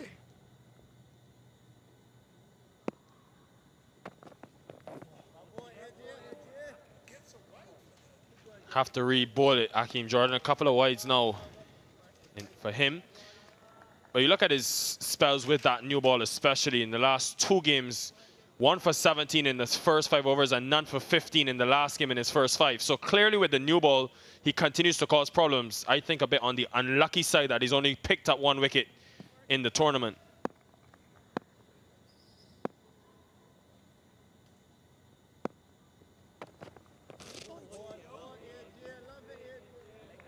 Just in that area that they call the corridor of uncertainty. The batsman is not altogether sure if he should be playing or not.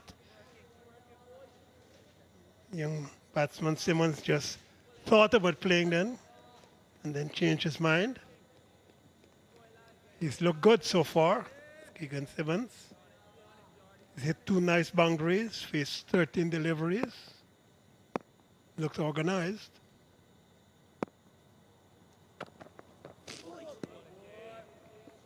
A lot of leaving outside that off stump for the left-handers. The thing about leaving, you've got to protect that off stump. I think the wicketkeeper shouted, bowled him then, because he thought the ball might just come back in. We've not seen that delivery yet from Hakeem Jordan, where he pitched the ball just outside off stump, brings it back into the left-hander.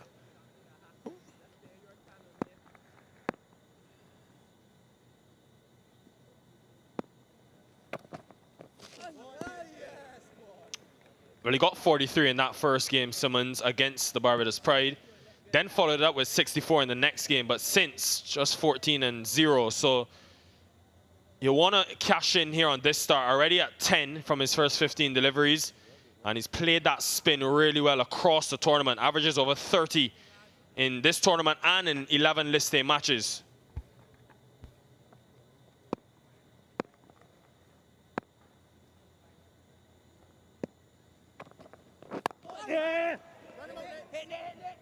Excellent single.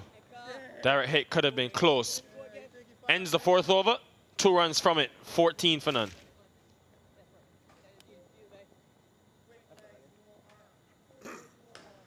But this run could have been very interesting because I think had a direct hit, he was not even in the frame. He would have been run out by at least the length of a bat. Did not hit the stump. Got away with it.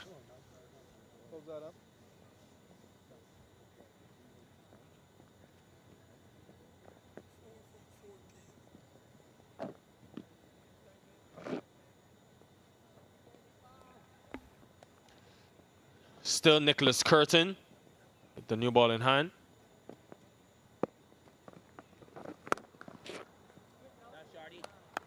Straight to the fielder. Shane Dowrich in the field. Don't see that too often, usually behind the stumps with the gloves on, but Shai Hope has opted to take the gloves.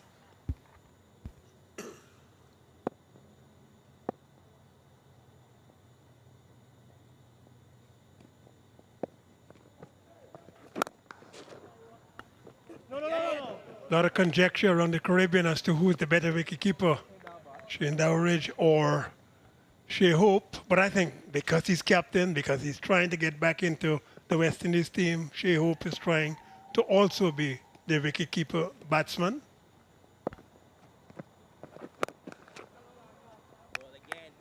Well, he does keep in the 50 over, of course, West Indies team, as well as score all of those runs, an average over 40. So the concentration that Shai Hope has and has displayed, just amazing to see consistently in the gap. Another good stop from Dowrich, keeps it to 1. Yeah, he's very good. He's a very good fieldsman. In the outfield, he's quick. He's not big, very diminutive, but what he does, he gets around the ball very quickly. But as I said, his wicket-keeping skills are also quite good. He has to just make some runs. Well, he got 50 today, and he's had an excellent tournament, Shai Hope. He's just needed help. He's finally got it today from his Barbados Pride batters. So Dowrich now has to go and get some runs if they get through to the semi-finals, the Barbados Pride.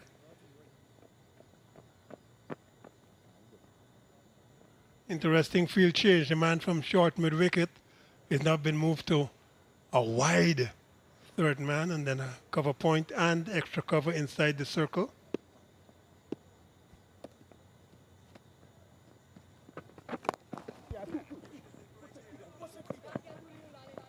Coming back for 2. They're quick, these youngsters. Just 3 runs from the over, though. A good one from Nicholas Curtin. 17 for none.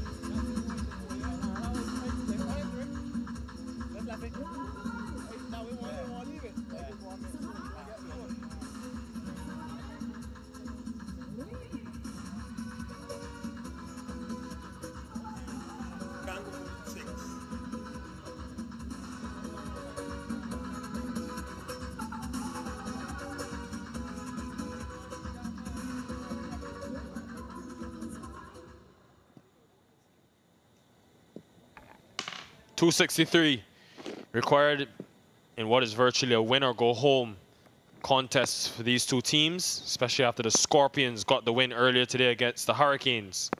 Jordan. Aerial, but deep mid-wicket in place. So the Hurricanes did lose a game today. The first game they would have lost in this tournament.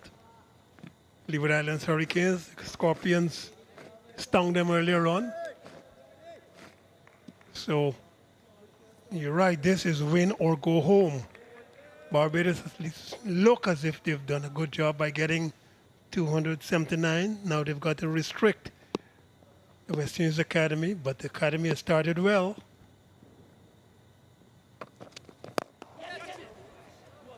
No mid-on in place. So Leonardo Julian, aware of that, it just slows up as it gets down to that boundary. And it's only going to be 3. But the intent is immediate. Both batsmen now recognize, look, the outfield is a little bit slow. Good work by McCaskey, just stopping that boundary. Every run counts in this situation. But I think that the batsmen have decided, look, we're going to have to go for this. We've got to score over 5.5 runs per over to win.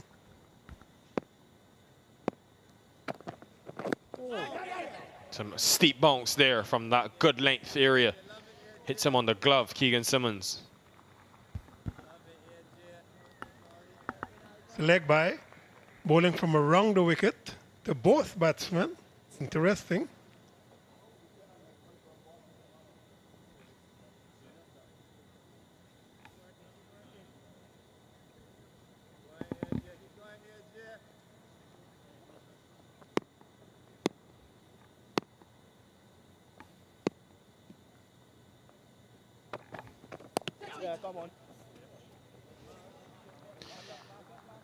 Well, one thing to look at now in this second innings is that dew factor. And a couple of nights ago, when the Academy were in action, that dew factor up against the Leeward Islands Hurricanes, of course, it played a part for this second innings. That wind, which is still blowing those flags from the northeast side of the ground, it has gotten a bit lower in terms of the speed. So it'll be key to see if this dew comes in. The Pride have got 4 spinners.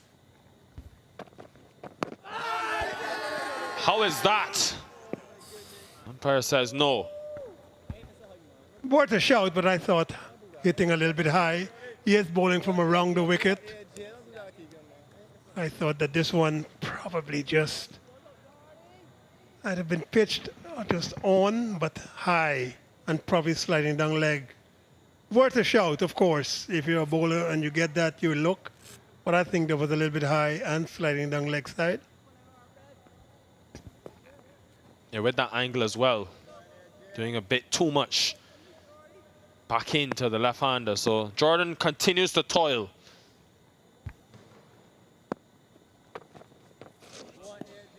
Yet another leave outside the off stump. End of 6 overs, 23 for none.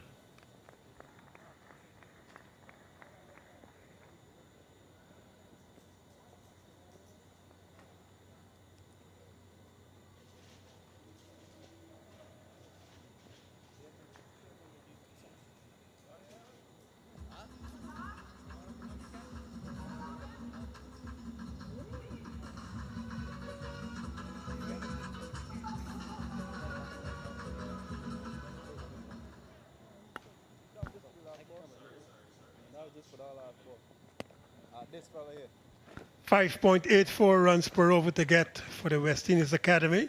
If they could keep that consistently under 6 without losing wickets, they could get there. 280 is a big total to get to win this.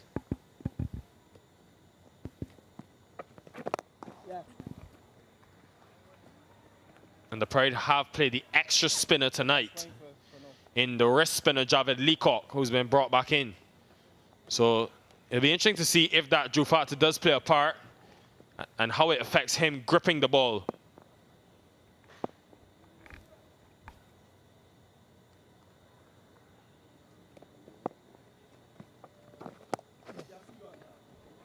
Really well played in the gap. The chase is on for Dowrich. And the ball wins in the end. And it's the third boundary for Keegan Simmons. He might just have touched it, Shane Dowrich, as he got to the boundary, but again, nicely played, just dabbed down to that vacant third man position. Dowrich is quick, and I think he might just have pulled this back. He touched it, but didn't touch it with enough power to stop it. Excellently played, good continuance from these two opening batsmen. Looking good. Well, of course, that asking rate, they have to keep an eye on it. It's already gone past 5.5. At a similar stage, though, it was neck and neck. The Pride were just 26 at this stage, but of course, it's that finish that they have to accommodate for. 102 runs from the last 10 overs conceded by the Academy.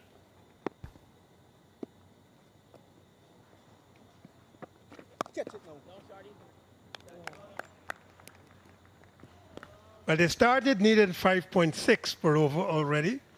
That's when they started to get 280. They're scoring a little bit below that now, 4.35, but they're playing well. And if they get the spaces, no wickets,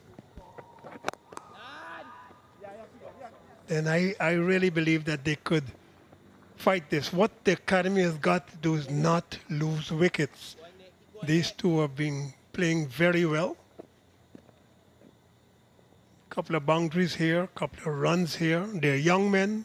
They're quick between the wickets.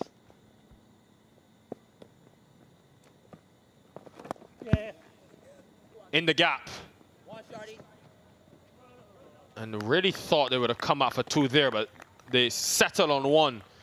But a good start from Keegan Simmons. He moves on to 19, right? Done 7 overs here at the Sir Vivian Richards Stadium, 31 for none.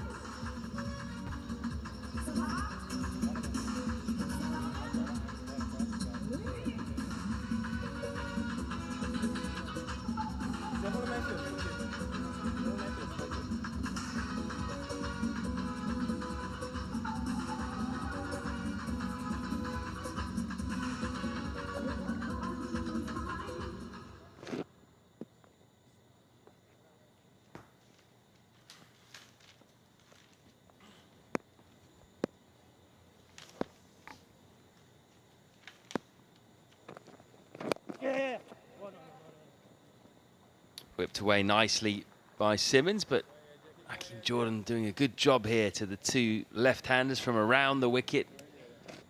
Naturally swings the ball into the right-hander from over the wicket, so coming around to the left-hander. He's trying to do the same thing.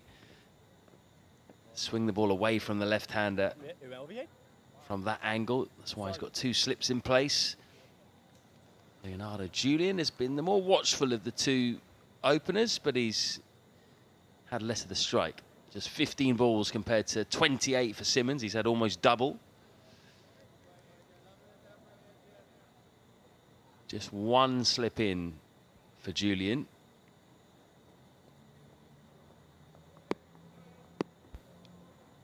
Men out, deep backward square leg and third man. Oh, that's gone high. Would you believe it? Jamel Warrican lost it completely. Half a chance of a run out as well. It's all happening here at the Sir Vivian Richards. You thought that was going to be a relatively simple chance, but he just lost the ball, Marley. Yeah, it seemed like he was going to go for the catch, and at the last second he just pulled out, lost it. Not sure if it was in the lights, but Hakeem Jordan very frustrated that it didn't at least go to hand. He's had a lot of bad luck, hasn't he, so far, Hakeem Jordan? The last game against Jamaica, he's probably thinking about all that right now. He had Brandon King edge one between keeper and slip. A couple of inside edges too. This has gone up in the air too, but safe. Hit very high up on the bat. So things happening in this over. But poor old Hakeem Jordan, nothing to show for it. Yeah, he's been very unlucky. He's bowled better than his figures have suggested in this tournament. He's only picked up 1 wicket, but he's created quite a few chances. And also, not only has he bowled pretty well, he's batted quite well whenever presented with the opportunities, coming down the order and at times added impetus to the innings. If you think, when he came in today, he was the one that started it alongside Shamar Springer. Well timed by Simmons. That's gorgeous off the back foot through the offside. That's the second gorgeous shot that's been played by Simmons through the offside, this time off the back foot. That first one, that front foot drive through extra cover, probably the shot of the day. But this one, just using the pace, allowing it to come on, and just opening that face, beating that fielder at backward square. Simmons, especially when he's in his stance, reminds me a bit of Nicholas Pooran.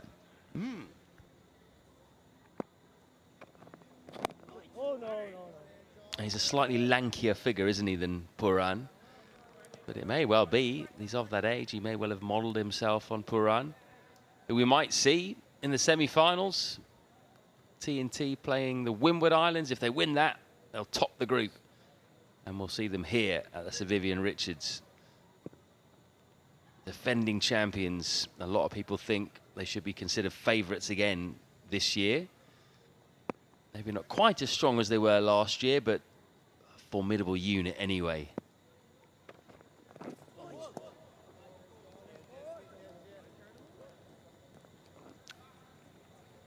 Eight runs off that Akeem Jordan over. It's 39 without loss.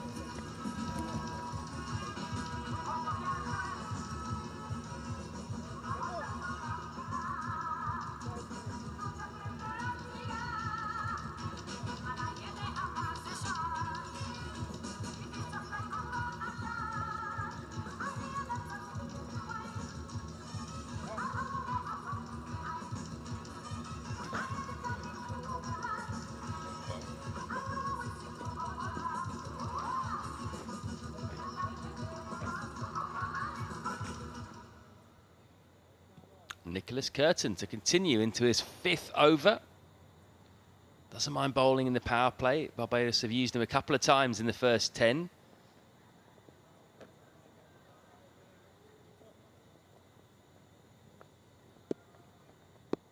Julian just showing signs of aggression in that previous over. Catch him now.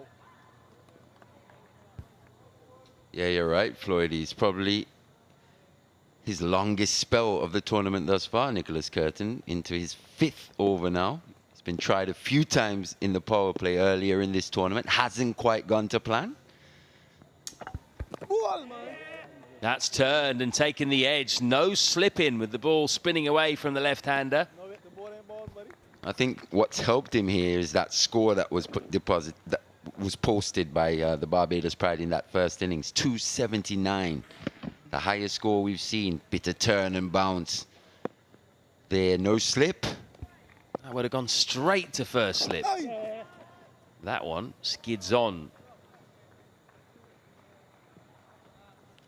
Yeah, but that score of 279 has just given the Barbados Pride the luxury to give Nicholas Curtin a longer bowl here. Previous games, he's been put under pressure, but almost been allowed to settle this evening. Oh no. Oh, the good news for Barbados, no sign of heavy dew just yet. Haven't seen that ball dried too much.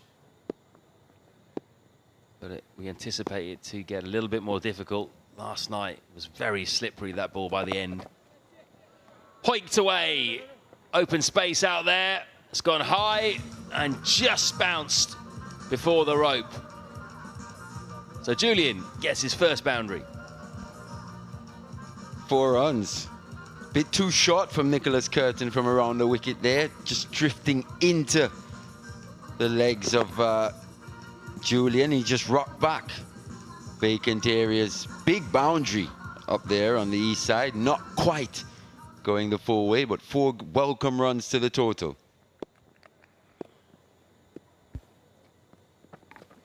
Catch him. That's a better shot.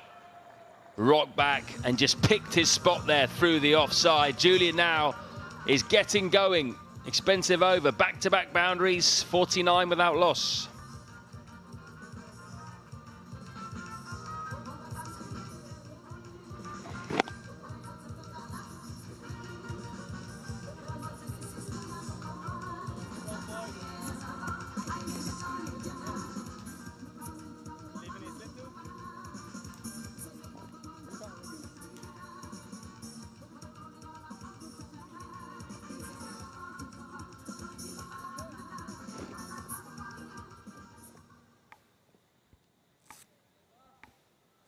So just in the last couple of overs, a solid start has become a good start for the West Indies Academy. Going at 5.44 runs per over at the moment. No. The beauty about that is, as well, they haven't lost a wicket just yet, keeping these wickets in hand.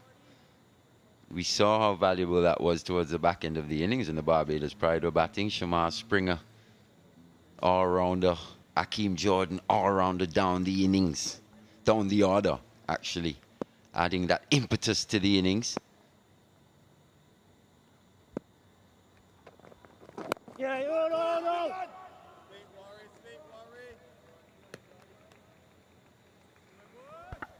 And Keegan Simmons looks quite good, technically quite sound. Everything in order. He had his best performance of the tournament thus far against the Barbados Pride earlier in the tournament, scoring 64 off 82. So the Barbados Pride bowling attack is something that he likes, Floydie. Yeah. And that's a nicely played shot as well, just for a single. And he might like it even more on this pitch, because it might be the best pitch he's batted on so far in this competition. 50 up between these two. It's exactly what the doctor ordered for the West Indies Academy. They haven't been getting off to the best of starts, or when they have done, they've then lost a rash of wickets, having had a partnership. So they need these two to keep going here and give them a solid platform from which they can launch the likes of Kevin Wickham, Kirk McKenzie, Kevlon Anderson.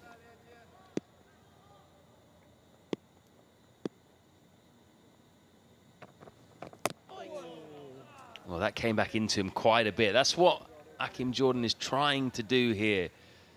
Occasionally get one to hold its line, but he's inviting the left-hander to hit through the offside. He's going for a chop-on, ideally. Yes, it's the beauty of Hakeem Jordan's bowling. When he's bowling well, he threatens both outside and inside edge. Maybe not as quick as some of the other bowlers that we've seen, but definitely one of the most skillful bowlers we've seen.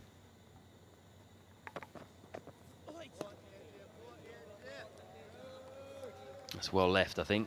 That's the kind of delivery you can inside edge onto your stumps. Just back of a length coming into you. No need to do anything other than what they're doing right now. These two opening batsmen in a pretty good position from here. Just need to keep ticking along and not get stuck in your bunker. Julian scoring quickly now, 20 off 24. In the past, he has found the fielders, hasn't been great at rotating the strike, but it's been much better. Just like that. Well done. So that's the end of the power play. 51 without loss.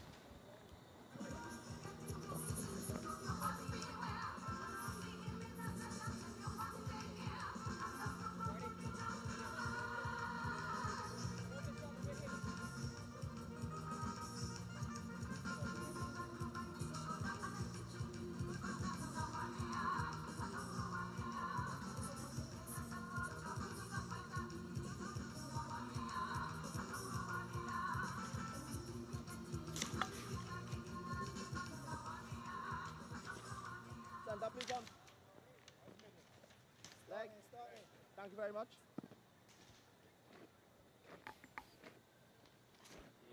Power play 1 over. Time to spread the field a little bit. You can now have 4 fielders outside of the circle. And that brings Jamel Warrican onto bowl. Vastly experienced left arm spinner. Quite a bit of test experience. Not so familiar with the white ball, but he's been bowling pretty well in this tournament. He's been very economical. 1 for 30 in his previous effort against Jamaica. That skids on quite a bit. Evidence of the dew, perhaps. Yes, the dew's definitely going to be a factor. I'm not sure how much of a factor, because if you thought back to the other night, we had quite a few interruptions in play because of rain. I think that added to the moisture that was around. Thank you, thank you, thank you, thank you. Don't want to miss that. That was pretty straight. Just honing in now, Jamel Warrican. Something we've seen from him. The other one just tends to just turn and bounce. Playing from inside there.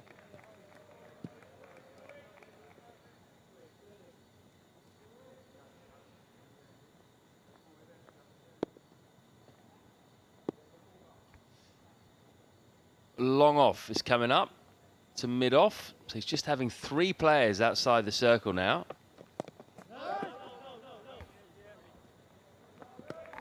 It's just building up a bit of pressure on Julian. Starts with 4 dots. Fancies a couple more. That's why I brought the man up. Doesn't want to give anything easy away to him.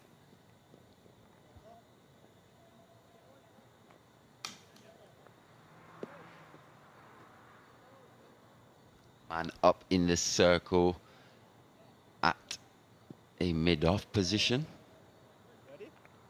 We've seen Julian pretty strong down the ground. It's going to be a risky shot if he looks to hit him over there, though.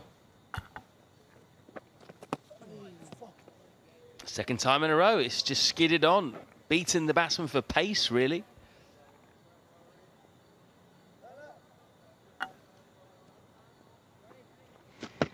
Just done him for pace there. Actually didn't quite pick the length. It was fuller than he thought. Should have probably been on the front foot to that one, Julian.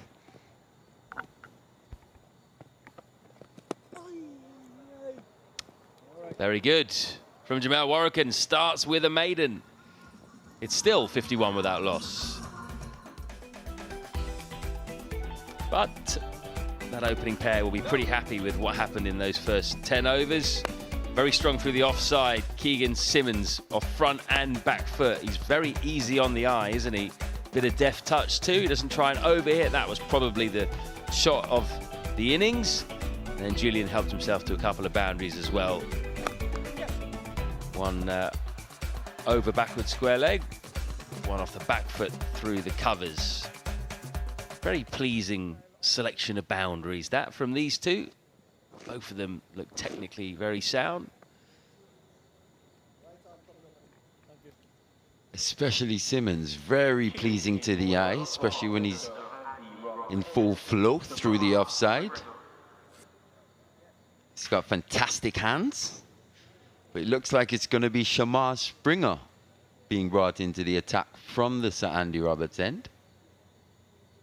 Batted so well in that first innings, 41 off 17. Got them up to 280. Wouldn't have gotten close to that without him, that's for sure. No, no, no, no, no, no.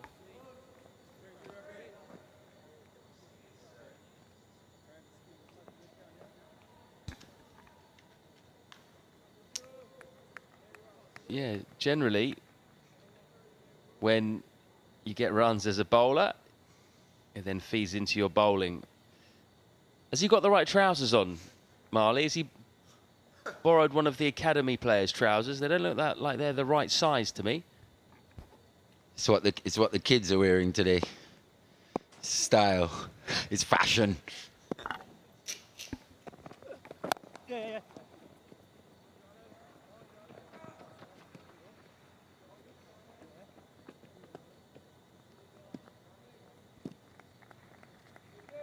Center, please, arms. Yeah, I wouldn't know too much about that, to be honest with you. He's also wearing odd socks, I think. Shamar. Is that what the kids do nowadays? Yeah, it's what they're doing. Mismatched socks, mismatched shoes. calf-length trousers. Hang on, mismatched shoes. Yes, we've seen it many times.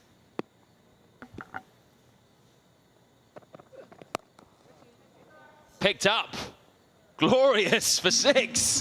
What a shot. And for good measure, he's hit one of the ambulance workers. That was timed to perfection.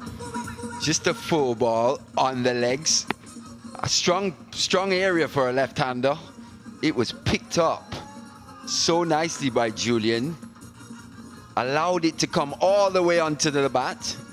The shorter side of the ground, that west side, with a bit of breeze aiding it as well. It carried pretty comfortably over the boundary. And he didn't really raise his bat in anger, young Julian. A little bit of swing, hint of swing into the left-hander there. Springer's good at bowling the Yorker, actually. Bowled really well at the death earlier on in the competition against the Leeward Islands to rein them back in. Very good at mixing up his pace and nailing his Yorker. I don't think he'll quite go to the death bowling just yet, but it will come in handy later.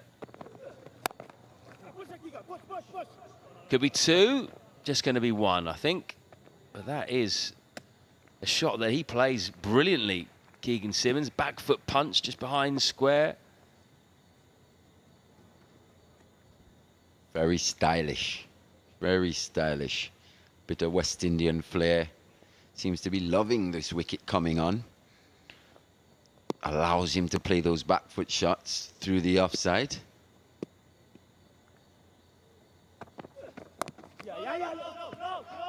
Sent back.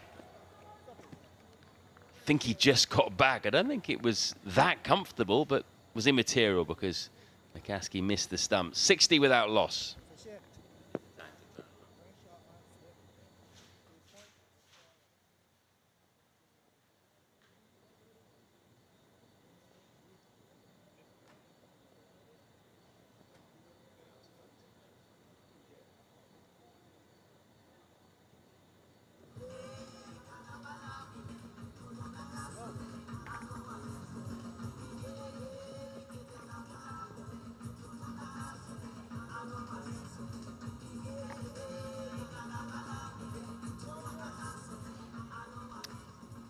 The West Indies Academy are ahead, according to that measure.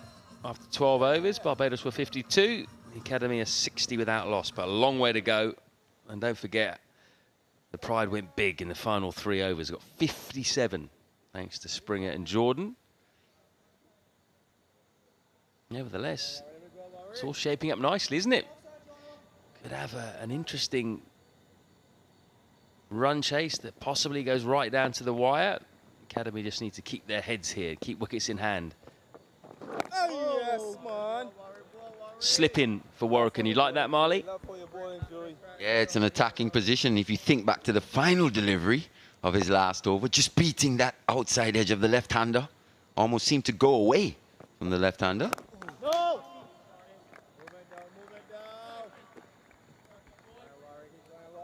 Yeah, it just gives the batsman something else to think about as well, doesn't it? But it also opens up a bit of space. If you can get it behind square on the offside, there's 2 or 4 available there.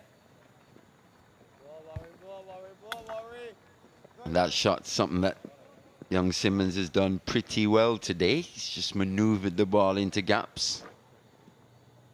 When they've overpitched, he's pounced as well. Transferred his weight onto the front foot pretty well. And picked that length when going back. So all round, his game seems to be in good order at this stage. Goes across and sweeps over. Square leg for 4. So Leonardo Julian just got his eye in, and in the last 10, 15 balls, he has looked in really good touch. Yeah, he got the line that he wanted there. Like you said, just moved across slightly. That Warwick delivery just angled into his legs, and with no fielder behind square, it was almost like a free hit. And he obliged. Julian now moves on to 32 from 35. Dangerous partnership here. This innings following a similar pattern probably to what we saw from the Barbados Pride. Them putting on 102 for the first wicket. The Academy 65 without loss. Good reply.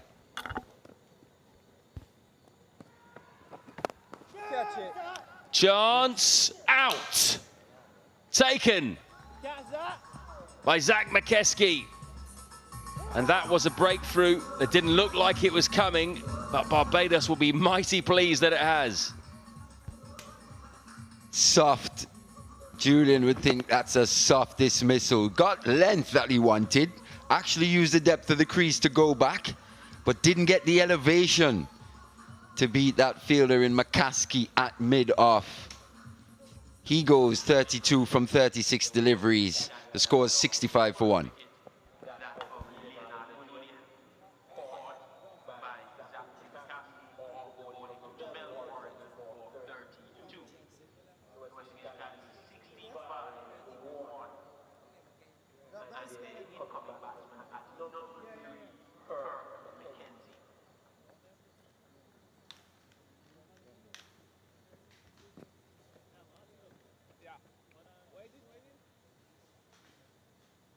Let him move, man.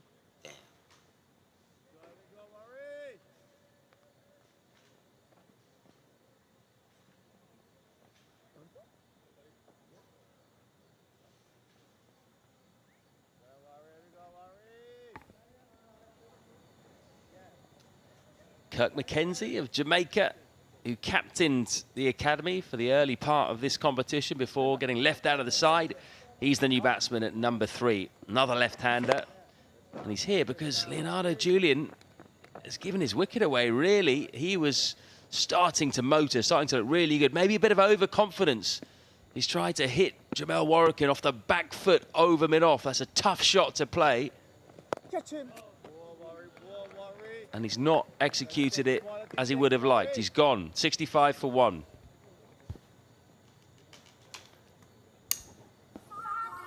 The dreaded CC strikes again, the commentator's curse. I was just talking or waxing lyrical about how good this partnership has been.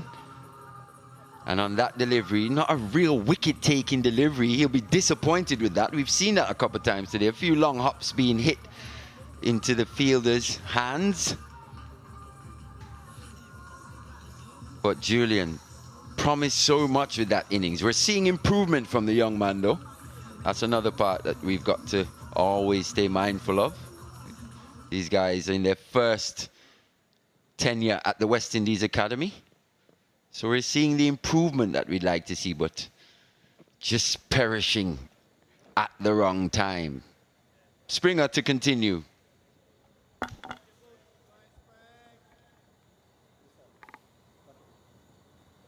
Yeah, they'll learn a lot from this competition, these young guys. We've already seen a lot from them. We've seen a lot of fight. They've been behind the 8 ball a number of times in games and then come back with both bat and ball. So the spirit is clearly there. I think the next step for them is just to win those crucial moments and get over the line. Could have easily won more than the 1 game so far. No. Now, Shamar Springer looking to have an impact with the ball as he did with the bat. That was a stunning display of hitting right at the back end of the Barbados innings. 41 off 17 deliveries. Really clean hitting from him. Bit of luck there with Bishop misjudging that particular shot. Carved through the offside. He's got quick hands, quick wrists. That was a big 6. There was another one soon afterwards. That's going to be a wide. Just try for the wide Yorker, was a bit too far wide. But Springer, there's certainly something there. He hit his highest first-class score earlier this year, 91 for Barbados. Clearly got something about him with the ball as well, particularly at the death. Someone that we might see a lot more of at this level as a genuine all-rounder. They're so valuable, aren't they? Especially seam bowling all-rounders these days. Edged, wow, he opened the face. We'll give you the benefit of the doubt there, Keegan Simmons. 4 more. Deft. I'll definitely give him the benefit of the doubt. Seemed to just open the face. at the last second there. Good batting from the young man. Brilliant hands. It's a hallmark of his batting, of this innings so far. Quite a high backlift. Manages to control that. Just wide of the diving wicketkeeper. 4 brilliant runs. It's like watching Suresh Raina or someone like that, the way that he used his wrist there. Superb. And then he does well to keep that down because that bounced on him.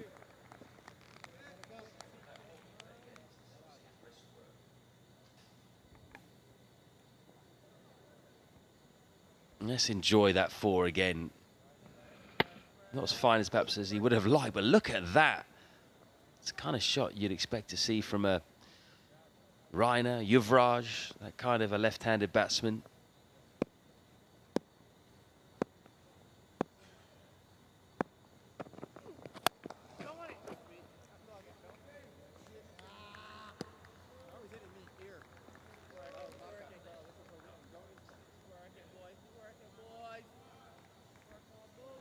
Definitely right about that. Suresh Raina is a player I held in high regard. Used to love watching him bat, especially when he was on the go through the offside. That high elbow. And young Simmons going a long way.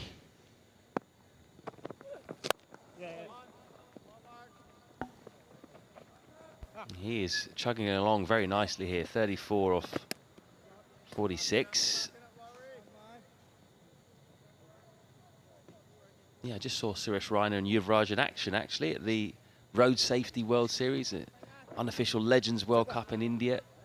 Raina had just retired, came in and looked like he could still play, to be honest with you. Yuvraj has been out for a bit longer. Maybe his time's gone, but Raina, yeah, he still looked very good. Yeah, the Indians had a serious team out, didn't they? Quite a few players who could probably still do a job in international cricket here today. Well, the Indians and Sri Lankans turned up with a load of 30-year-olds, and England, West Indies and Australia turned up with a load of 50-year-olds, and they lost. Well, that's a good bouncer. Well played in the end by Mackenzie. Dropped his hands well. 71 for 1.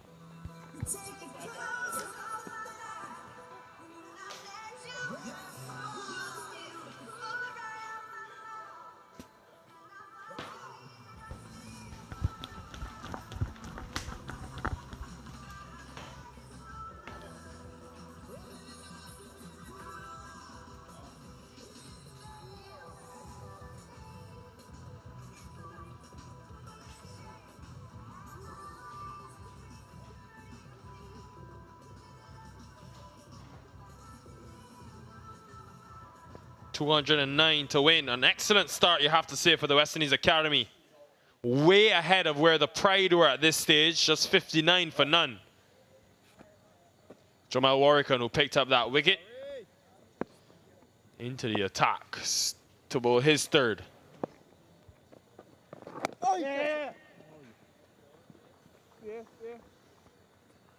As always, the reliable Courtney Walsh alongside me. Good evening, Courtney. Good evening, Nickel. Warrican breaking the partnership, a very good one. 72 for 114 is not bad going by West Indies High Performance Academy. Get it now. Good spin, Warri. Good spin, Warri. Well, you look at the way that Leonardo Julian and Keegan Simmons begun this innings.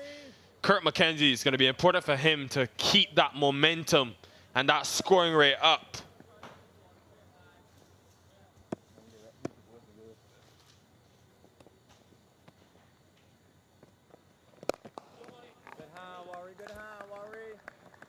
He's just come back into the team for this game. Don't know if he had the injury, he was just not in form, but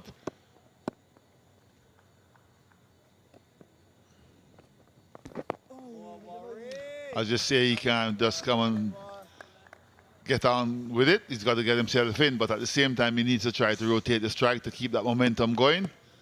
The last thing you want is for the rate to get out of reach.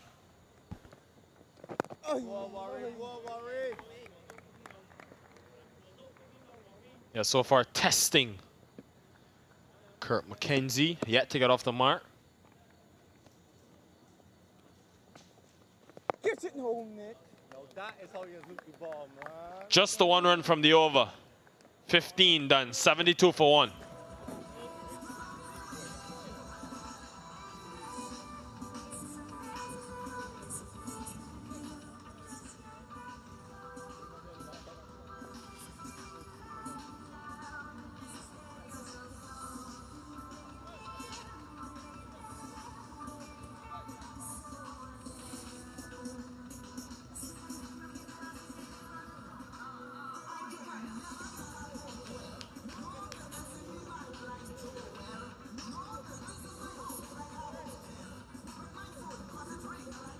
The youngsters just need not to panic.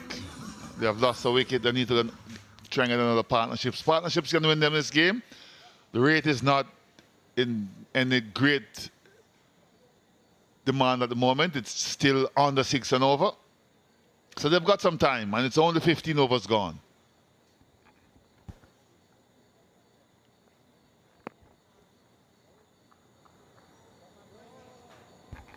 What will be critical, though, is to ensure that Keegan Simmons can keep that scoring rate ticking.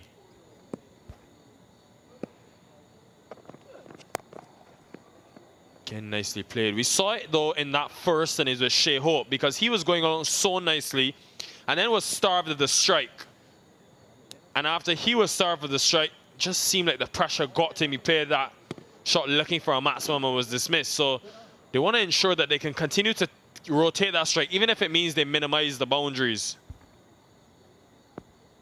Yeah, strike rotation is the key. Still pick up 3-4 runs and over, the odd boundary come, and you're still within striking distance. So you want to maintain that you keep rotating the strike.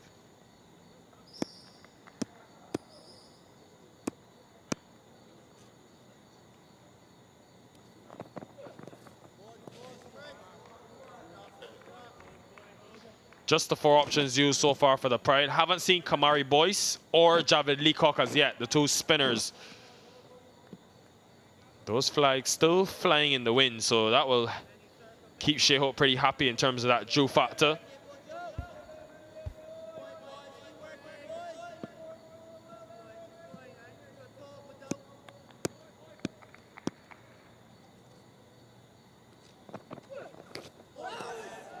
Almost getting the edge. Look as if that one just left him a little bit at the last minute. A little bit of off cutter. And just missed the outside edge. Good bowling from Springer. Well, we know he has those deliveries in his arsenal, but today asked to bowl very early. This time Mackenzie's off the mark and should get a couple. Just 2. But Springer usually known for his bowling in maybe the last 15 overs, but now without Primus and leaving Ramon Simmons on the bench, he's got to bowl a lot earlier, similar to Naeem Young and what we saw in the first innings. Probably both teams thinking the same way, leaving out the seamers on a good, what I think is a very good batting wicket.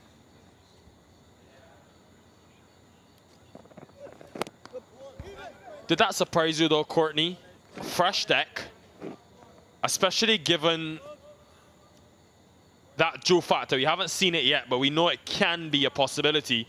Hence, you might want more of your seamers to take the ball. Both teams opted to drop that extra seamer.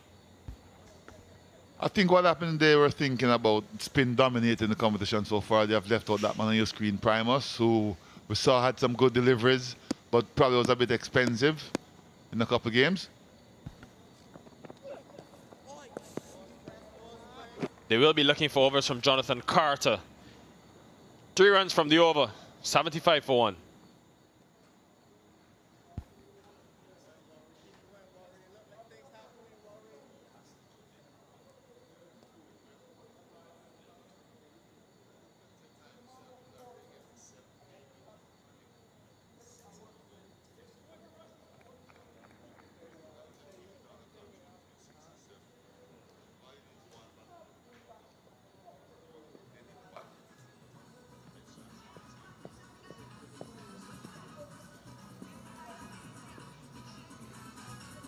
75 for 1 after 16 overs.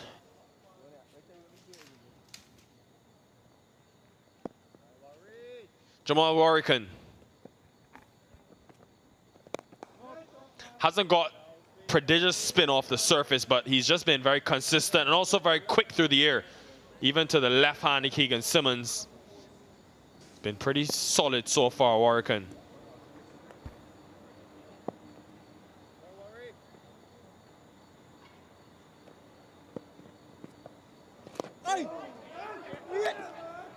Quick single. Using all his experience, Warrican, as you say, variation, but he's a little bit quicker and flatter today because there's not as much turn that he got in previous games. Bowling.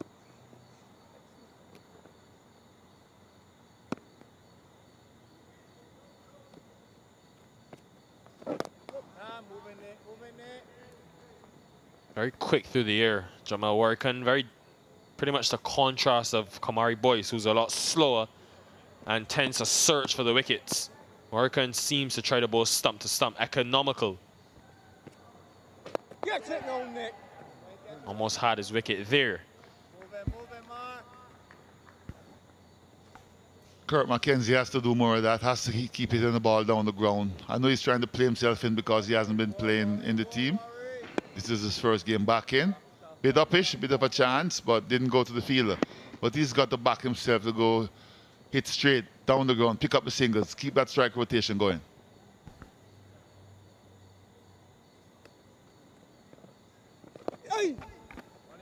Makes it even more challenging of a task when you look at the fact that their highest score in the 4 innings, the academy, is just 213 runs. Granted, this is a much better surface, and the start is telling you so.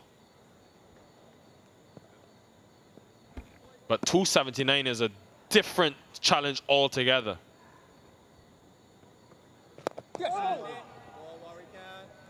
Another cheap over from Jamal Warrican, just the 3 runs conceded, 78 for 1.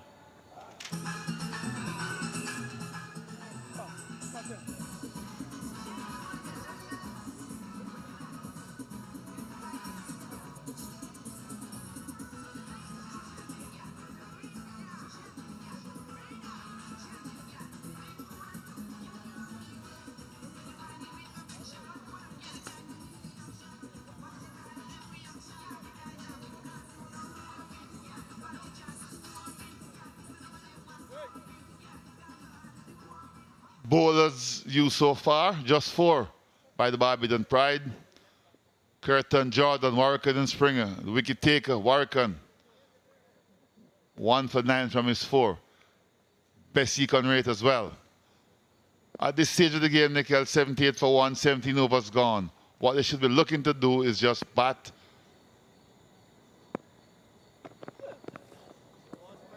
That's a wide. Run without taking a chance, but look to bat and get that foundation, get into a position where if they have to accelerate a bit later, they still have wicket in hands. They keep getting bowled out in the 40th, the 41st, 42nd over. I think that's in the back of their mind as well, and I'm expecting to see them make a better effort of batting those 50 overs out.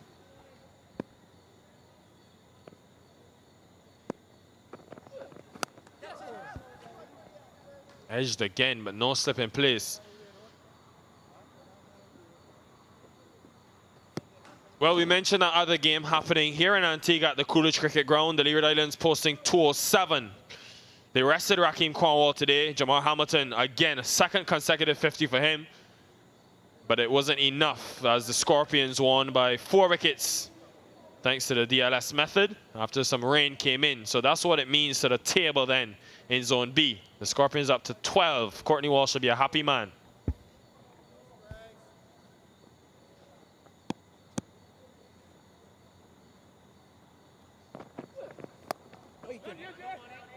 Some extra bounce there from Springer. But seeing that win, Courtney, do you think then Jamaica are favourites to come out of the group now?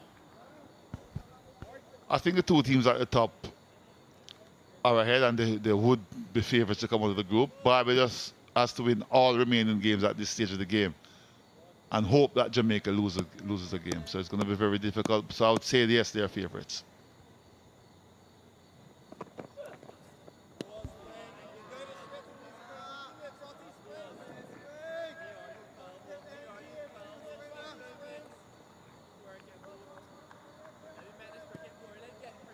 We did see Joshua James get some deliveries to really rise off that good to fullish length, that 4-meter length. This one was a much shorter, but very high on the bat. Seemed like he rolled his fingers over that one as well, Springer. Uppish, but that fielder inside the circle. And it just runs into the boundary. And don't forget that those are the shorter boundaries, so once you clear the inner field, you have every chance of picking up a boundary. And on that occasion, Mackenzie just helping it along the way, using the pace of Springer. Going over the top, didn't try to hit it too hard. Placement was good, and it had enough on it to take it over the boundary ropes. Big effort, but all in vain.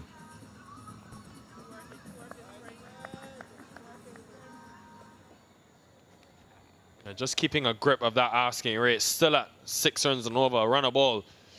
If they can keep it there for at least the next 15 overs, they'll be in good stead in this run chase. They will remember, though, the Academy, that matchup against the Pride earlier this tournament. On that occasion, they batted first, but they were cruising, Courtney, 155 for 2. Simmons was at the crease. And when he was dismissed, they lost 8 wickets for 58 runs and only made 213. They have to better that if they want to stay in this tournament.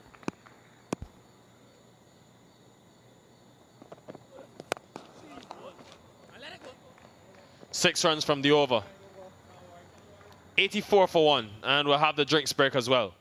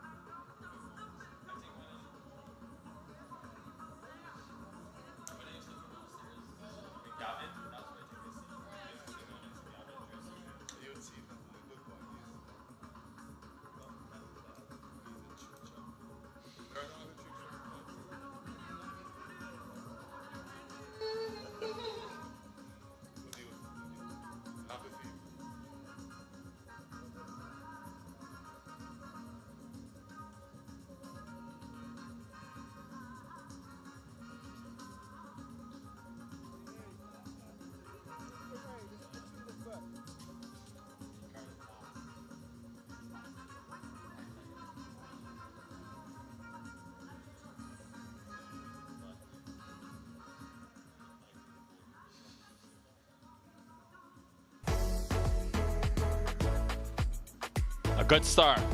Best of the tournament for the West Indies Academy. It's Keegan Simmons leading the way, 39.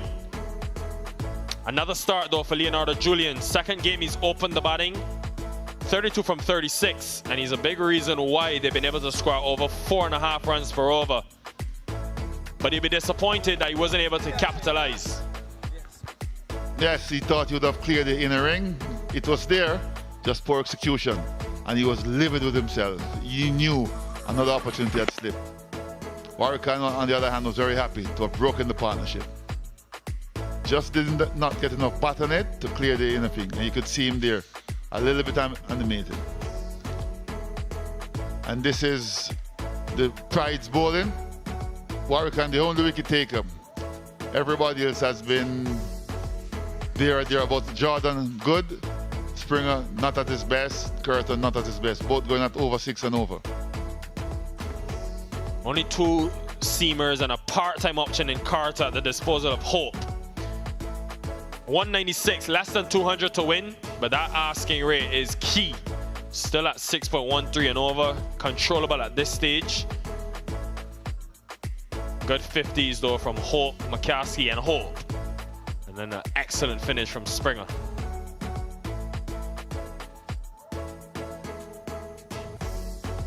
All to play for in this one. The winner stays in this competition, the loser is out. After this, there will be one match remaining for the 4 teams in Zone B. It's exactly what you want in this CG United Super 50 Cup. Right down to the wire.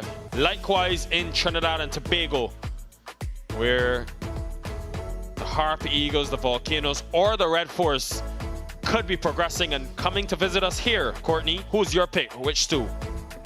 Well, if you look at the table, you would say Trinidad will be the number 1 team to come, but it's all to play for. The gap is not that big. You expect Trinidad originally at first and Guyana to come through, but the Windward Islands, they're showing that they have a fight in the belly as well, and it could be any 2 from that 3. The Windwards, if they beat Trinidad in the last game, they'll be here. Guyana playing combine, you expect them to win that game.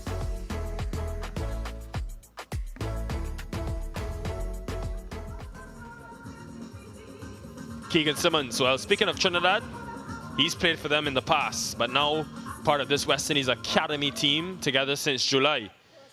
And yet again, he's got a star against the Barbados Pride. This time, he'll need to kick on and go all the way. Yet to see 100 from the West Indies Academy, and I think this will be the game with 280 runs to get. This is the game where they need someone to really dig in and spend a lot of time at the crease. And the way that Keegan Simmons has struck the ball, it could very well be him.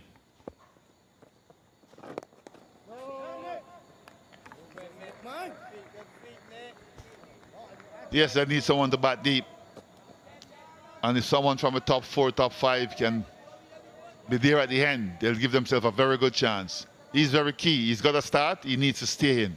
This is where you get the experience from. Spending time in the middle. But after that 65-run opening stand, now only 6 partnerships over 50 runs for the Academy. It's been an area where they've struggled in. But if they can just get some of those partnerships together sooner rather than later, you never know in this game of cricket. May have been put down. Kyle Hope at slip. And that was the wicket that they wanted. He likes to play them late, Keegan Simmons. Went pretty quickly as well. But you expect him to catch those good catchable height.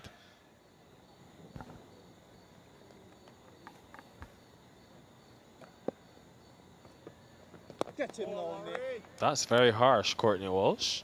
You are a coach. I trust your judgment, but you look at the reaction time from Kyle Hope. Not much time, but it may have come off the leg of Shai Hope as well.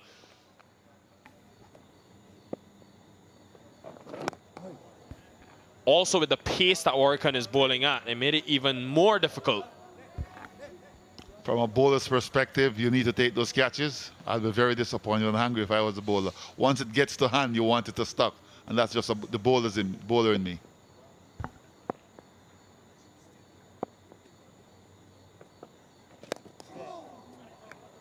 Edged again. Wickham continues to be very economical. Just the 1 run from the over, exactly what's required from the Barbados Pride. 84 for 1.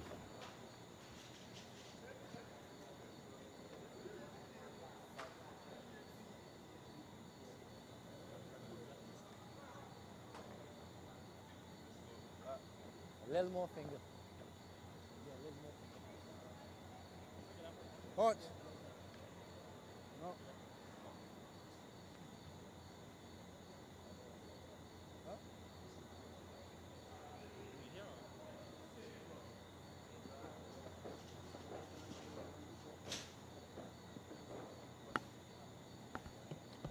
We have a bowling change from the other end, and it's going to be Carter. Bowled pretty well in the last game. He's been struggling with the bat all tournament, but he has done well in the last game. He bowled for the Barbados Pride. probably the most experienced player on the field out there. His captain has gone to him again to try to break this partnership or to help build and pushing that run rate up. Simmons, on the other hand, just needs to stay there, and if he can bat 35 or 40 of these over, it will give his team a platform to work on. We know they have some big hitters in Joshua James. Naeem Young can strike the ball as well. Wickham has been having a very good tournament. Yeah, both 9 overs in the last game. Carter, first time in the tournament for him, but we know he's a very capable option. And Vasper Drake's head coach of the Pride and Shai Hope believe that Carter can give them close to 10 overs every game, and it's why they opted to play the extra spinner today. I still find, though, Roshan Primus could have been useful. Well, I guess a win for his all-round ability, experience.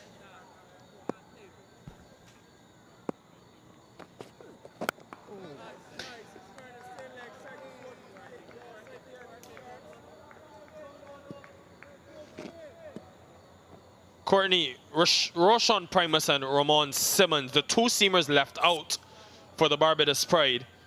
In that first game against the Academy, they took 7 wickets between them. And even after those 7, not getting the nod today. Well, if I was in their position, I would be a little bit disappointed because you want to play every game. But if the think tank is working out that they want to play the extra spinners, then someone is going to bite the bullet. He's not looking happy. I think he wanted to play. You could tell from his body language. Can't blame the young man, especially getting 4 wickets in that game against them.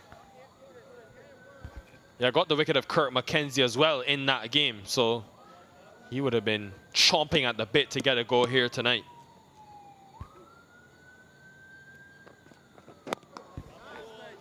From your experience, though, what is that, especially as a young man, 21 years old, Ramon Simmons, what is that experience like dealing with not being included? Well, you have to be disappointed. If you want to play at the highest level, once you're left out, you have to be disappointed. But what you take away from that is to try to put yourself in a position that that doesn't happen again.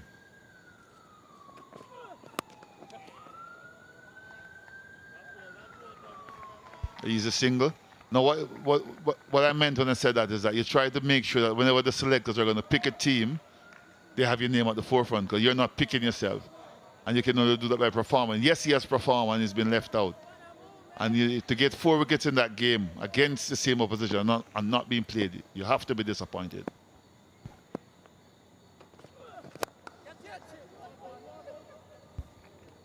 Just that one fielder in front of square in the offside. Fortunate there for the Pride that Springer was able to cut it off. But a good start for Carter. 3 runs from the over, 88 for 1.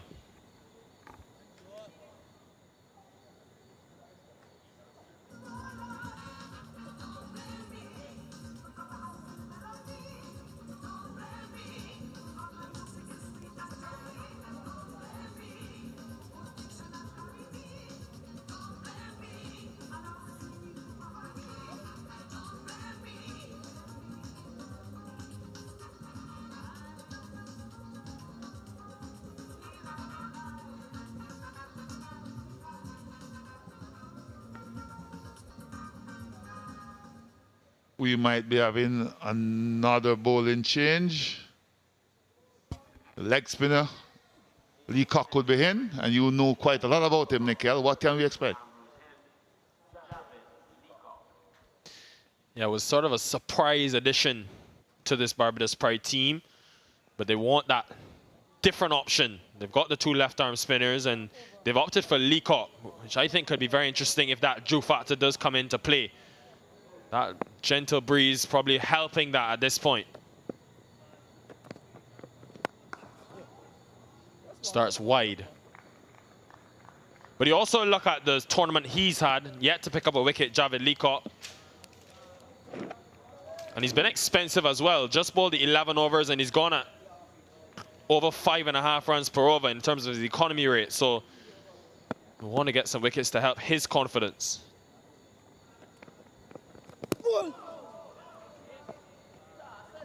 Trying to go across the line there, Kurt McKenzie. This seems to be a premeditated shot. It was way outside the off stump, but he was sweeping.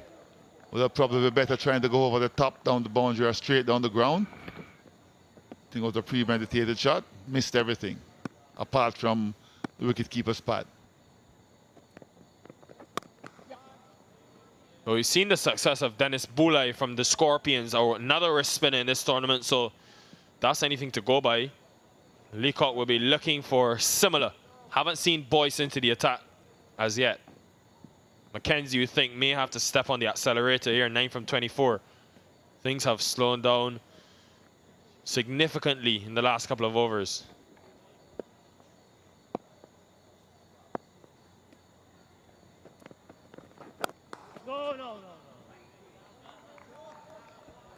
You expect it to slow down a bit once you lose the wicket, but you don't want to lose all that momentum. You still want to have strike rotation. You still want to have those picking up the odd singles here and there and look for the boundaries.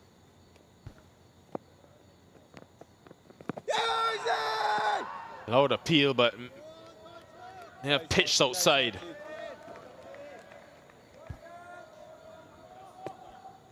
Simmons going for the sweep shot. Pitch outside. And that's probably what that saved him. Always going to be tough bowling over the wicket to the left-hander.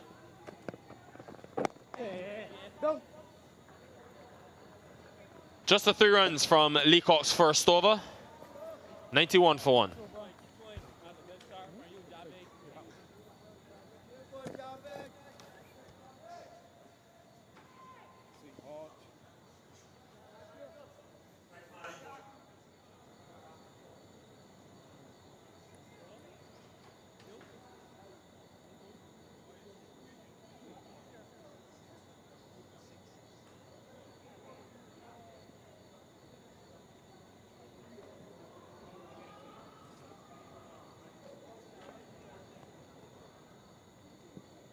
$189 runs now for this West Indies Academy team to win this game at 6.5. If you can remember, the required rate at the beginning of their innings was 5.6. Suggests that the Barbados team has wrested the initiative back from the West Indies Academy. Agreed, but I think Keegan Simmons, if he's there and playing the way he's been doing, then who knows? I think they're going to have to start running a little bit more than just trying to hit the boundaries. Yes, he's done well, 45 from 67, looking for another half century in this competition. But 9 from 24 for his partner, Kirk McKenzie, not acceptable.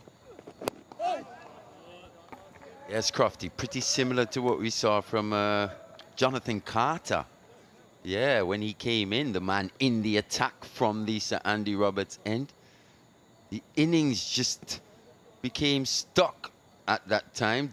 Struggled a bit to rotate the strike, get the man in form on strike, who was Shai Hope at the time. A little bit more than that will be required. The inner ring looks pretty good. Backward point, cover point, then a mid-off, mid-on on the circle, mid-wicket. That's inside the circle. So they're the ones there. And they're not on the circle. They're actually in the circle. So they're trying to stop the ones. Something which you spoke about in the previous game. If you're in the circle, be there to save the single. You're either there for the catch or you're saving one. So in this position, the Barbados Pride, they've got their field set accordingly.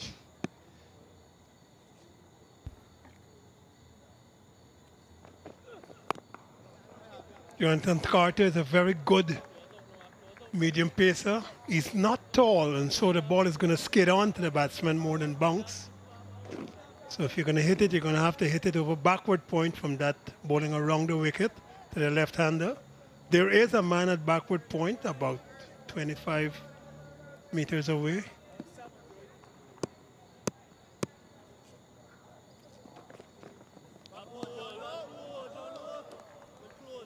Not a wide. Short ball to end that second over from Jonathan Carter. It's the end of the 22nd. 92 for 1.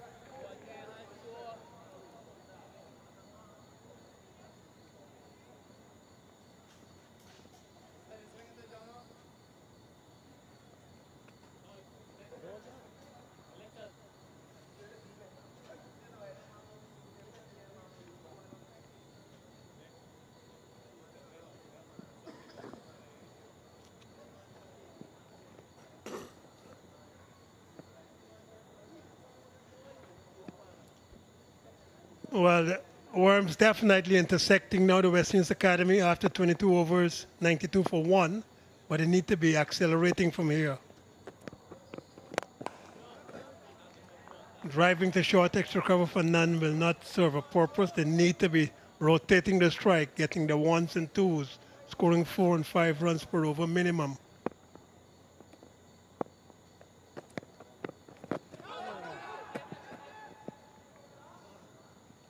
And they've got to be looking to put pressure on these young spinners. Young Laycock hasn't played, isn't the most experienced player at this level just yet. Thought Warwickam did a fabulous job in his spell, 5 for 10. Javed Leacock has decided he's going to pitch that one up, and it was dispatched. I think Simmons has decided, look, I've been pushing around way too long. So let me get this one, get on it. Probably was thinking about a 6, but at least he cleared the man at long off and has gone wide, more extra cover, but 4. One away from his, what would be his second half century of the CG Insurance Super 50 tournament. The young man's played very well. And he gets his half century. He's going to scamper through for 1. Well played, Keegan Simmons. His second half century of this tournament. 50 of 71 deliveries now. Very well played. But he's got a long way to go now. He's got 50. Excellently done. 71 deliveries, 6 fours. He played really circumspectly. Put the ball between the spaces. Very accomplished 50. His second in this tournament. But now the hard work continues. He has to stick around and bat for as long as possible. He could get 100 if he bats long enough. Catch it now. This one's been swept. Top edge. Is it going to carry? No. Akeem Jordan hustling in off that deep square leg boundary. Just the ball just fell in front of him with a bit of spin as well. Didn't gather it. Could well be that he got lost in the lights because he stopped, as if he wasn't sure if the ball would get to him. Just one. But at least the effort is now being made by Kirk McKenzie. Good finish. Good finish from Laycock. The end of his second. The end of the 23rd. 98 for 1.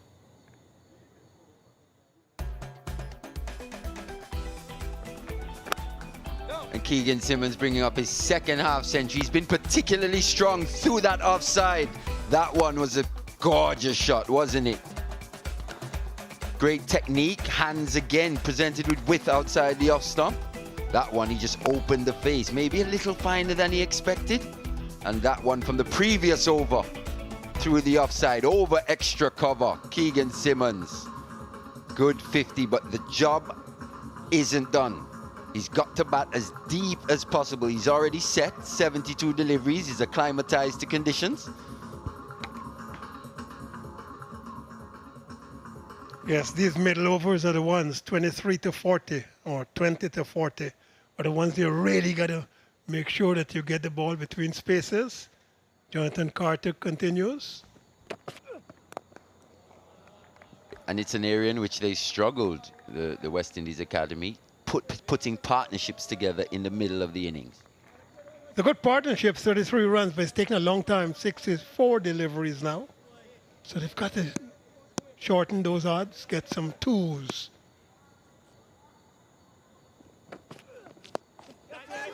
That one's been top edge, it's gone high.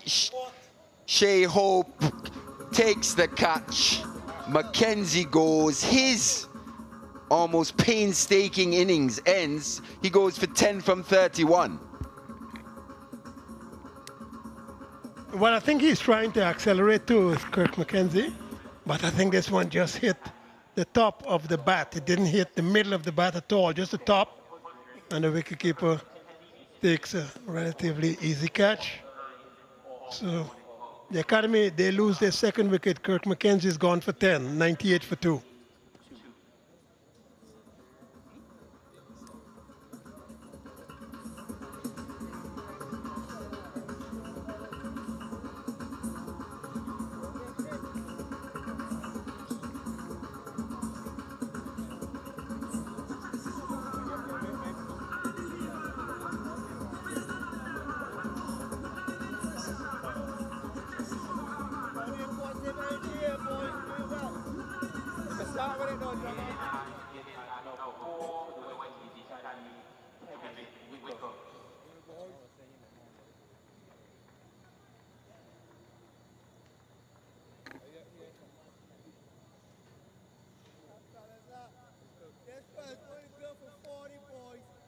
And young Kirk Mackenzie was brought back into this West Indies Academy team today to shore up the batting, add that extra batter to this batting lineup, but it hasn't worked out this evening.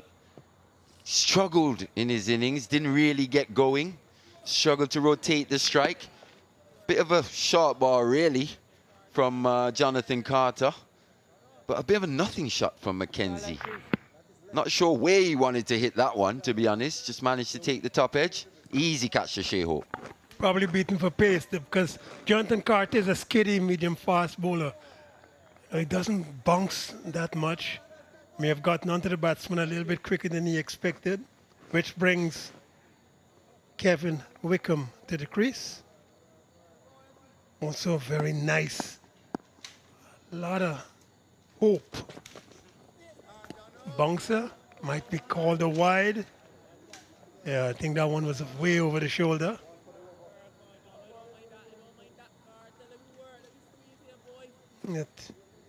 No ball, but that was way over the shoulder, over the head even. So, not a ball bowled. But here's my story, Mali, we'll talk. And he's gone, caught at gully. Wickham goes for a golden duck. Probably the most impressive batter we've seen from the West Indies Academy. Fails this evening. Massive wicket for the Barbados Pride. Plays away from the body, not a bouncing delivery. Good catch. Man there looks like Nicholas Curtin, I think. And he celebrates because he knows he's taking a very vital wicket. The first ball was a wide, so one ball he faced. Curtin taking a good catch. No score. Wickham makes 99 for 3.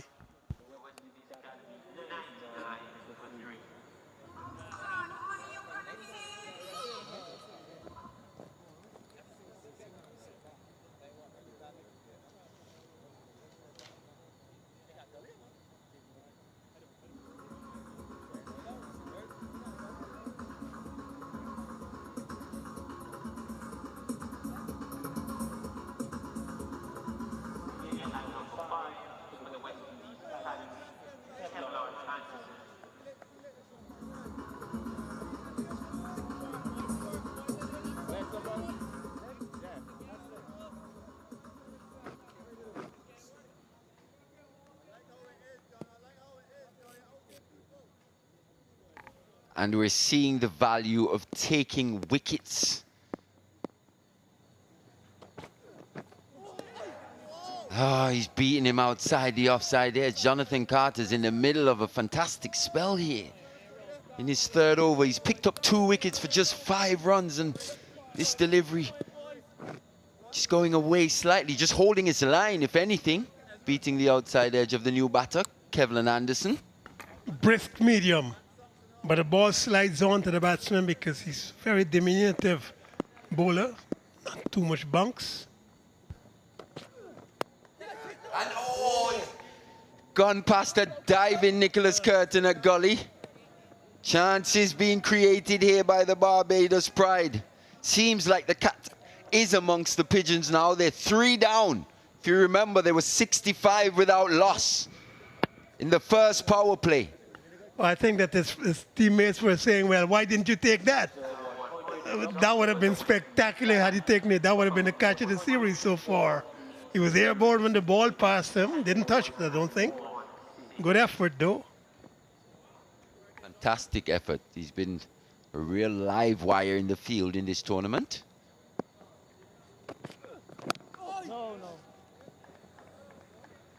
Finally, a non-eventful delivery. We haven't seen one of those in a little while.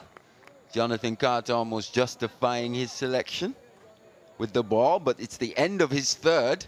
A successful over, 100 for 3.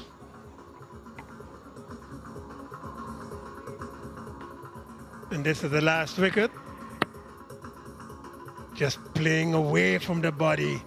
A good catch coming forward. It's not easy to take those catches coming forward. The ball is dying in front of you.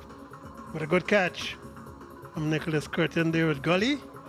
And Jonathan Carter celebrates.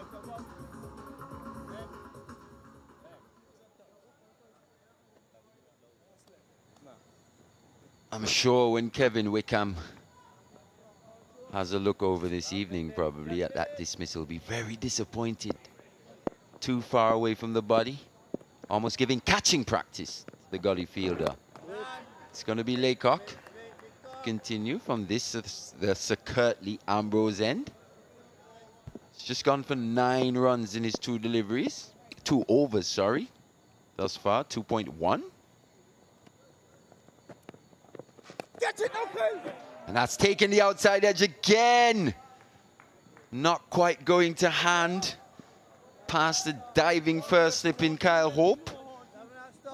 Chances being created at almost every delivery now. Yeah, a little bit of turn. Played again away from the body, eerily. Outside the half of the bat. Man at first slip had a half of a chance, I would have thought.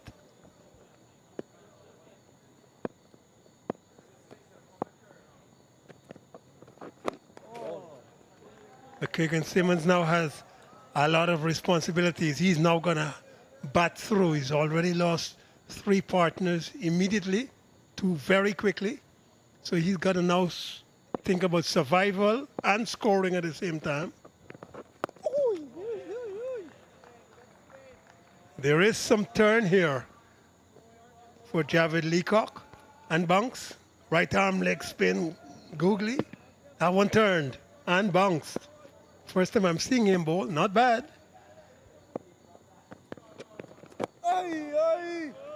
Previous delivery spun a long way. And Simmons looking to counteract that, advancing down the pitch. Not quite getting to the pitch of that one. Good testing over, 1 delivery left. It's only gone for a single.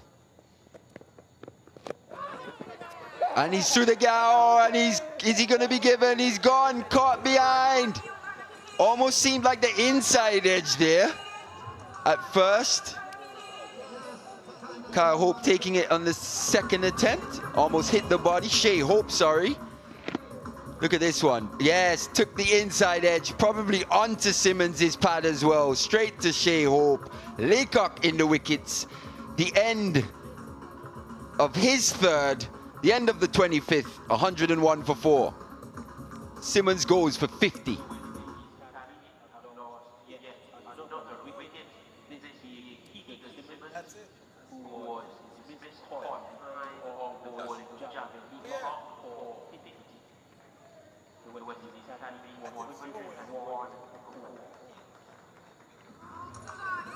Yep.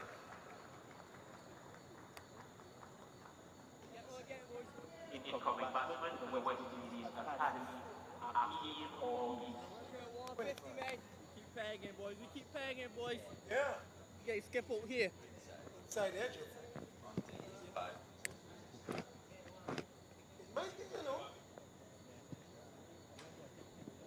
Akeem Jordan. And the first list day wicket for the young leg spinner Leacock. He's bowled pretty well here this evening. Just starting to find some turn and bounce out of this Sir Vivian Richards wicket. Yeah, a little bit of bounce, definitely. Inside part of the bat, onto the body, definitely turned, then hit the thigh pad, and the wicketkeeper Shai Hope doing a good job. Good reflex catch.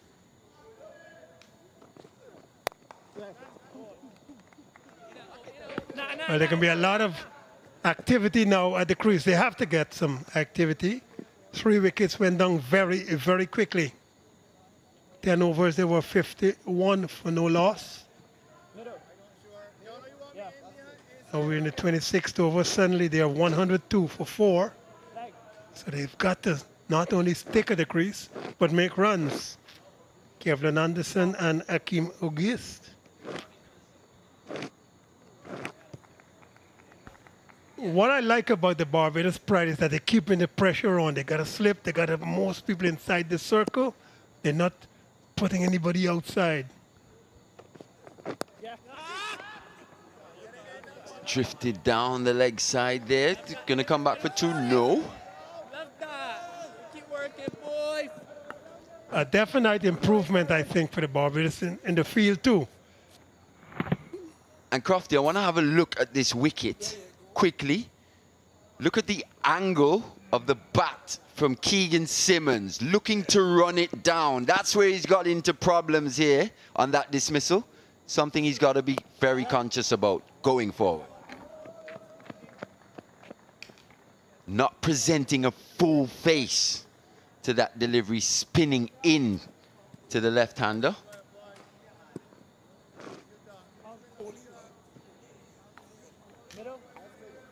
Well, Andre Coley, who's the head coach of West Indies Academy team, he'd be probably having a note in his notebook about that. Because certainly these guys have got some potential. There's no two ways about it. They could play. They're young men, 19, 20s, 21. They've got some skills. They've got to be able to extend those skills. And when you get to 50, you've seen all the bowlers, especially if you're an opening batsman. This one, is it going to go to hand? No. All of a sudden, it's all happening here at the Sir Vivian Richards Stadium. Batters now not quite timing the deliveries like we've seen before. This run rate's now ballooned to 7.23. Loud cat sounds of catch. I think it would have been a little bit impossible for Javed Leacock to pick that one up. But again, played airily. Everybody more or less inside the circle. Waiting. So just after crossing that 100 mark, things going badly. 105 for 4.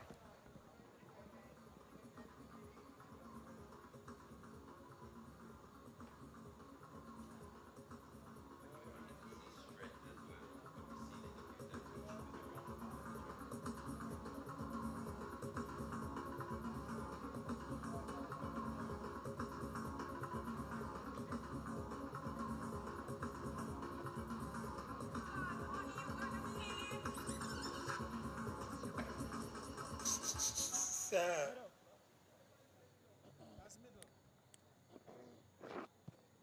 105 for 4, trying to get to 280. A long, long way to go for the West Indies.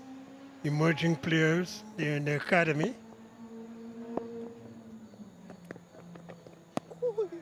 Double strike by the Barbados Pride. Stop this West Indies Academy in their tracks, but Akeem Ogist is at the crease now. We saw how well he played in the previous game, picking up 43, not quite getting to his half century, 44 actually. And his presence at the crease has changed the Barbados field placing. They've now got a long on, mid-wicket, backward square leg on the boundary on the leg side, and a man at deep point on the offside, outside. We allowed only 4. This one's been hit straight back past the bowler in the air for a bit. Hakeem Jordan comes around and does the fielding. If you remember in the previous game against the Leeward Islands Hurricanes, Hakeem Ogis came to the crease. They were 90 for 5. And he put on a partnership of well over 100 with Josh James. He made 44, Hakeem Ogis. So he's finding form now towards the back end of this tournament.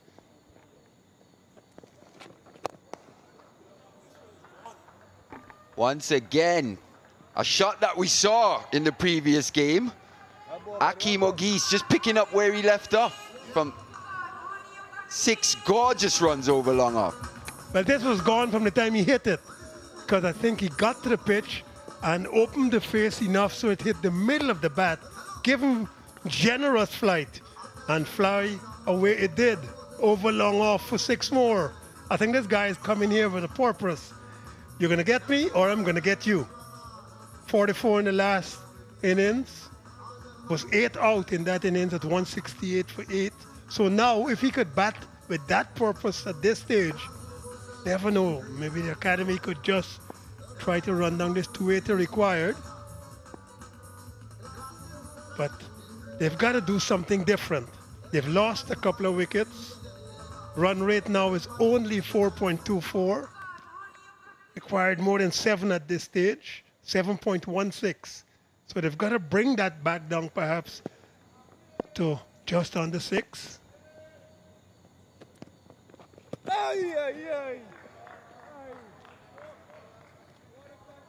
Young Mr. Leacock just got his first wicket. So he's probably thinking, look, this game might be relatively easy. Well, it isn't. Would you get a silly mid on in here quickly? Bit of turn and bounce on show. The end of that Leacock over though. The end of the 27th, 113 for 4.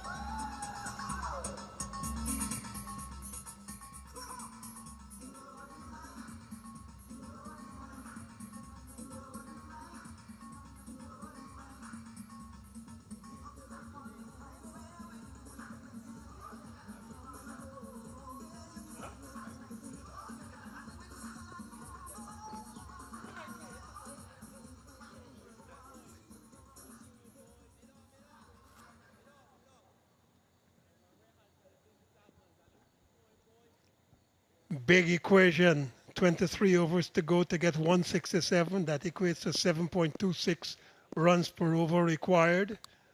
That's a big ask. But this partnership, they run well and they hit well. Anderson's the most solid of the two, more circumspect maybe. He's going to take his time, whereas Ogis, very positive with his intent from ball 1. Been watching him for the last year or so. Tends to play that way more often than not.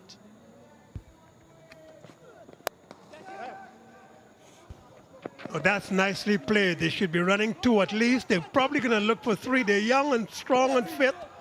Oh, good return from that long on position. Anderson might have made it, but I think he did the right thing. He decided to, look, let's stay with 2. Don't endanger my wicket. Good return to Jonathan Carter at the bowler's end. But the intent for these 2 young men, in my mind, is different. They're going to just try to score. Not quite finding the gap. There, Nicholas Curtin tumbling away.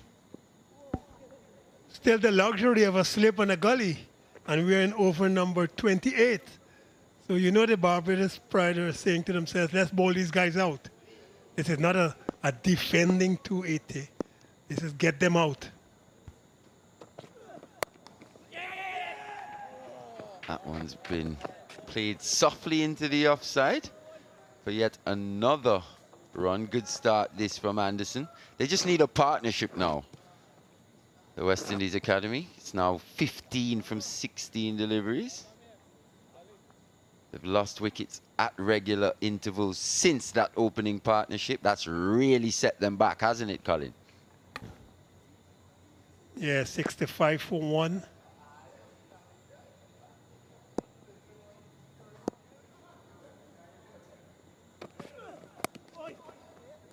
then 98 for 2, 99 for 3, and then fourth wicket 101 for 4. The big wicket, Keegan Simmons, he was the last man for 50. So these two are relatively new. They've got to repair the damage of losing 3 wickets very quickly.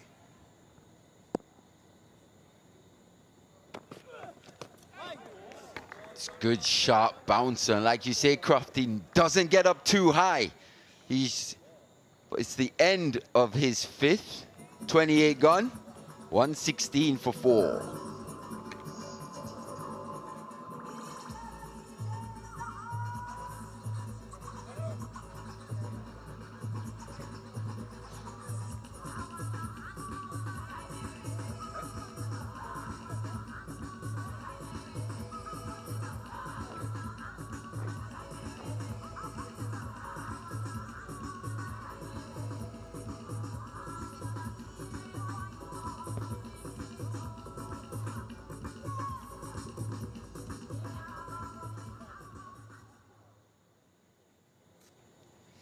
Barbados Pride have gone bang, bang, bang. 3 very crucial wickets for them to turn the complexion of this run chase on its head. Mixture of really good leg spin bowling by Leacock. Down.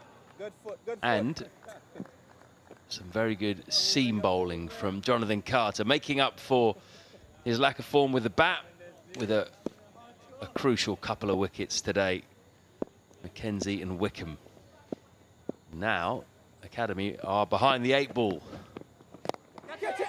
A lot of flight on that. I think that might well have gone all the way. Good effort by Curtin. He's a very athletic fielder. He might have done himself a bit of damage as well. Yeah, might have just done a little bit of damage. The question is, did it go all the way to him? It was in the air. Big effort. That's a top effort. It would have been a spectacular catch had he caught it. Would have been the catch of the tournament, I think. I think he saved the run there rather than put down a catch. McGeest using his feet again. Let's have a look at that drop catch again, shall we? Nicholas Curtin. This will be a good angle for you. He really was full stretch. Probably say 4. Because that was well hit. Full stretch. Another easy single down the ground. They have just fell away a little bit by losing those quick wickets, as you said, bang, bang. But we know they have some power at the back end. They need another partnership to get them closer to 200 and not leave too much for the back end to do. Curtin's still in a bit of pain.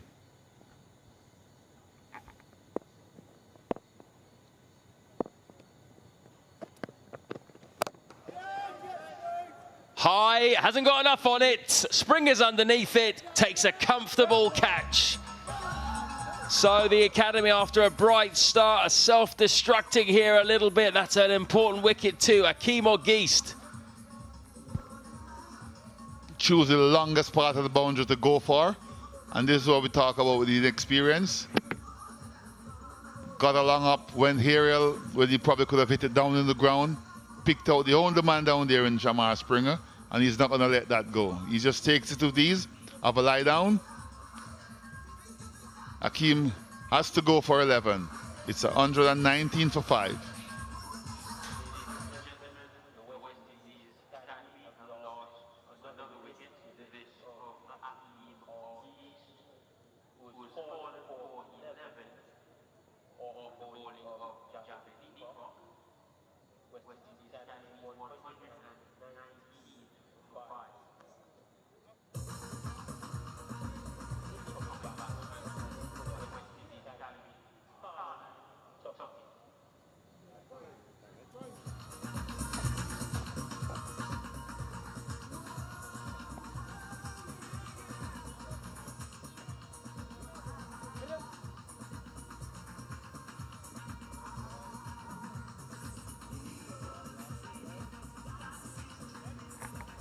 The youngest member of this Academy squad, 18-year-old diminutive wicketkeeper Colin Bowen Tuckett, walks to the crease with his side in real difficulty. Geist was just being very ambitious here, I think. It was a short delivery, but that's a long boundary out there. He might have been better off just trying to keep that ball down and trying to hit the gap rather than going up and over the man. It's also hitting into whatever wind there is. It's not that strong, but you are heading into the wind in that direction. 2 slips in. And Leacock has another wicket. 2 for him in list A cricket, 119 for 5.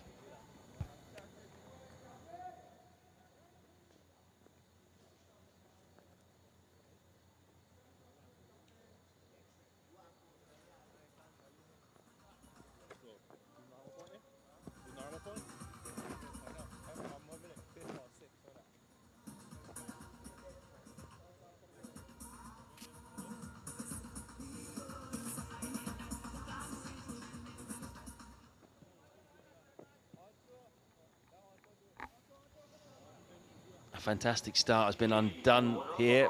65 the openers put on. They were 98 for 1 as well, so they've lost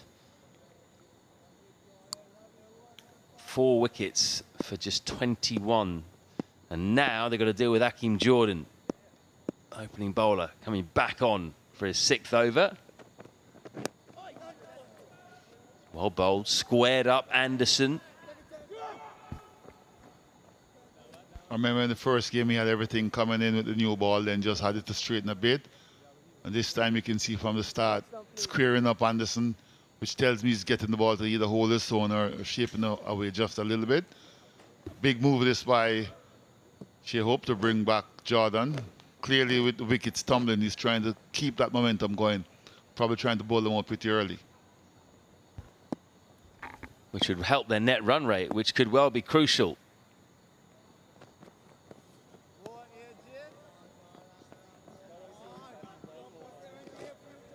And I think Shai Hope might be mindful of that the only way they could get back into this is if they win this game with a decent run rate and then win the last game, would give them probably a better run rate than the other teams. Because at the moment, they're still in the minus and they need to get into the plus.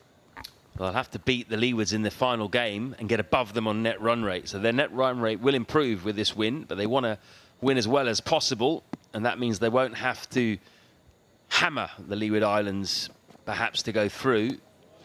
They will have to beat them pretty well because their net run rate's still well below the Hurricanes. I think he might have got away with one there. That last ball was pretty close to the line.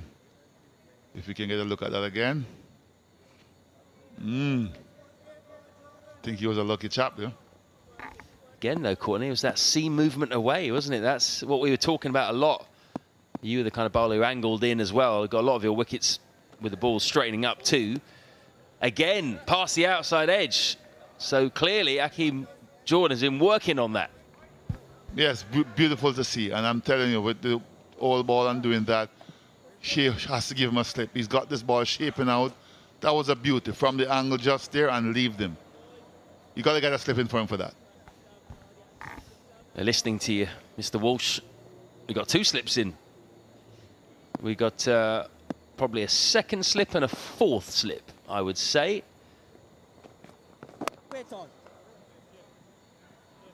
Good stuff, this from Jordan. If he can keep developing that side of his game, he'll be far more dangerous with the older ball.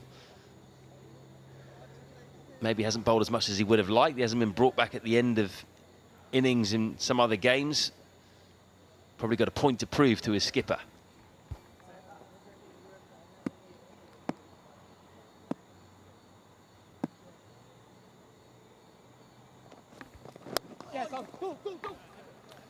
Kept a little bit low, but Bowen Tuckett did well. He's off the mark with a couple, but a good over by Akeem Jordan. And we've got a T20 from here, folks. The Academy need exactly 160.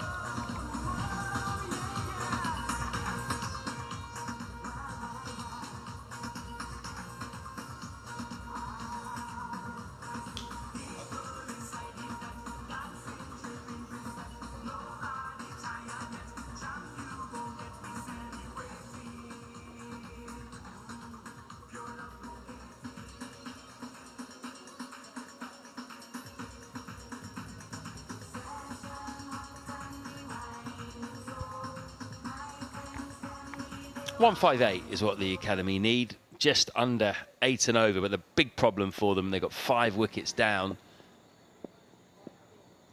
Joshua James in next, could do with some more fireworks from him. What have you made of Javed Leacock so far? He hasn't been bowling too badly. He got 2 wickets to his name.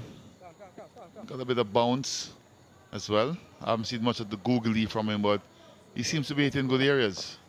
Very short, so he'll get the skid on as well.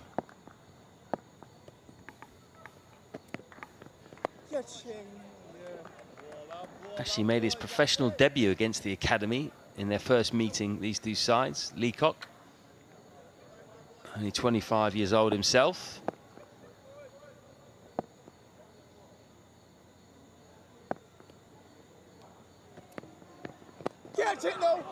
Leading edge, safe.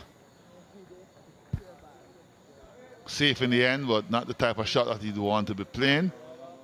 But at this stage of the game now, with just about 19 overs to go after this one, and 156 runs to get, it's a 3-10 game, to be honest. But the problem for the academy is that they have lost 5 wickets.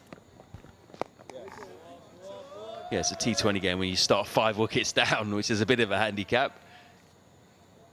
But with Joshua James to come, anything's possible. The way that he batted in that last game, losing cause admittedly, but fabulous striking. 73 off 77 balls, 5 sixes. Swept hard for 4 by Kevlon Anderson. That's his first boundary.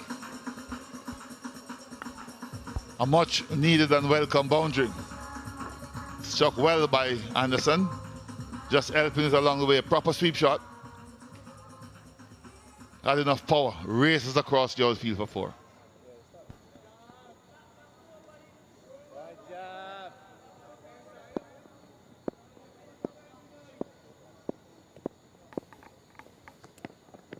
Get to it. Hey.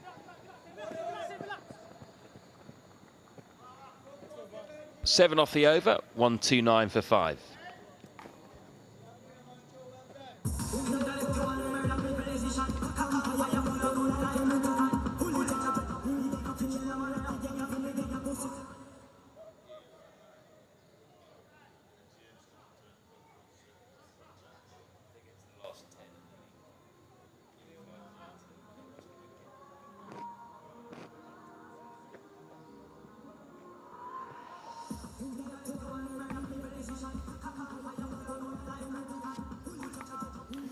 The Pride's 5th and 6th bowlers doing the damage for them tonight. Carter, excellent. 5 overs, 2 for 13.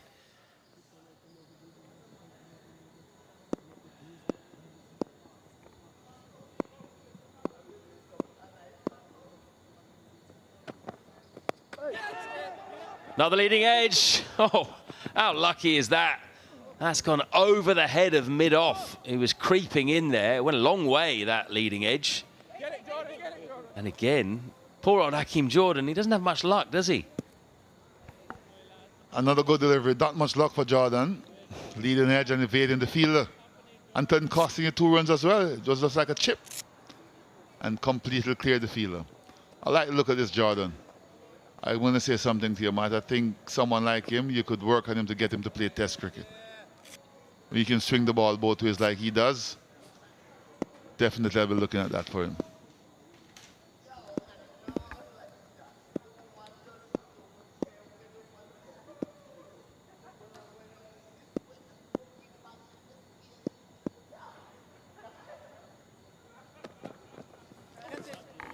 Bouncer. Yeah, it's very interesting.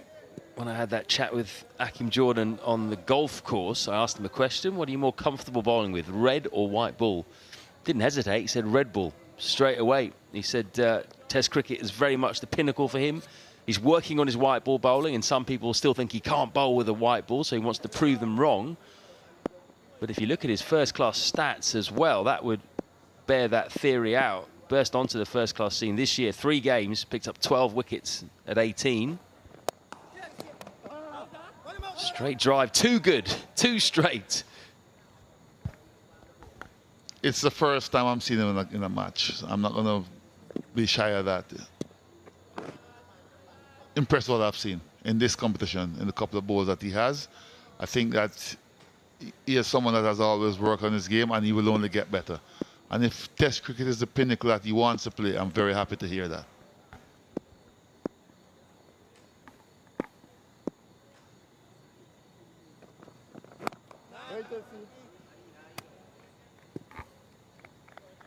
And there's clearly some improvement in his batting as well. Clearly he's a good ball striker, has a good technique. In one-day cricket, you can see him becoming a very useful lower order hitter. 28 years old now, he has been around a little bit. Maybe he's just maturing into himself in the last year or two as a fast bowler.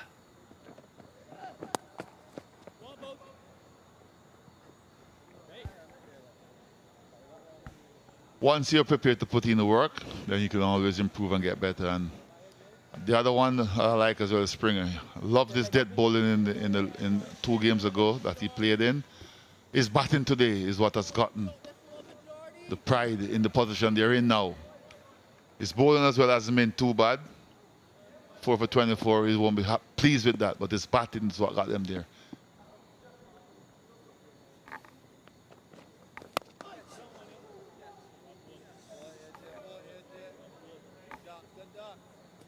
$132 for 5.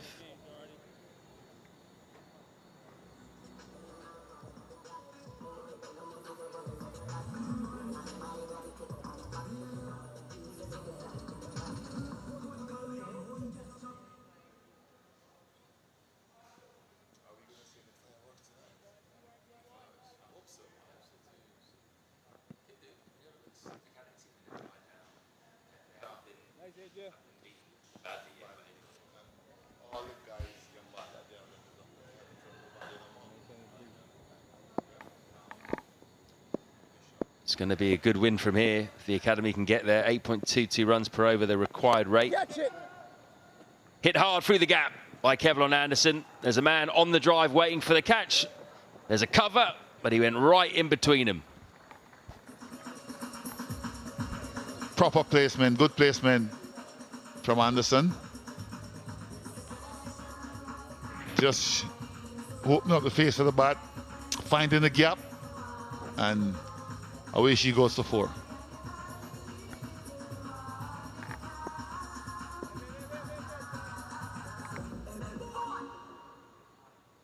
So Anderson, after a slow start, he's just starting to take charge here a little bit, which is what the academy need.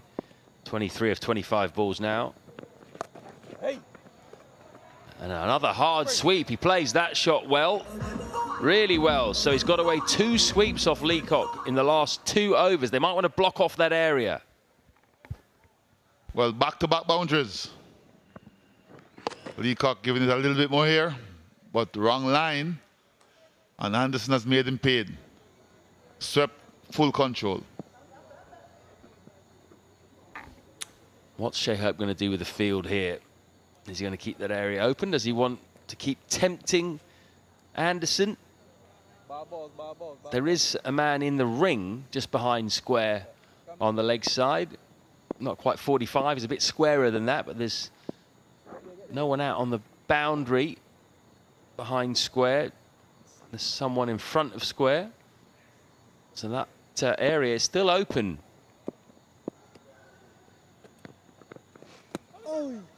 That's a Jaffa. Turn and bounce. Peach of a leg spinner. The slip came out, and look at that. Whew. When it's turning like that, you want to have your slipping, but they were taken up because of the 2 previous delivery.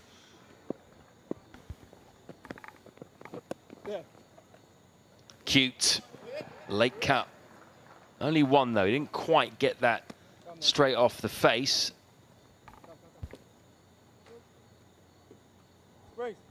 Once they keep the scoreboard ticking over and don't let the rate get above 10, they will be with a chance, especially with the like of Joshua James to come, and especially if he gets going. But I think it's important that they bat these 50 overs out and get as close as they can to this score.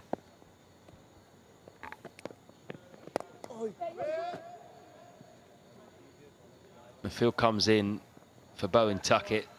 Long on comes in. So does the sweeper on the offside. And the slip as well.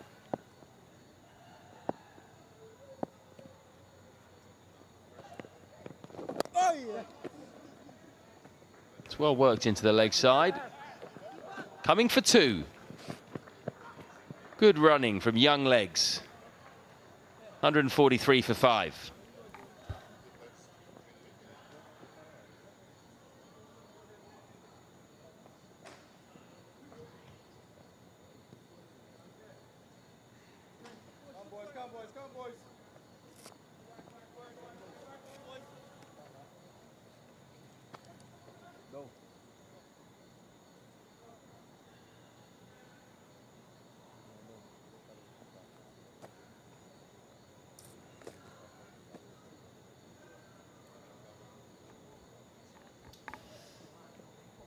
So good previous over for the academy, a couple of boundaries in it. Shai Hope decides he wants to shore things up again with the ever-reliable Jamel Warrican. 5 overs, 1 maiden, 1 for 10 so far. Coming on from the Sir Andy Roberts end this time. I think the reason for that is that the academy has scored 24 runs off just 25 deliveries, and Shai Hope doesn't want this game to slip. He knows the importance of this game. They have to win to have a chance of going through for the semis. And so do the academies. Do or die for both sides after that Jamaica win against the Leewards. So whoever loses this game cannot qualify for the semis.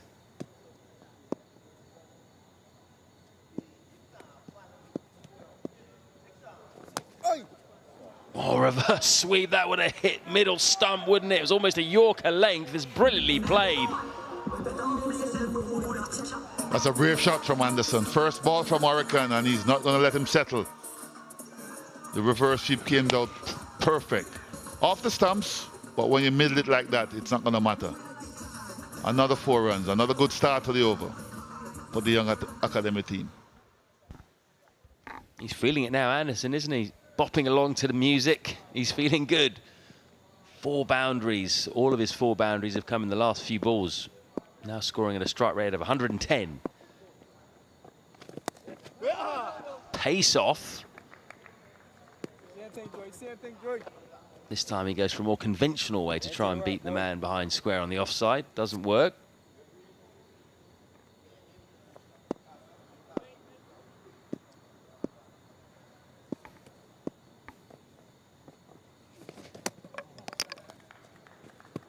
He's trying to hit that big gap out towards deep mid-wicket. There's no one out there. That one turned, though.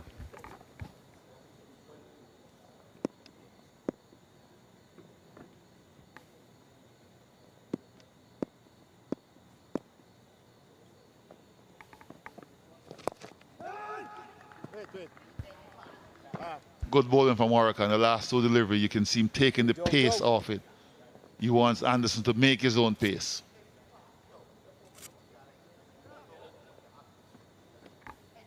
Yeah, experience there after the first ball goes for a 4.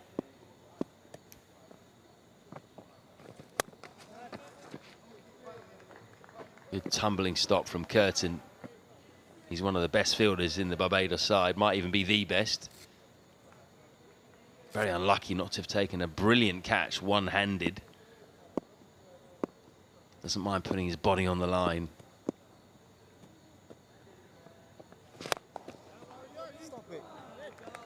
Great finish to the over by Warrican. 5 dots off the final 5 deliveries. 147 for 5.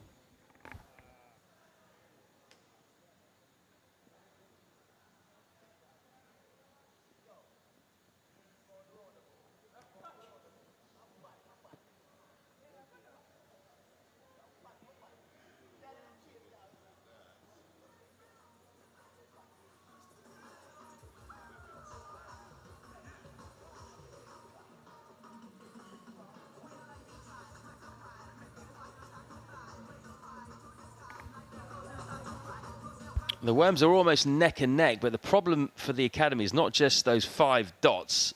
5 wickets they've lost, but also that little upturn at the end of the white worm innings where Springer and Jordan smashed the ball to all parts, 57 off the final 3 overs.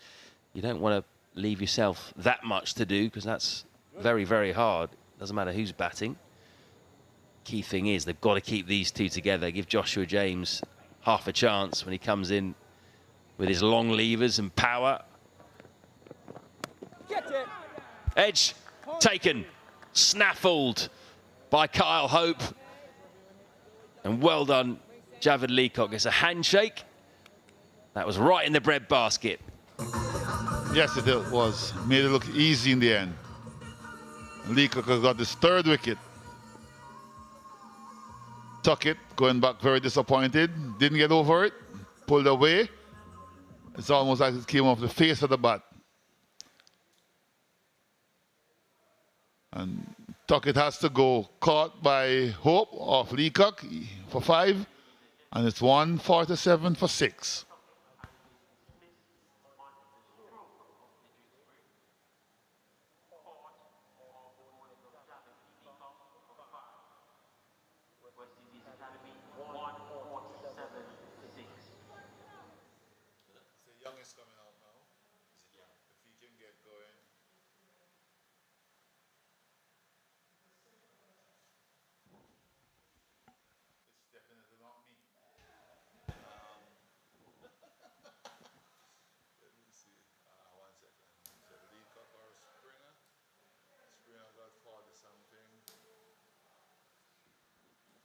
Get the next wicket.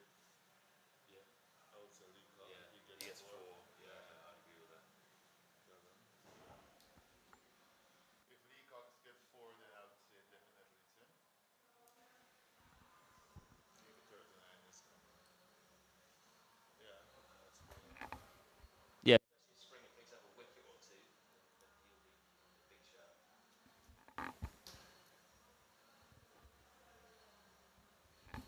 Yeah.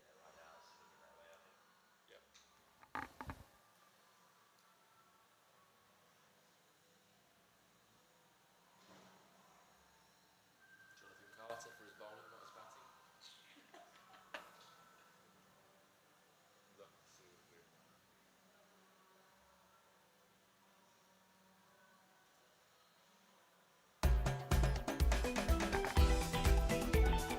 West Indies Academy are in need of some inspiration. Kevlon Anderson is still there on a well-made 32 of 34.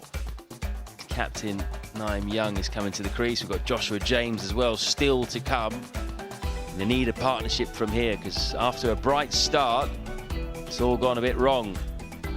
Some good bowling. A couple of poor choices of shot selection as well. First to go, Leonardo Julian was looking so good. That's a hard shot to play off the back foot. Picked out mid-off, Zach McCaskey.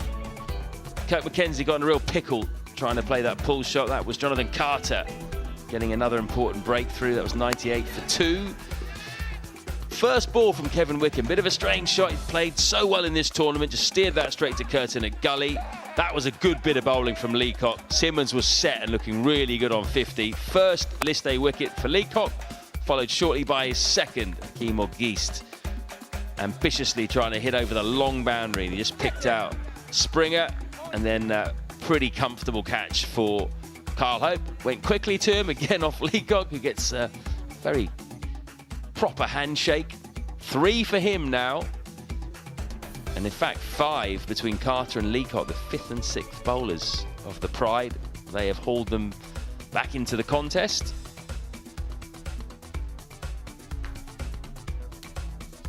And the Academy need to go 8.4 runs per over from here to win this one.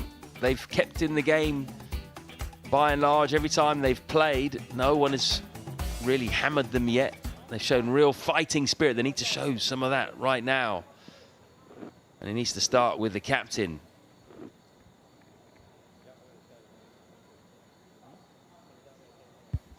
Two slips in for Naeem Young. Shai Hope going for the jugular here. He's thinking about net run rate, I think, as well.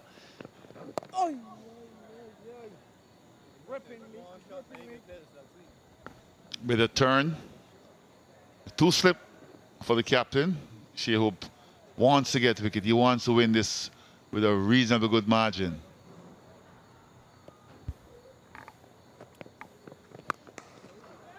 Wow, what a shot to play. Second ball, he's caught hold of that. Someone better go and get that ball. Well, it shows his intent. Second delivery is faced, and it's gone clean out the ground. What a strike, what a blow. It's going, it's going, it's gone. We might have to get a new ball. That one was well struck. Wasn't it just? Well, it looks like Naim Young is not willing to just let his side dig themselves into a hole here, which could be exciting viewing for the rest of us. Leacock's getting a bit of turn. One of the slips is going to come out, but we still got one in.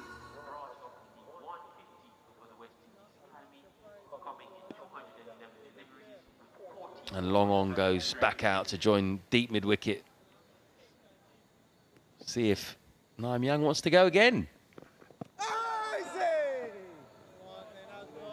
Just moving on down the leg side, that one.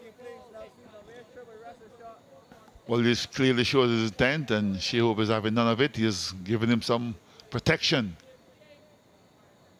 in the deep.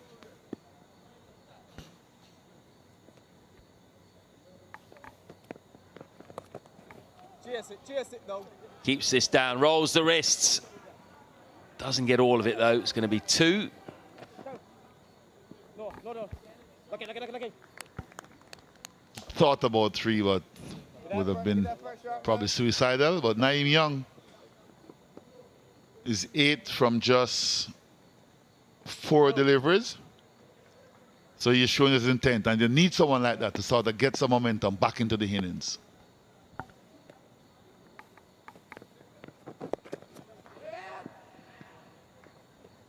Another entertaining over from Leacock. It's gone for 8, but he's taken a wicket. 125 to win.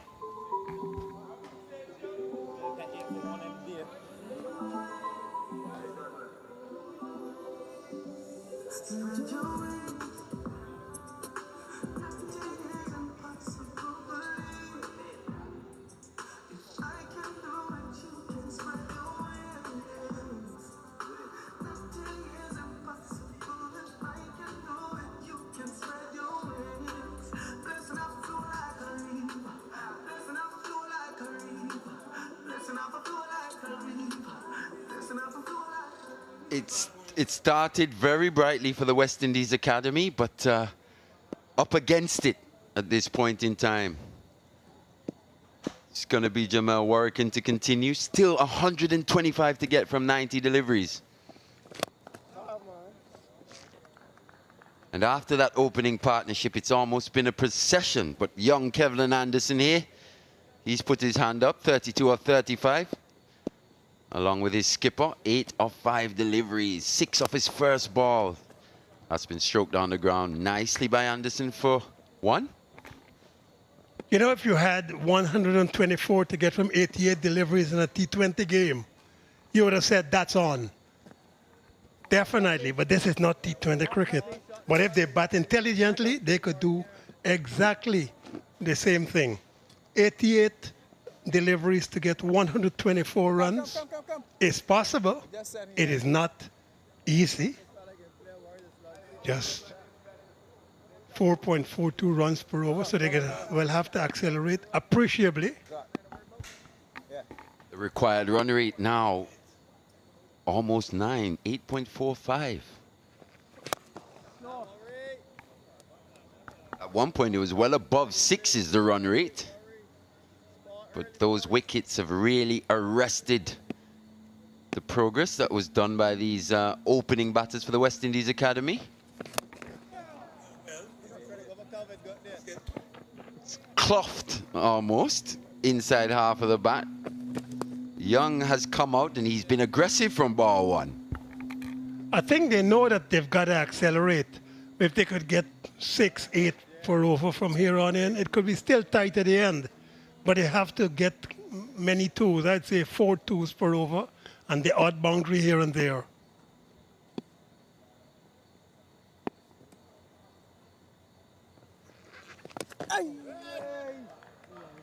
They're definitely up against it, that's for sure. You've still got the hero from the previous match, Josh James, all action to come, coming in at number 9. Is that close? No, probably just drifting down. Jamel Warrican. I think he's disappointed. He does look disappointed. He's asking the umpire. So that one was signaled as a leg bye. It was the end of the over. 159 for 6.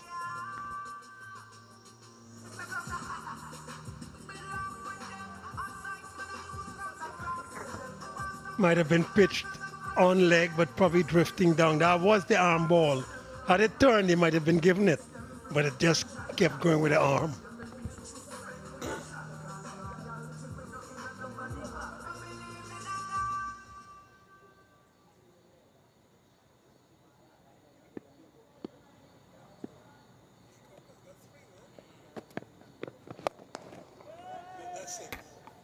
And this one's been clobbered for 6 runs. Over wide, long on. McCaskey couldn't get round to corral that one. Young continues his charge. Yet another 6, his second 6 here this evening. Well, I think the captain has decided I'm going to go down fighting. This was pitched up. Didn't get hold of it that much.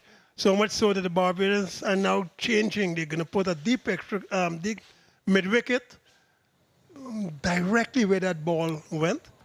But that was a good shot. 6.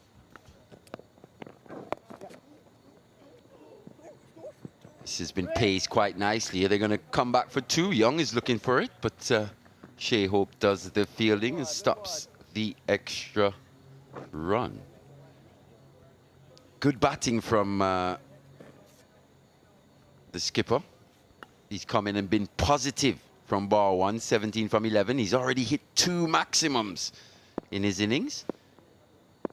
Anderson has been solid from the other end.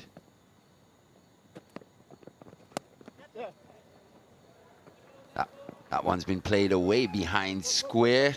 Is Springer gonna get to that one? Yes, he is. He pulls it in, and they get 2 runs. So good batting here from both Anderson and Young. This partnership now goes to 19 from just 13 delivery. Yeah, I think that was well played because he waited for the ball to turn. Just beat the man at backward point.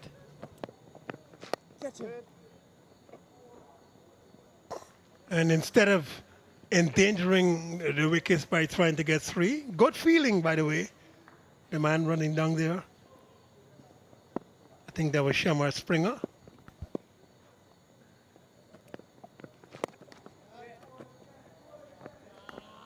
So far in this over, they've had 9 runs already. So a couple more overs with 9 without losing a wicket, and that could just bring them back to below 7 for the last 10 overs or so.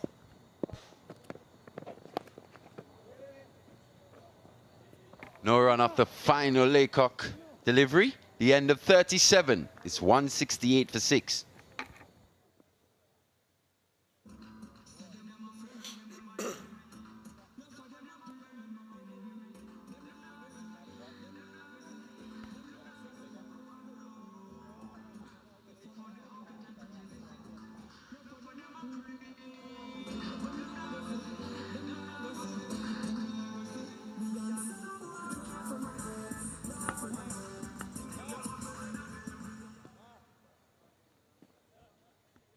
Javed Leacock, the right arm leg spin googly, 3 for 56. A little expensive, but this is his first game at this level. He's gotten 3 wickets. He's done the job for his captain. The other wicket taken by Jamel Warrican, the veteran, 1 for 17. Very tight, less than 3 runs per over. And you can definitely appreciate Laycock going for a few more runs if he's going to be a genuine wicket-taking option with his 3 wickets for 56 here tonight. Young Laycock, he's done a fantastic job. He's gotten a bit of purchase out of this wicket. It's going to be Carter to continue, though. I'm not sure what happened there. Young advancing, and still managing to get through for 1 run. What kind of shot was that, Crofty? A shot that produced 1 run. That's all they're concerned about. The description doesn't really matter. He's trying to pull the ball to leg, might have hit on the edge onto his body, down to third man. He gets 1, and that's the point here. You've got to get minimum 6 runs per over, but I'm saying 8 or 9 per over from here on in if they're going to win this game. Look, they have nothing to lose by trying to go down fighting. Definitely, and they've been very competitive throughout this tournament, only managing to pick up the 1 win against the Jamaica Scorpions.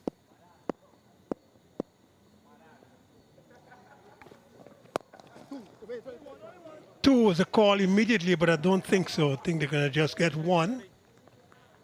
So we've had 2 deliveries, 2 runs. You still got 4 more deliveries, perhaps to get another 6 runs. Might get a boundary, might get a couple of 2s. Don't get out. That's the only thing the captain is saying to his partner. Don't get out. This guy is slippery, Jonathan Carter. He's already got 2 for 15. He's been quite frugal. This is his 6th over. Done a good job for Barbados Pride.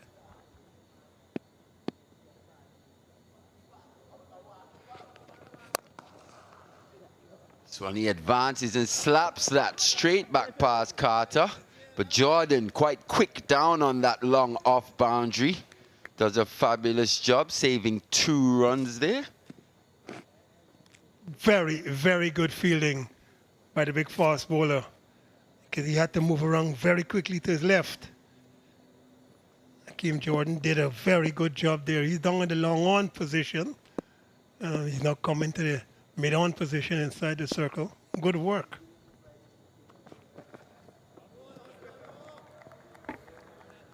But Crofty, with 1 round of matches to go, still everything to play for.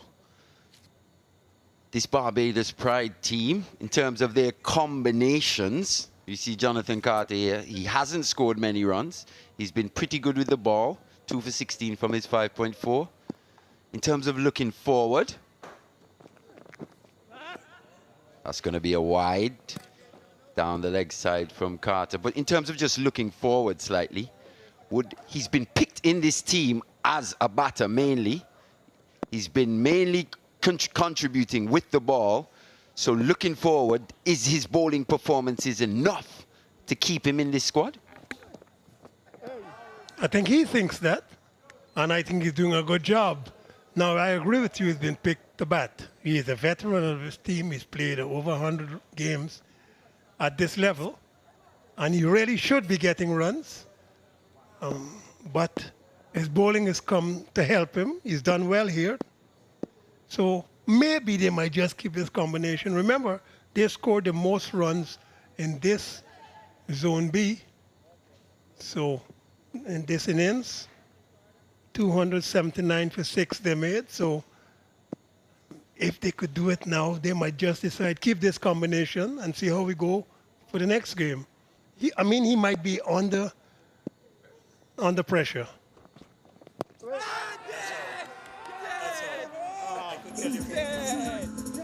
And that's stone dead. That's probably missing off and leg only, cannoning into middle stump. Jonathan Carter, yet another wicket. Anderson across the line, LBW, he's got to go. Well, I could give this one out from here. That would have hit the middle of the middle stump. Probably pitched off stump, cutting in a little bit to the middle stump. The umpire could not have given that anything out but out. A good hand played here by Kevlin Anderson, 36. But the West Indies Academy struggling, 172 for 7.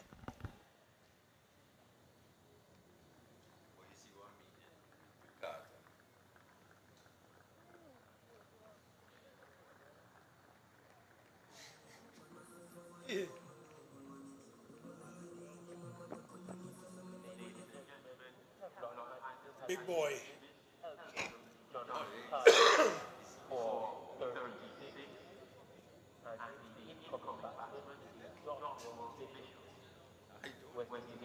Get demoted.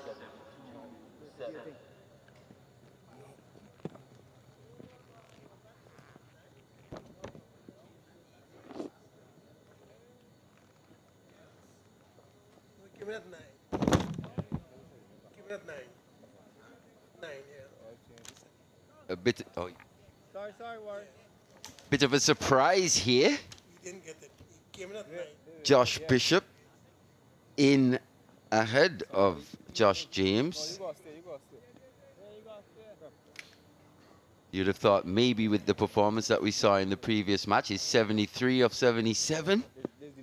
And maybe James would have gotten a promotion, but it's not to be.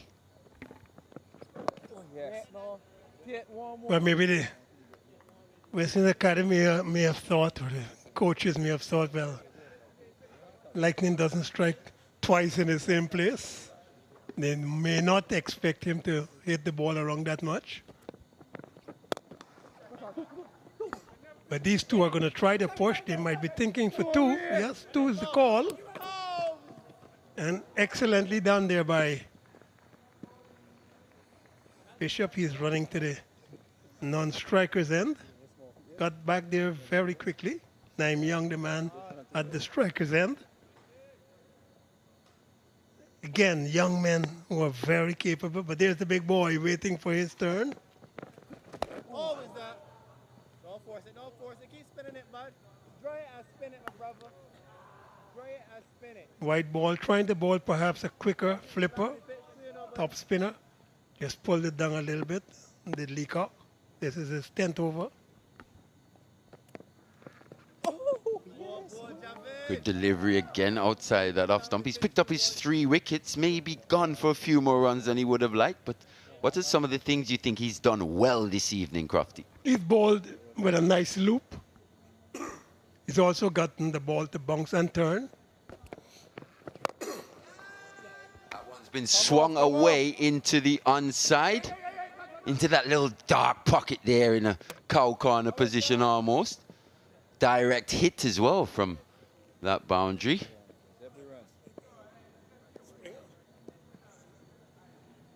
Looks like McCaskey actually, young Zach McCaskey down in a deep mid-wicket position. Wide as well, cow corner. An area in which Naim Young fancies with that slog sweep. We've seen it a few times. 2 6s. And this is just going to be a single this time. Played quite sedately, down to long on. Just one delivery left in this over. It's gone for 5 runs. Bishop to face up. Can he get a 4-fer here, young Lecoq? He's bowled very well. Well, at least they need 2 from this last delivery from this over. If they could get 2, it'd be a good over. 7, 6 so far. 2 more.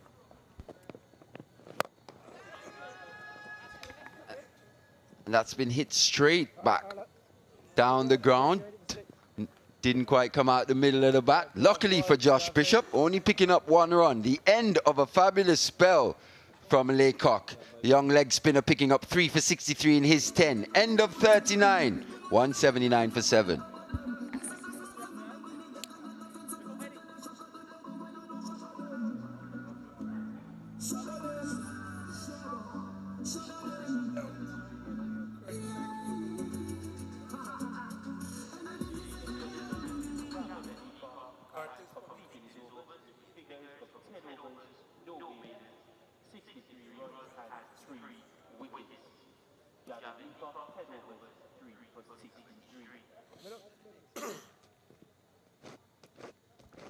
Jonathan Carter is going to continue 3 for 17. Very, very tight from his 6.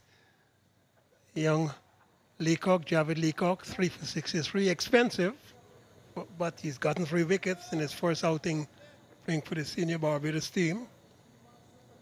He's not done too badly. Good outing for him. Jonathan Carter, the veteran, continuing from that southern end, is Sir Andy Roberts' end. Skiddy. Big swing and a miss from Bishop. Pace off delivery there, and he was outfoxed a bit too early through his stroke. Bit of a wry smile there from the young man. Knows he's been outfoxed by the wily veteran. Jonathan Carter, 3 for 17. And looking for more. 5 for on the cards here. Run rate ballooning. Big swing and a miss again. Pace on delivery this time. And just to touch quickly on the batting, Barbados Pride. Yes, they scored the highest score that we've seen at this in this tournament at this ground.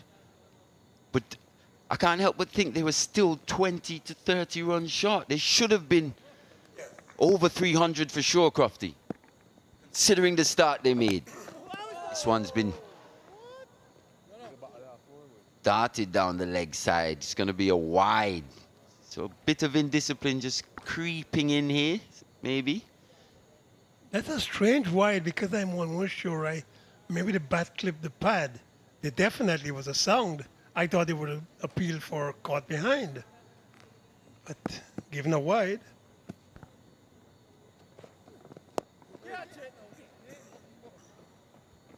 So from a West Indian cricket perspective, in terms of some of the batting you've seen, it's been 5 rounds now, just 1 round left. What are some of the observations? Many of the batsmen got starts. Nobody except one guy got 100 in this group. So that's, for me, not acceptable. If you get 60s and 50s, then you have to, you've seen most of the bowling. You've got to carry on. We've only had 100 in this Zone B. We've had a couple of 90s, I think, a couple of 70s, 50s. If you think at this stage, last tournament, the Leeward Islands alone had 3 different centurions. It's gone for the reverse sweep. Has he taken the edge? He's been given 4 for Carter. 5 for definitely on the cards now. Naeem Young, not happy with that shot. He's been strong through the onside, especially on the slug sweep. It's gone for the reverse sweep off the pace bowler there, and it's led to his demise. Almost always this reverse sweep gets him in trouble. That ball got onto him much too quickly, probably just kissed the glove. Jonathan Carter gets his 4th wicket. He's still in his 7th over. Naeem Young, the captain, gone for 24, 181 for 8.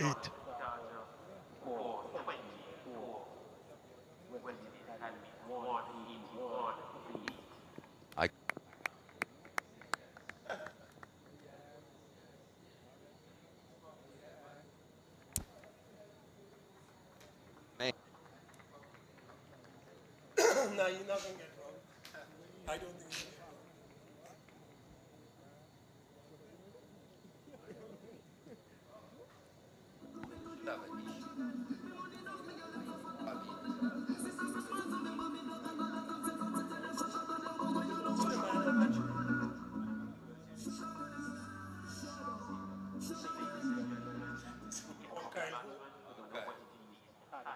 If he gets 5 wickets, The big man, Josh James, finally makes an appearance, coming in at number 10 this evening. You saw his exploits in the previous game. This is the wicket. Naeem Young going for that reverse sweep. Picking the wrong length, actually. Taking the glove. Easy catch through to Shai Hope. Jonathan Carter picked for his batting, but bowling brilliantly. 7 overs now. This is 6.4. 4 for 19. A 5 for somewhere in the horizon. So if he gets a 5 for, he can't be dropped, even though he's picked as a batsman. I think he's made, what, 15 runs total?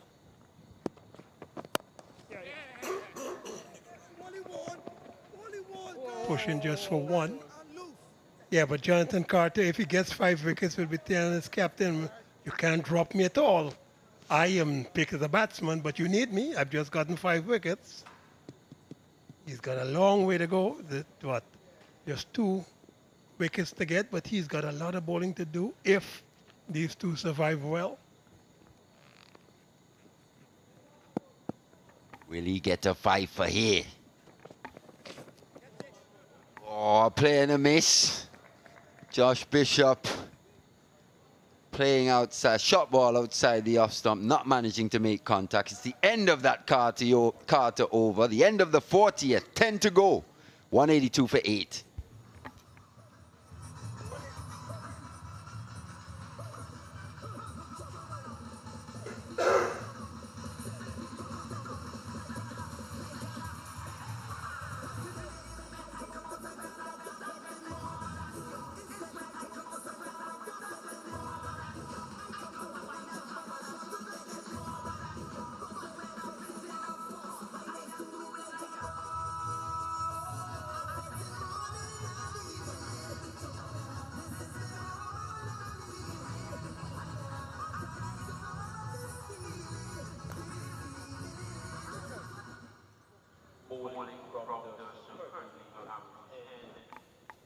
Well, that signal suggests that we are now in the last 10 overs of this innings. 40 overs gone, 41 to 50. You are allowed to have 5 men outside of the circle.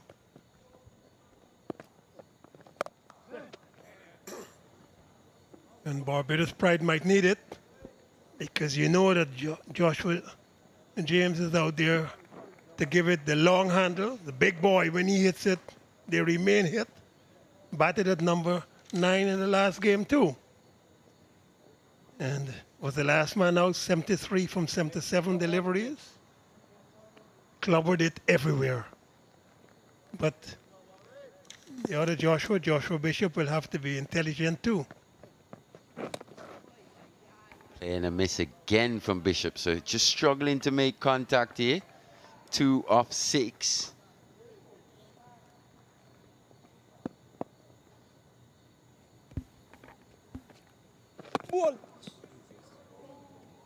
Almost yorked himself there, Bishop. But I've got a quick question for you, Crofty. We were chatting offline about your throw in the 70s and the like. What do you make of Jamel Warrican's hairdo?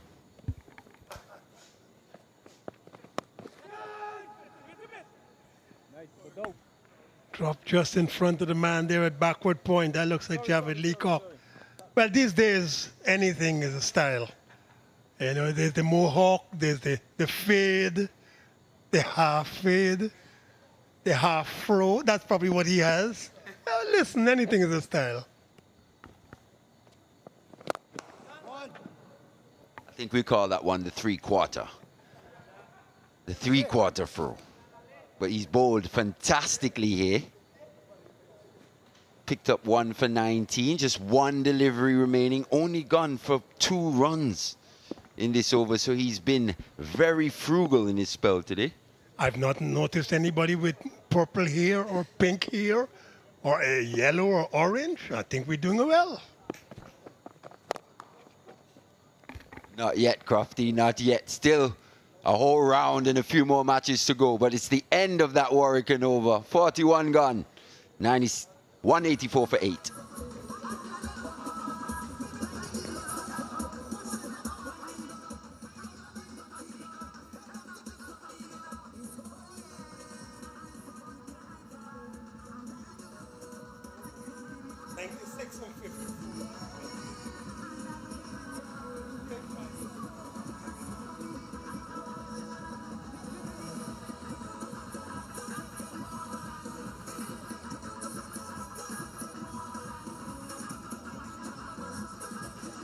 Over 10 runs per over required now, 10.67, just 54 balls to go, 96 runs to get. That equation is extending itself.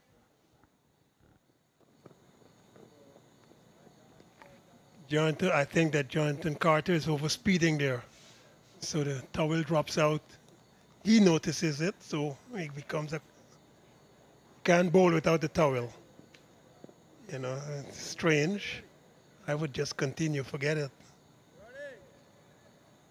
Do you understand the possible connotations that this performance could have for a Jonathan Carter?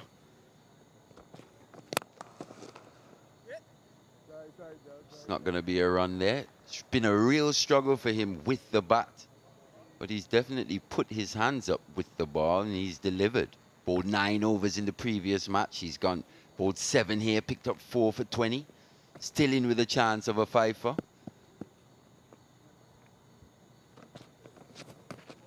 So if he gets 5 wickets, how do you drop him?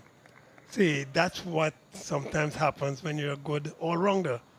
He's a batting all-rounder, sharp, medium pace, has not made a lot of runs, but having said that, he's got 4 for 20 in his 8th over.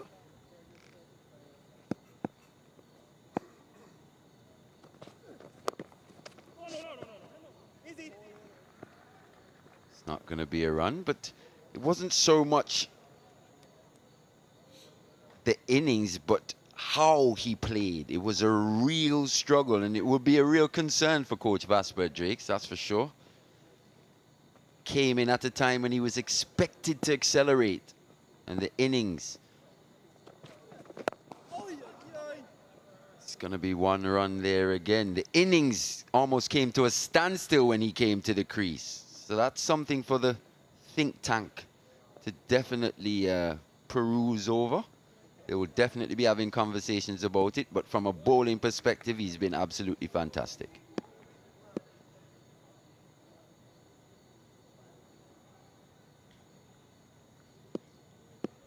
He's a veteran of the team.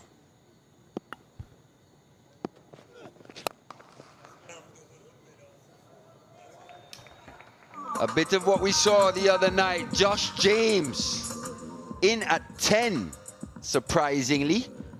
But a beautiful cricket shot through the offside. Giving himself some space and hitting it well over that man who's inside the circle at extra cover. Over his head 4. This is what you need. Not going to get past him. No, good fielding from Laycock. The end of that Carter over. 90 to get still from 48 deliveries. 42 gone.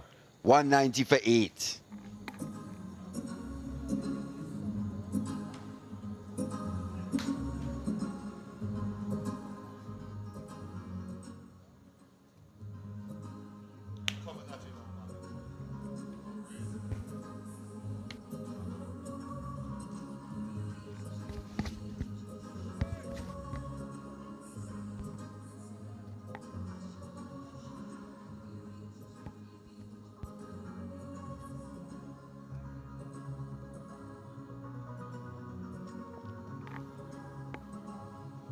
.90 to win for the West Indies Academy, and from here it looks very difficult to get over the line, and it would mean that their tournament would end from a qualification perspective.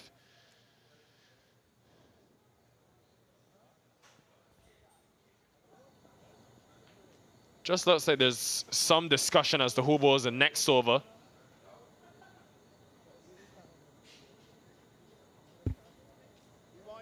Looks to be Shamar Springer. Courtney Walsh alongside me. Courtney, what have the Barbados Pride done well?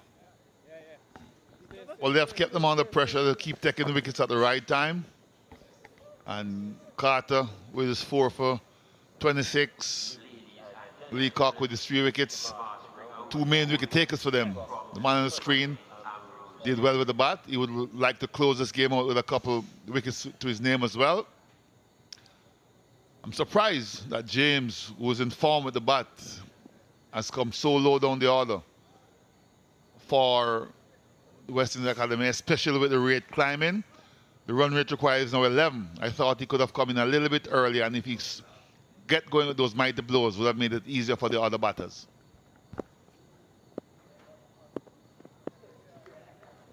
False start by Shamir Springer. He's got to do that all over again.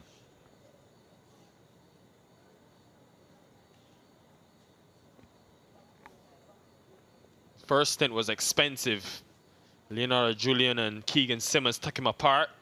Bowled that new ball today. Now James will be looking to do similar. Have to strike it a long way to stay in this game, the Academy. Hits that powerfully, but just one.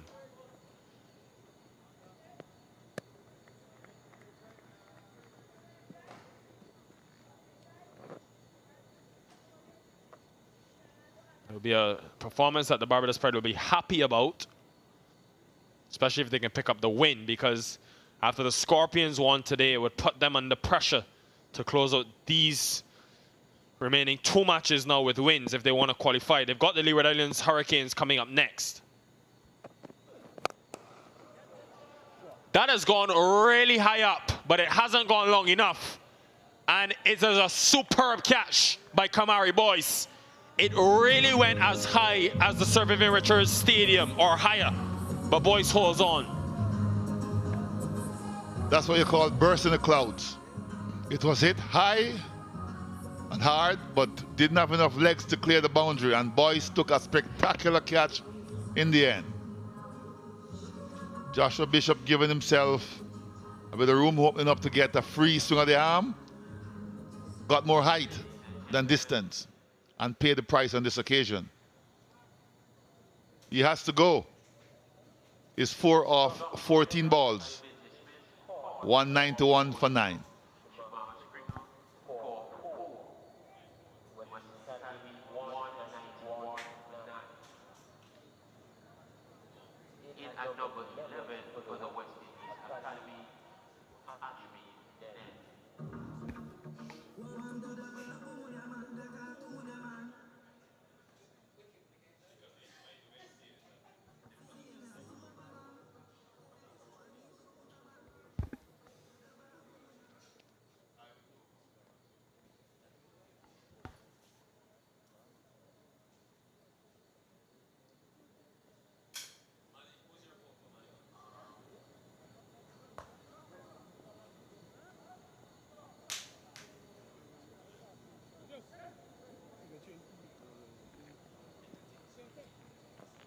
Ashmi Ned, the final man.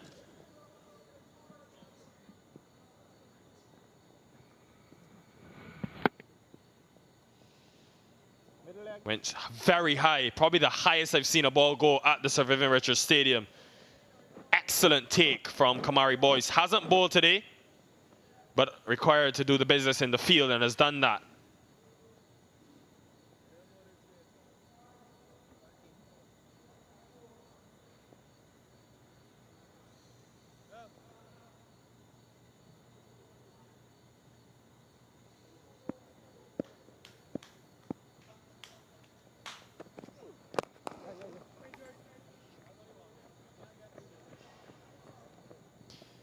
Single. Ned off the mark straight away. Unfortunately for the West Indies Academy, Courtney, they're in danger of being bowled out inside of 50 overs again. They've only batted more than, well, the 50 over quota once in this tournament. And that's one of the areas that you would have expected to see them tighten up on. Plus, they played an extra batter in this game, so they must be disappointed with that.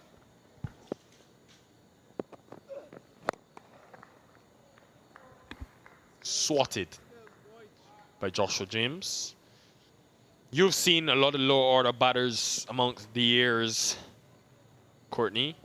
Where does this man rank? As a youngster, he ranks pretty good. I think he can only get better. This tournament will give him confidence with the bat. We know he's a fast bowler as well, but the way he hits this ball cleanly, I'm sure some more attention will be paid in that area.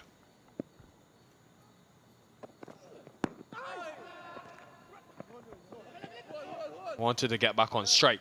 And also the thing about James is, yes, he's mainly known as a seamer in this team, but he's so young.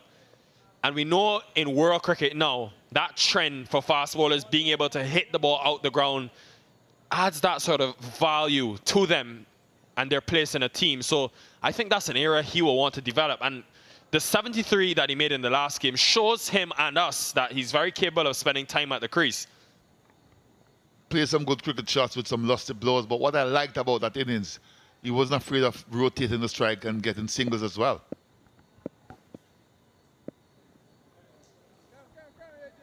A false start. Second one of the over from Springer. He's got to do it all over again. The rug fell out, So he had us to stop. Fancy looking socks he's got on, Springer. Black and the grey. Or maybe it's ankle strapping.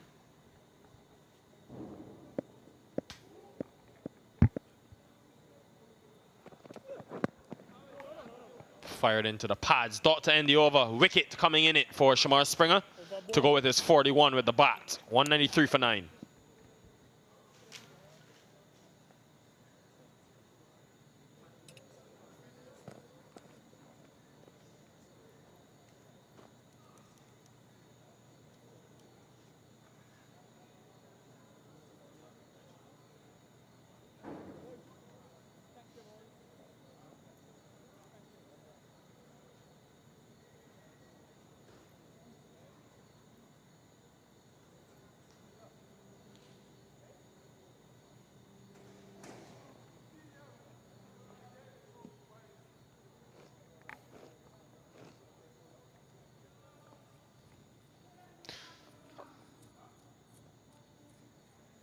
Jonathan Carter, 4 wickets for him, and you'll be looking for that 5th and the final one for the Pride.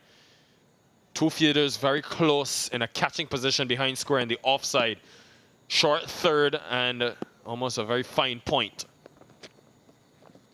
Very high, steep bounce.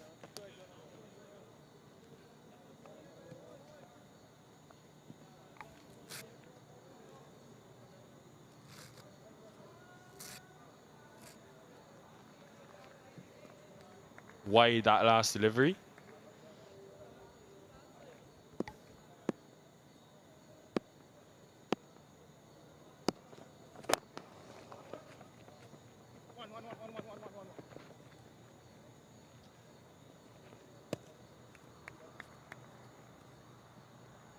And the thing about Jonathan Carter in this spell, you look at the way he's taken wickets. That over, the 24th over, he bowled, took the wickets of Mackenzie and Kevin Wickham. Amanda has been in really good touch and got him the very first delivery.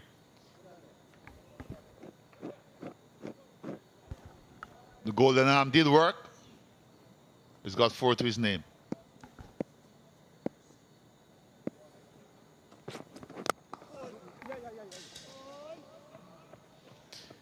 Four wickets on the night. It's just the second time that Jonathan Carter has bowled in this CG United Super 50 Cup, and really has gone hard into the pitch and gotten reward for it as well. Stepping up tonight, playing one less seamer for the Barbados Pride.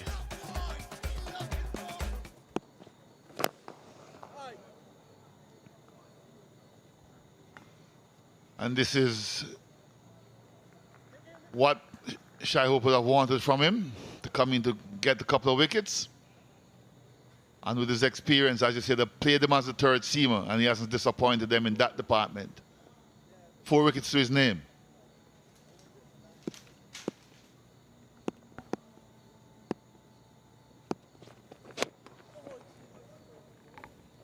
I think what it also tells you about Jonathan Carter, you just look at players that are always able to make an impact. He's been really struggling with the bat in hand, and today that 9 from 30 deliveries, you could just see it all over his face, the struggle.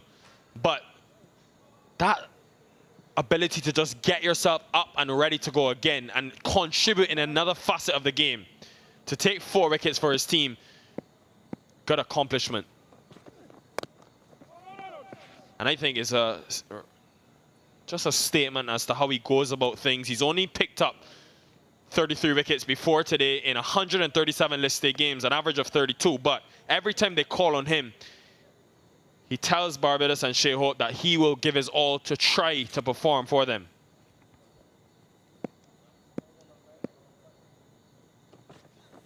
Yeah! 5 for Carter.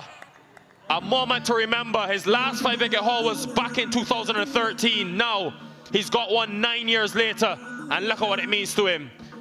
The Pride bundle the Academy out for 197 and win in this CG United Super 50 Cup by 82 runs. Good way to end the match for Jonathan Carter. A 5-wicket haul. You'll remember this. The off stump of Ned being disturbed. There he goes, being celebrated by Curtin. He looked up in the sky when he got his 5-er. Very happy man. He has contributed with the ball for his team today. Himself and that man, Leacock, the main contributor in terms of taking wickets for Barbados. The Pride has won this game by 82 runs in the end. And that man on the screen, Jonathan Carter, he's a happy man.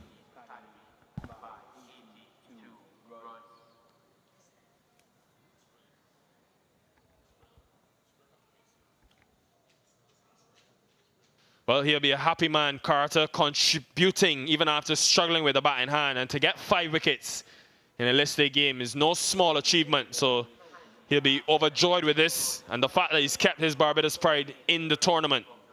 For Naeem Young and his men, eliminated from qualification now, but still something to keep their head up about, because he's led well and also the team have fought well at stages during this tournament, but just haven't got that full package together.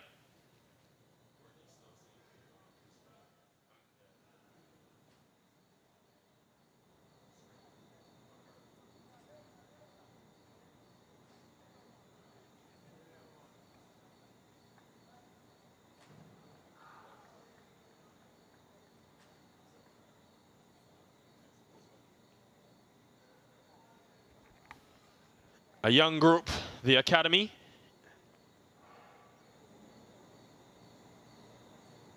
And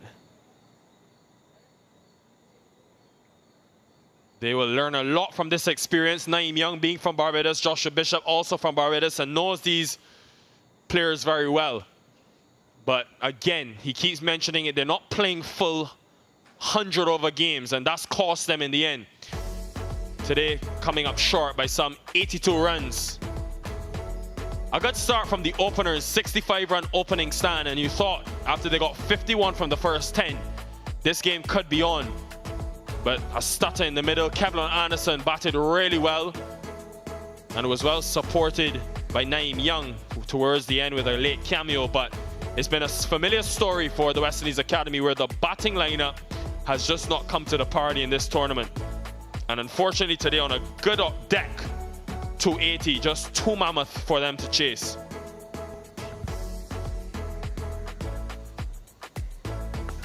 And that's the Barbados Pride bowling. The star of the show, Carter 5 for 30 from 9. Leacock got expensive at the end, but he got 3 valuable wickets. Springer got 1, and to me, Warrican was very, very good. His 1 for 19 was what created the pressure around the rest of the bowlers.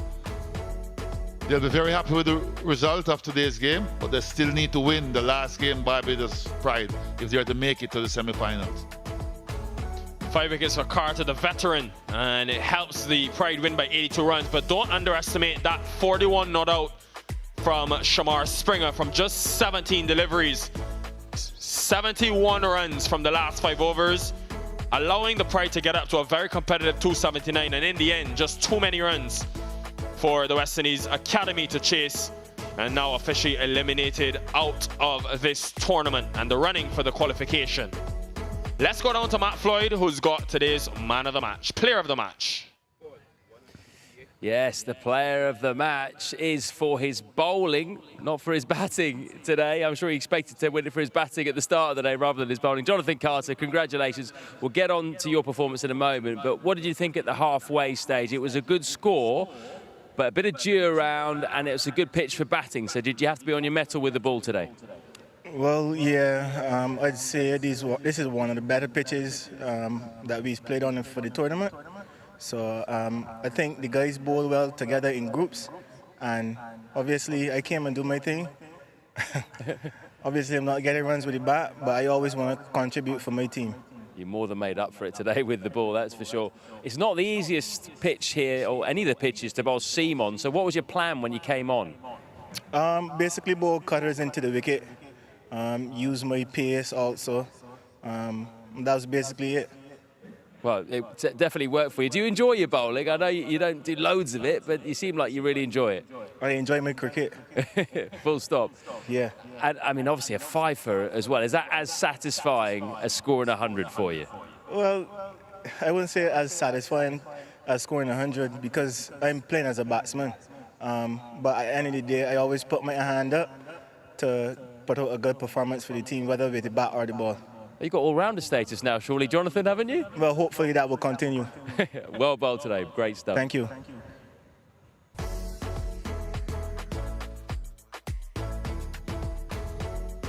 The point standings, the Pride with that win, still in third, but now all to play for with those top 3 teams. The Hurricanes leading on 14 points. The Scorpions and the Pride will want to win that final matchup to qualify for the semi-finals. This is going down to the wire.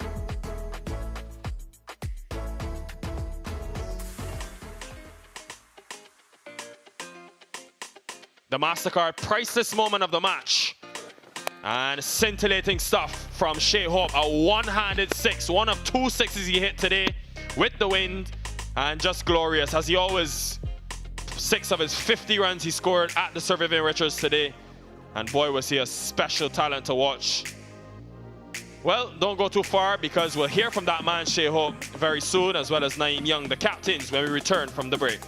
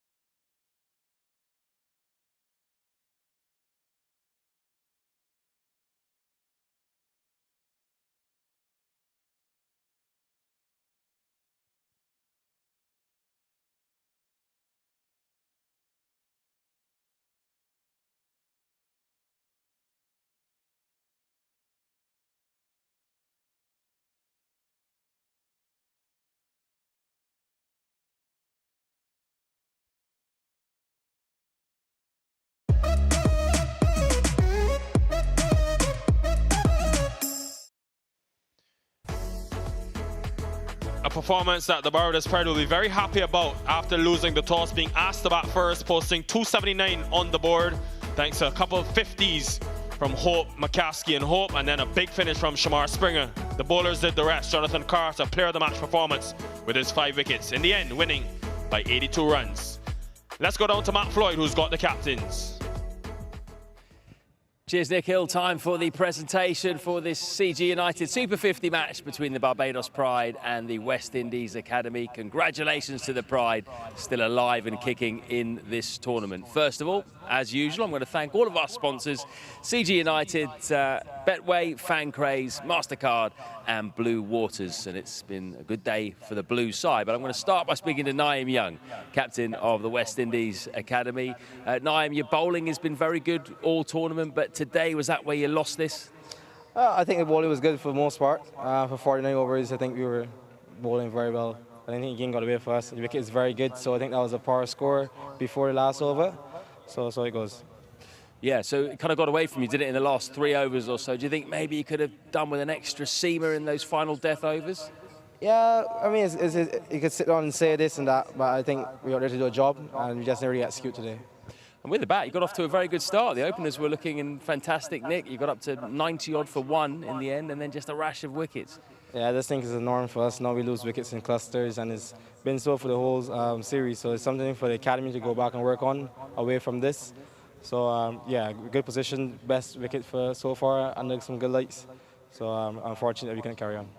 Now, you guys can't go through to the semi-finals, but you're playing Jamaica in your final game. You're a Bajan, a proud Bajan. You can do them a favour, you know, if you beat the Scorpions again. You up for it? Yeah, definitely. We still want to win. Winning is development, as I said many times before. So we definitely come to win, and just looking forward to it. We've enjoyed watching your team. We're looking forward to seeing you again in that final game. Yeah, thank you. Hard luck Appreciate today. it. Shai, well done. Massive game. Your team had to win, and you did it. What were your thoughts on it? Just happy to win. We lost a couple of games there, and we needed this one. Yeah, you really did. Let's start then with the bat. You started well, had a little bit of a stutter in the middle, and then a fantastic final 3 overs. How important were those 3 overs just in giving you the score and then giving you a bit of a psychological lift going into the run chase? Yeah, well, I think the platform that we set gave us the luxury to come up in those last 3 overs to express ourselves.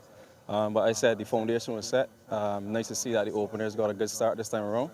Hopefully we can continue the next game. And with the ball, you showed your bowling depth today, didn't you? With the 5th and 6th bowlers chipping in with most of the wickets. Give us a word on how Carter and also Leacock bowled. Yeah, they bowl very well. Everyone in the team, they're always willing to put their hand up. So it's nice to see that Carter. He didn't get any runs in the tournament as yet, but he put his hand up and he bowled an excellent spell there. So I'm very pleased with that. Were you thinking about net run rate at all once you got on top there? Because obviously now you've got a game against the Leewers, you probably need to get above them on net run rate to go through. So as you got closer, is that why you're attacking at a couple of slips in? Yeah, you had to. The aim was to win the game as quickly as we could. You never know what's going to happen in the back end, so it's best for us to chip in as many wickets as we could. So nice to see Carter played a very good role there, and Leacock, just nice to see him getting some wickets to his name as well. So I'm very pleased with the guys. Now you've got this big cup final coming up here on Sunday. It's the home side. There might be a few people in. You guys were the top 2 in the 4-day competition as well, so a nice healthy rivalry. It's set to be some occasion. Yeah, we have everything to play for. We know net run rate is going to come into play as well, so we need to play good cricket from start to finish. And you'll know your equation, which is quite handy as well. Well played today. Thank you. Well done, mate. Well, you heard it from the captains. All to play for on Sunday, because the Barbados Pride will have to win that game and then hope some other results go their way if they want to qualify for the semi-finals later in the week right here at the Sir Vivian Richards Stadium. Coverage begins from 1:30 p.m. local time here in Antigua. Just going by in a flash, this tournament, and really has been a pleasure to bring you the coverage at home. We hope that you stay with us for the remainder of the tournament. Don't go too far, because on Sunday we continue. But for now, it's goodbye.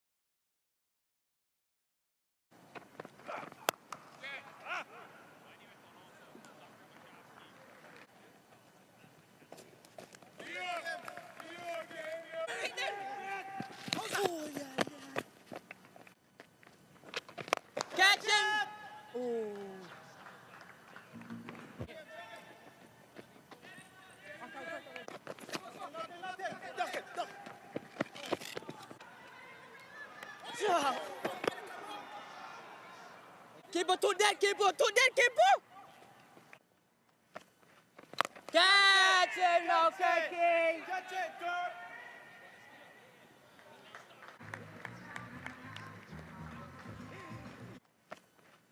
Catch it, no kicking. Catch it, girl. Catch him now. Catch it now. Catch it now. Yeah. Catch him now. Catch it now. Catch it now. Yeah.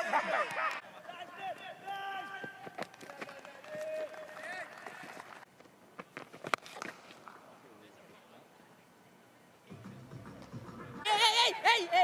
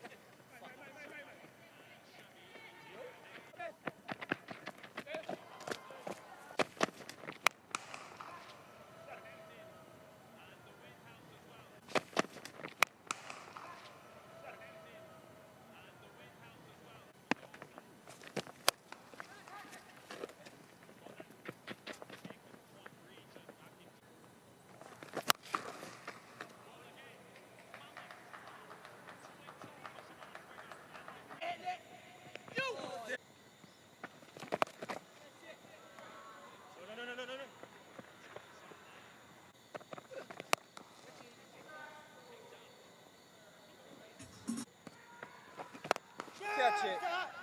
Yes. Catch it. Yes. Catch it. Yes.